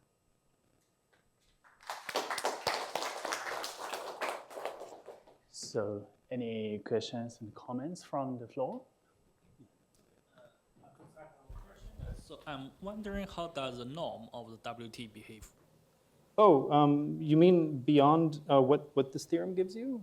I mean, in Yuan and Jingfeng's paper, yeah. Sorry? In this year's SML paper. Yeah, but yeah. I mean, this is the lemma used to prove the theorem. Yes, but it's done to show what is the relationship between the WT and W star. So for example, if we don't have the early stopping, the norm of the W star will be diverged, right? Yeah, but that's not an issue because you plug in U subscript less. You instantiate this theorem with this object. Yeah. And so I should say that the reason why maybe this will clarify the question. So this part of the theorem, this part of the theorem comes from running Rademacher complexity on top of the training error result. That's why this is here. It's having a factor of 2 because we're at most 2 times. Okay. This term is because in the middle of the proof, before we apply this, we do a truncation argument on U, and that it uses the smoothness of the objective function with respect, and that's why this smoothness term is here. So we do the truncation, we use the smoothness, that gets sigma norm. Rank, right? And that's why the 2 norm appears here. It's from the gradient part. Does that answer the question? I think that also answers. Yes. I hope it answers. Okay, maybe I need to check the paper. Okay, thanks. Wait, does it not answer the question? Yeah. I see like 4 unhappy people in the audience, so. Any other questions? I'm happy to be wrong. Like,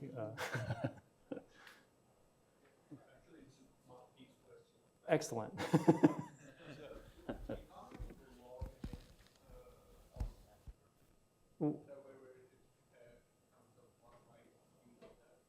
You mean why there's an n in it and not just 1 over delta? Yes, just give me a second. Yeah, because you're wondering if there's like a union bound over n thing somewhere, right?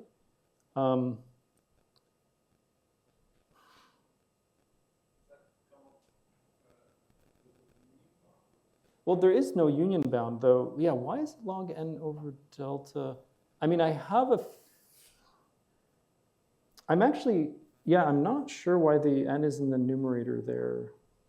Why is there log n?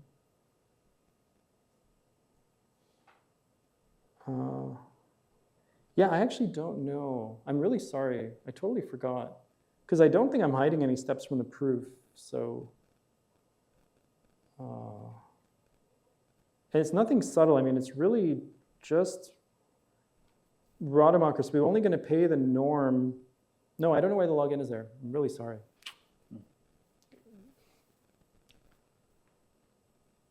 Any other questions? Maybe the first part is the answer to my question about the two norm. Oh yeah, yeah. But I thought if this is the case, maybe we can use the Helder condition, Helder inequality to extend the. Yeah, well, well, okay, the problem is that if you want to use this, then this, okay, so if we want to use a Holder norm, it seems like we have to use like a different steepest descent. And I only know how to prove a result like this for mirror descent. And I, in particular, don't know how to prove it for like LP steepest descent. I see. By the way, I might be totally wrong in what I'm saying. All I mean is that I'm worried that if we try to convert the theorem kind of without too much sensitivity to the algorithm to a different p-norm, that some things will blow up, but I might just be wrong. Okay. Thank you very much. So I guess you use just a Rademacher complexity uniform bound, so then that's right. It's difficult to get a lower bound. Oh, the lower bounds were actually super hard and just very technical. I'm trying to remember, okay, the first lower bound, okay, the one that the risk goes to infinity, this is actually very easy because basically there are just some directions in which you're wrong on certain examples on the test distribution. And so, and your norm goes to infinity as you, in the separable case. So the fact that the risk goes to infinity, that one's kind of trivial. The calibration being constant, I don't actually remember how hard that one was. Now the fact that the 0-1 loss is 1 over log n is like a crazy proof. Jingfeng adapted a least squares proof, and for a while we were trying to prove it without the log n, just prove that it's a constant gap, and he actually believes the log n is tight in some cases. So yeah, but and this, by the way, the proof for the misclassification is just 2 pages of calculation, and it is scary. It's just like 2 pages of really hard calculations. So I don't have any intuition for it, but it's based on a least squares argument, unfortunately. Maybe from the web? No, okay. Right. Yeah, maybe it's a good time. So let's thank the speaker again.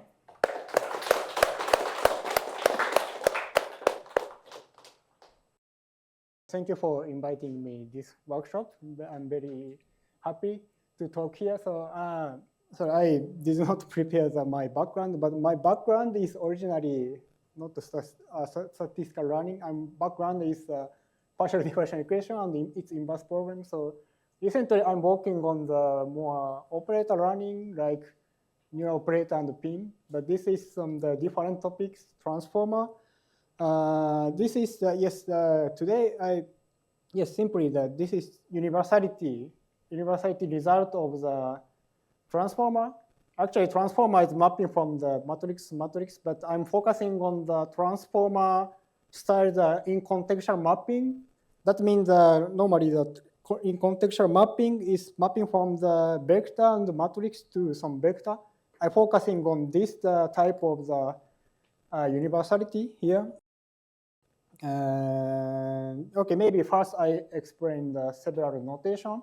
So capital X is a token. The token meaning some of the yes, some the n vector and x d2, meaning some the dimension of the token, and small n is corresponding number of token, and MLTT is like some march head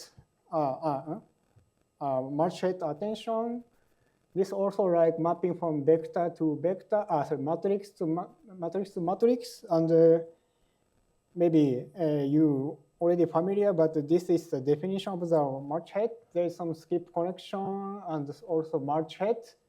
H, throughout this talk, the H is the number of heads. And okay, so depending on heads, there is some the WH, BH, and the QK is some runnable parameter. And the softmax, I will define next slide, but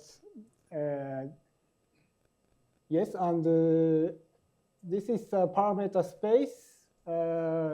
WH is D2 times the D head.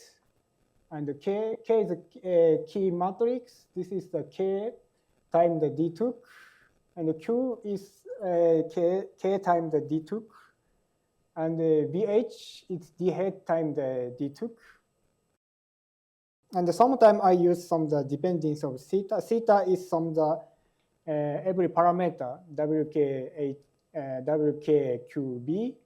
And the D2, sometimes I emphasize some theta in the parameter. Theta is for the attention, and yes, same for the D head and the K, maybe embedding dimension. And H is, as I said, the number of heads. And the softmax is also mapping to matrix, and defined by this form. It's like some the output as some the probability. And then the transformer, as I said, that original transformer is mapping from the matrix to matrix. So then the D times N also output is, we could change the output dimension. So that I say that D prime times N. N is the number of the token. And this T, transformer T, is the composition of the march head, MATT and MLP. So MLP is just apply some token wisely.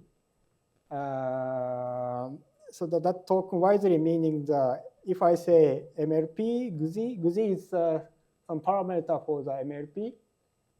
And the token wisely meaning we apply F of the GUZI of XI. I use the same MLP for every token. So this is the standard definition of the transformer. So now I move to the definition of the in-contextual mapping.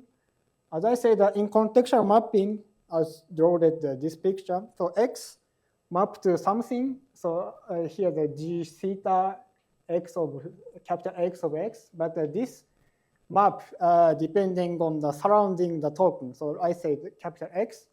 So depending on capital X, we decided the next vector. So we can rewrite the march head attention. This is a matrix as this form, d theta of X and Xi. So what is the d theta? Is like some in contextual mapping form defined by following. So this is also same as X is a skip connection, and this is yes, this part is a softmax part, and yes, this is summing up of the token, and the W is from the output matrix, and the H summing up this H. This is corresponding to the march head. We can rewrite the previous march head attention by this G theta, several G theta. And then yes, so how do we understand the contextual map? So maybe how to define the transformer style in contextual map is now we map from in the single step, we map from the X is a context, x and the small x query to the same the matrix to matrix and the vector, and the y is defined by some the output of the G1. So G1 is a contextual mapping. Some contextual mapping. So the y is defined by the just output of the xi. And then this query part, G1, is just plug into the small x.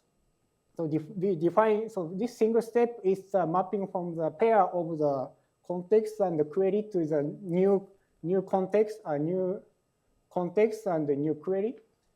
And because I want to define the much deep transformer, so I would like to define some the composition of the two in contextual mapping. So I use some the so this is not standard notation. I use a diamond. Diamond is two contextual map composition of the two contextual map G1 G2. So how do we define this composition? Is okay, the starting point, the capital X and small x to here. So the Z, okay, maybe the Y is the same. Y is the first step of the updating token. And so that means Y is output of G1. And Z is the output of the D2 of the corresponding to capital Y. And then the query part is defined by composition of G1 of X and the composition of the G2 of the Y. So, and then this is the definition of the composition of the two in contextual mapping. So we define the deep transformer style in contextual map as the following. So here the G theta is like some attention part, and F is MLP. And note that the MLP is contextual free. Contextual free meaning that if I say the G is the mapping depending on capital X, but F is the independent of this capital X. So as I said, that the FZ is just the token wisely apply. And then we define the deep transformer, its composition of G and F and blah, blah, blah. And finally, I just extract from the second variable. Second variable is from the query part. And then the transformer T, transformer is mapping from matrix to matrix, but in contextual mapping form, the transformer T is from the several token, updating token of this in contextual mapping form. This is, I just rewrite the transformer as in contextual mapping form. So here I would like to focusing on the universality of this type of the function. So this type of function is input is a capital X, this matrix, and the query, this vector, to some vector. So I would like to introduce the two types of results. The first is the deep transformer, and the second one is the shallow type. But fix in the deep case, I fix the embedding dimension, and the shallow type is unfixed case. So maybe first it's yes. Could you show the definition of G and T again, please? G and T, yes. G is defined by here. It's like some attention like the in contextual mapping. And T is a composition of T is NLP and T is a transformer mapping from matrix to matrix. And then, as I say, the T it can be written as how to say several the ensembling of the in contextual mapping. You can rewrite T to this form. Yes. Okay. I just rewrite. Okay. Thank you very much. Small x is not included capital X. small x. The query point. Yes, query point. Yes, the t. In order to define the a t is just mapping from the context to context, right? So and then we just apply small xi. It's just one element of the capital X. But here I'm not focusing on the mapping in the case of the matrix to matrix. I'm focusing on the pair of the matrix and the vector to some vector. This is in contextual mapping the form. And then this is universal type the result. So that means for arbitrary epsilon, we can find the deep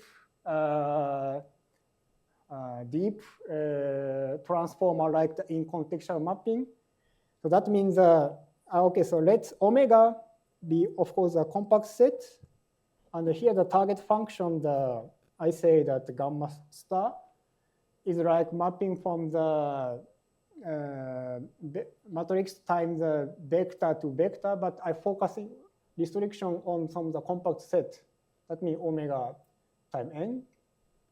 And then for arbitrary epsilon, this is small, and there exists the parameter of the transformer, and there also exists some the depths in the deep transformer such that we can find this is in contextual mapping the deep transformer, and minus some of the target function could be less than epsilon. So this is the meaning of the soup norm. And I want to clarify as I say that in the title, the fixed embedding dimension, meaning that for each layer, we can define some the embedding dimension D2. Embedding dimension meaning in D2 and D hat and K. This is fixed fixed for the. This is independent. I wrote the red. This is independent of the accuracy epsilon and also number of token n. This is okay.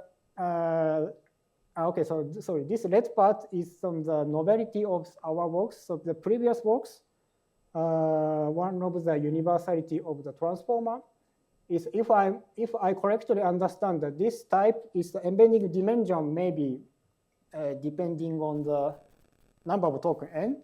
That means n is increasing, necessary embedding dimension might be increasing, but this could be fixed only depending on the input and output dimension d and D prime, and the head also depending on D prime, and also. Yes, also runnable parameter theta is a runnable parameter for attention, and the gz is also runnable parameter for MLP, or they are also independent of the number of tokens. Why? Sorry, I will explain why this is okay in the rough sketch of the proof. So next is the shallow case is also okay. I mean the shallow case meaning I consider some the F MLP and attention MLP. In this case, the universality is okay in the same case, but the embedding dimension D2 and K and D hat may be increasing. But this is also this embedding dimension independent of the number of tokens. They are only depending on the epsilon. So why this is happened? I will explain in the sketch of a proof. Yes. Do you need permutation invariance assumption from lambda star? Lambda star is invariant permutation, meaning we can interchange the element of the small x. You mean? No. You permute capital X. You permute xi. X, you mean we permute this inside. We don't assume the gamma star is invariant permutation. But transformer is always permutation point.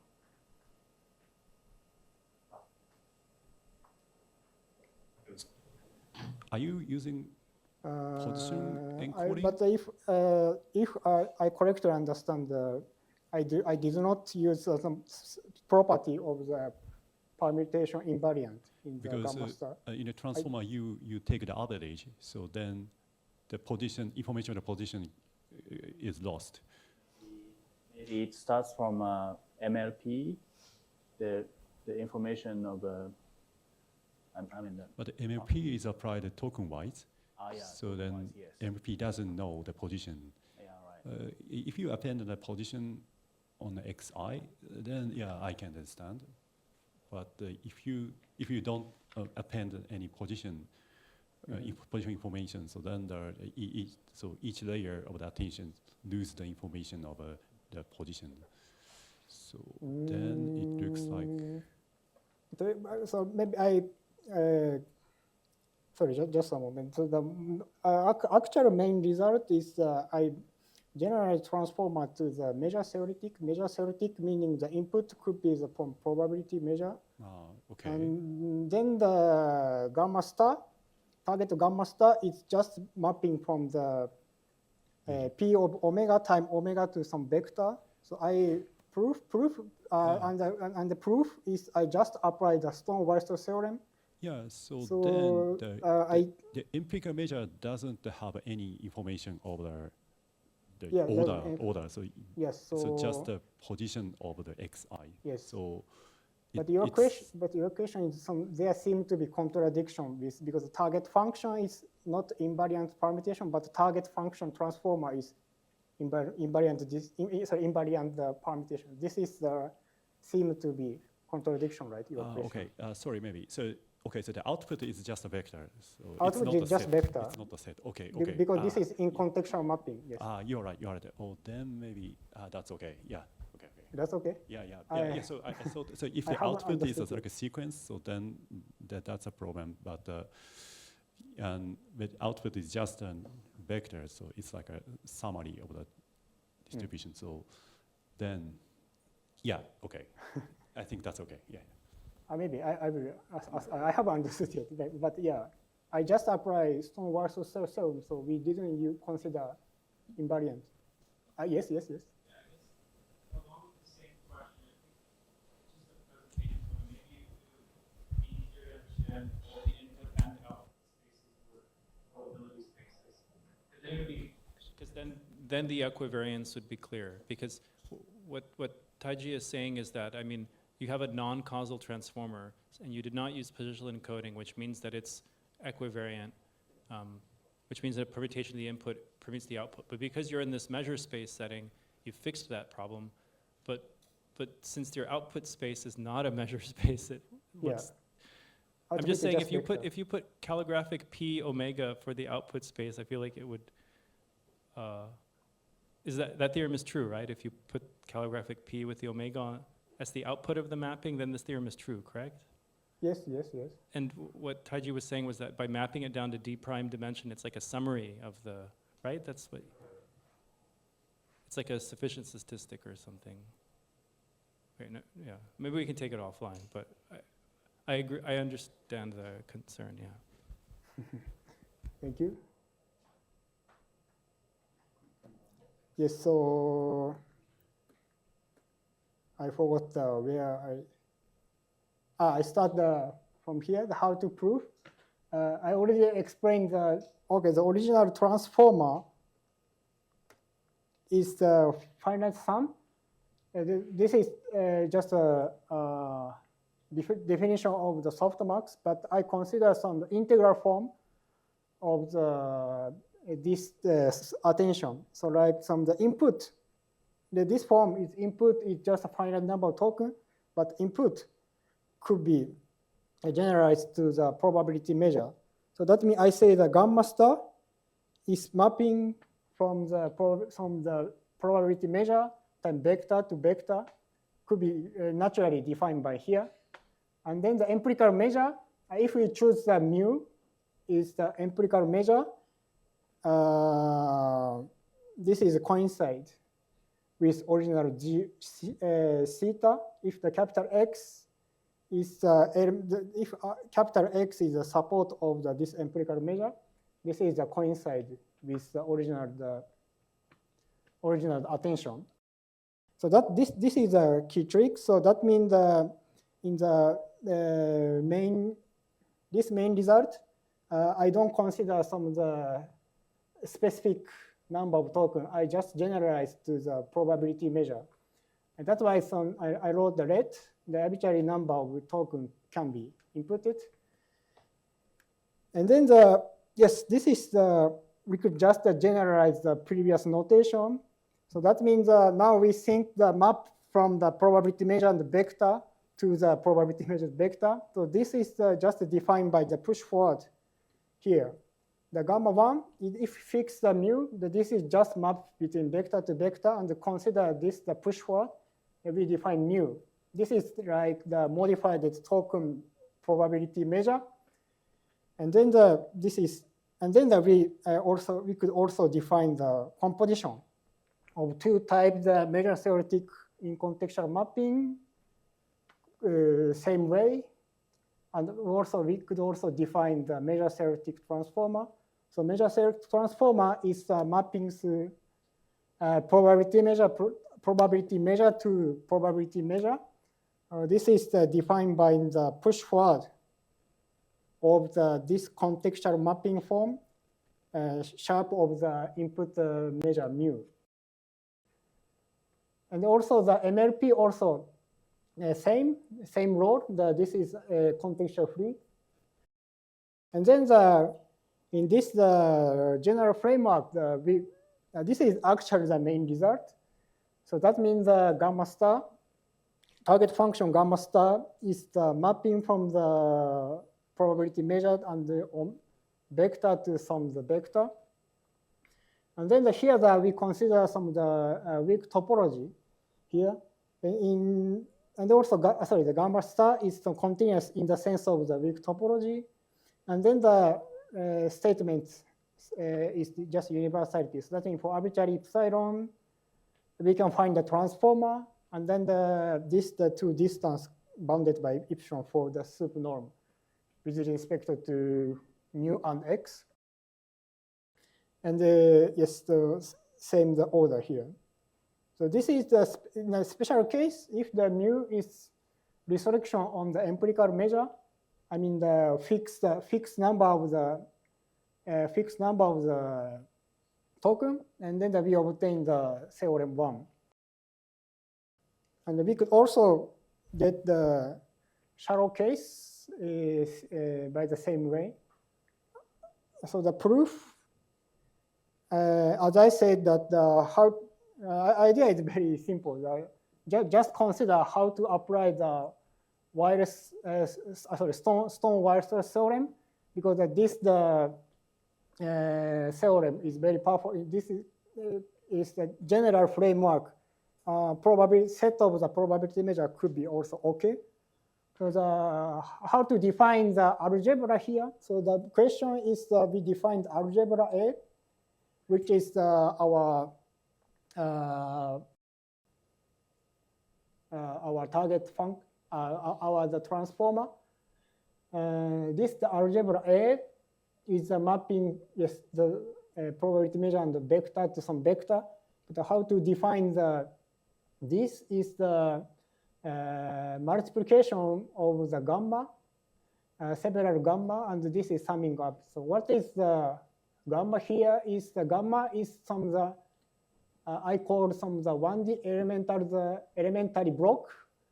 So quite to be hard to understand probably, but this roughly speaking, that this is like some of the affine transform and attention. Affine transform is the pre-affine transform and attention, and also the skip connection here. So and then this I say that this is elementary block, and we consider this the product here, several product and summing up. So why I consider this product summing up is in order to show the, so maybe our aim is to show the proportion 1. Proportion 1 is the A, this algebra is dense in the any set space of the continuous function from the p omega time omega to the r in the sense of the weak topology. And then we try to apply the Stone-Walther theorem. The Stone-Walther theorem, we need to check these 3 parts. The first one is to including the constant function. And the second one is the stable by sum and product. And the third one is the separation of the point of the probability measure and the omega. So the constant function is all very trivial, and the stable by sum and product is that's why I define the algebra like here. So that's why this is in order to get the stability of the sum of the product, I consider that this the type of the algebra. So that means the first 2 parts will be okay from this form. The key part of this proof, non-trivial part, is the separation point. That means that we need to show that this like the injectivity. That means that for arbitrary, okay, now it's okay to focusing on just one element, the gamma. So that means for arbitrary lambda is like the parameter of this standard, elementary block. That means the A, B, C, B. They are some of the runnable parameter.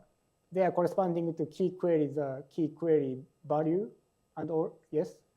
Sorry, I forgot to mention lambda corresponding to these runnable parameter. The key question is for injectivity. So that means for if we choose the arbitrary lambda, and if the lambda of some mu and x is equal to lambda of some mu prime and x prime, can we show that these 2 points coincide or not? This is the meaning of the separation point, like the injectivity of the attention. So yes, it is easy to say that the x and x prime is the coincide, since now we have some okay. So this is just the right definition of the lambda, and then if it is easy to say that x and x prime is equal, since we just choose the B value matrix is everything 0. We just get some x in the product xa and x prime and x prime and a.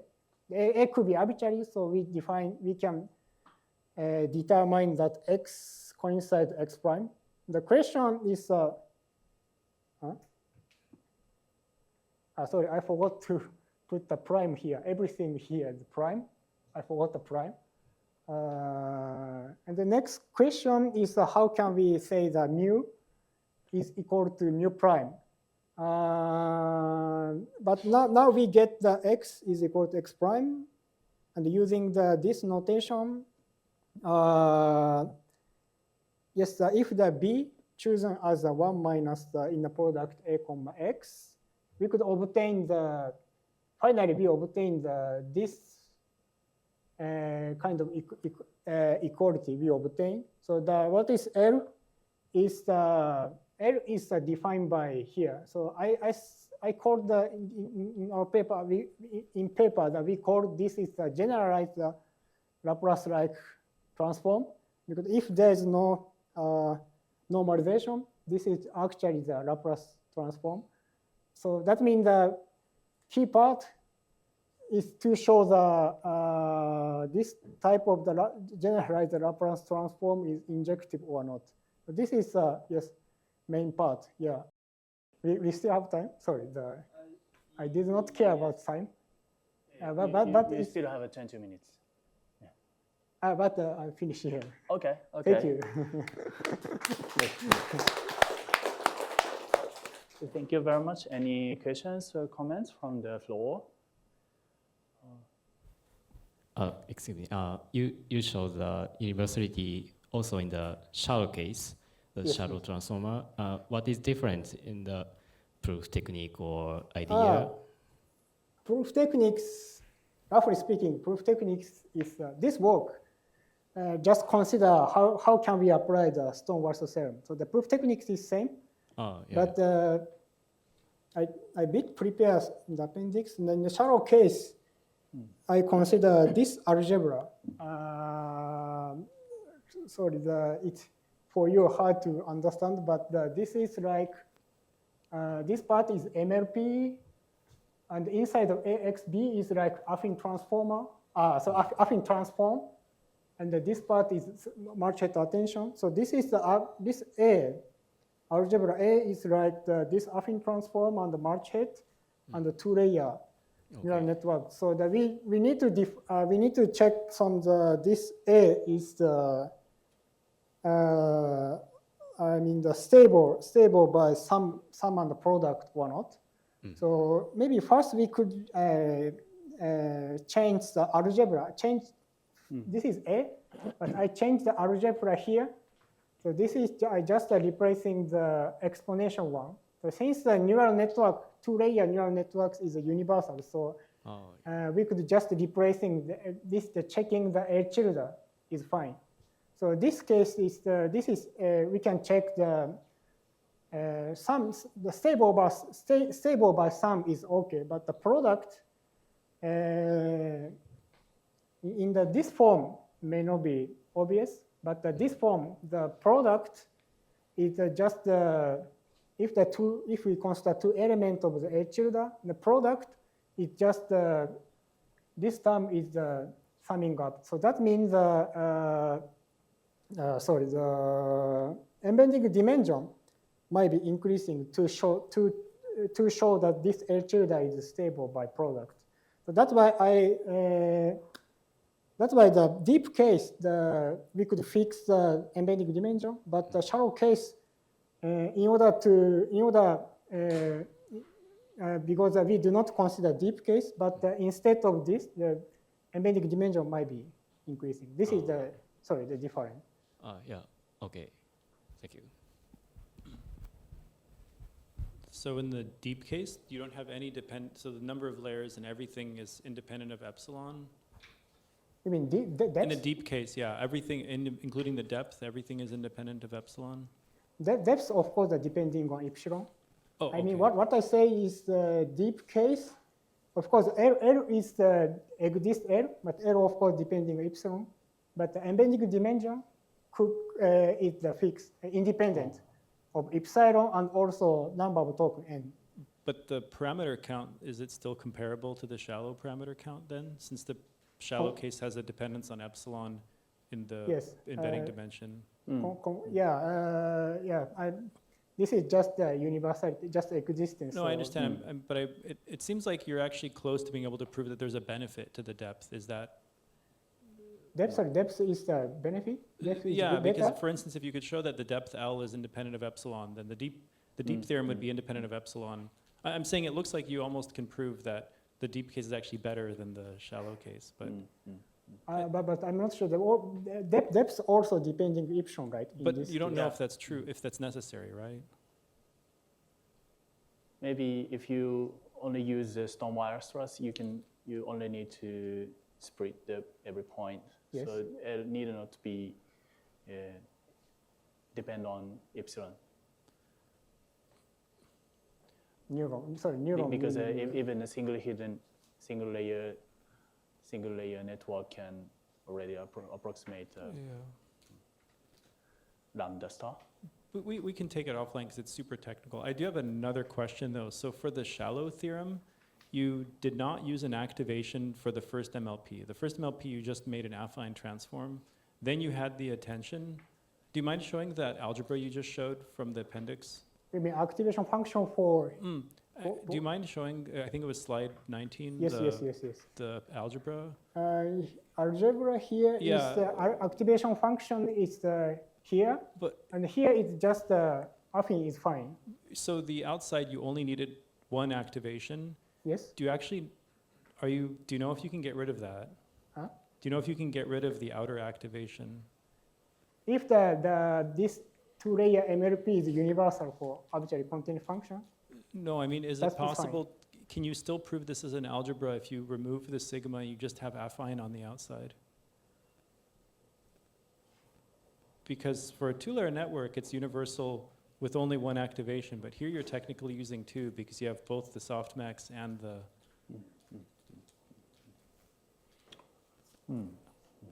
I mean, it's a good theorem, but it looks like it could be a crazy theorem. It's very interesting if you could remove the sigma. Sorry, I just could not understand your question. I just mean, is this an algebra? So is calligraphic A an algebra if we remove sigma? If sigma is identity, yeah. I use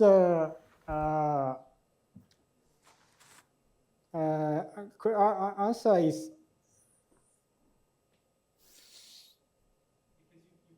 you proved it's an algebra by using properties of the exponential. So you set sigma to the exponential map, which is closed under product and sums, but you have an exponential from the softmax. So I'm wondering if the softmax is actually enough to give you... The question is, I actually proved this type of algebra. This is exponential one. I'm not sure if identity is stable by product. I'm not sure that part, if identity. But I just mean you already have one exponential from the softmax, so... So you pointed that you already have that. So we can revise that. But I think if the unnormalized case could be fine, I agree. But there is a normalization term, right? So yeah, maybe I could show that if unnormalized case, we don't need the activation function, pure attention. Because the normalization, there might be a way to cheat your way out of it by adding more embedding dimensions, and then, because then you can control the denominator by just having dimensions that you actually zero out or something. So there might be some crazy trick to control the denominator. We can take it offline, but it's a good theorem. So. Yeah, maybe later, yeah. Let's discuss later, yeah. Thank you. Any other questions? Can I confirm the basic setup? Like, do you... Assuming the model also takes the probability measure as an input, not only like the target, but the model itself is also taking the probability measure as an input. Sorry, the model? The input for the model. Input of the model? Is I saw the lambda star is assumed to be taking the the p omega is the input right? Yes. So it's like a probability measure. So do you also assume the approximator like the gamma? Oh, okay. So gamma that's also taking the mu is probability measure. So okay, yeah, that's fine. Thank you. Okay. Sorry. I'm a bit interested in the class of choice of p omega here because you need to compute the Laplace-like transformation of a probability distribution. Do you need some regularity on mu? Omega is compact. Yes, omega is compact. Yes. Okay, then it's okay. Sorry, the regularity of this operator gamma star. I mean the class of p omega, but the omega is compact, so it. Yes, omega. Every time yes, the integral converges. Okay, it's okay. Because Songwasser theorem is input could be compact set, right? Yes. Can we generalize p omega to a more general setup like like a Schwartz distribution? Schwartz distribution. Like a derivative of Dirac's delta. I think it works. Is it compact? I'm not sure what is Schwartz cross. Is it compact? If compact, I think. Sorry, I need to check. But if compact, basically I think it's compact because of the derivative theorem for Laplace transform. Maybe. Yeah. We can discuss later. Yes, later. Yeah. Any other questions? Just keep P of omega in the compact. Okay. Stonewire stress is strong, and Laplace transform is also interesting. This is just Stonewire same is strong. Yes. Yeah, but the separation condition is non-trivial. Yeah. But I understand the Stonewire same is very strong. This one, yeah, that's all.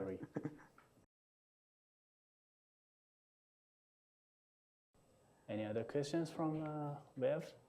SN? No? Okay. Maybe, it's a bit earlier, but it's okay to close. Okay, thank you. Thank you. Let's Thank have you very the much. speaker again.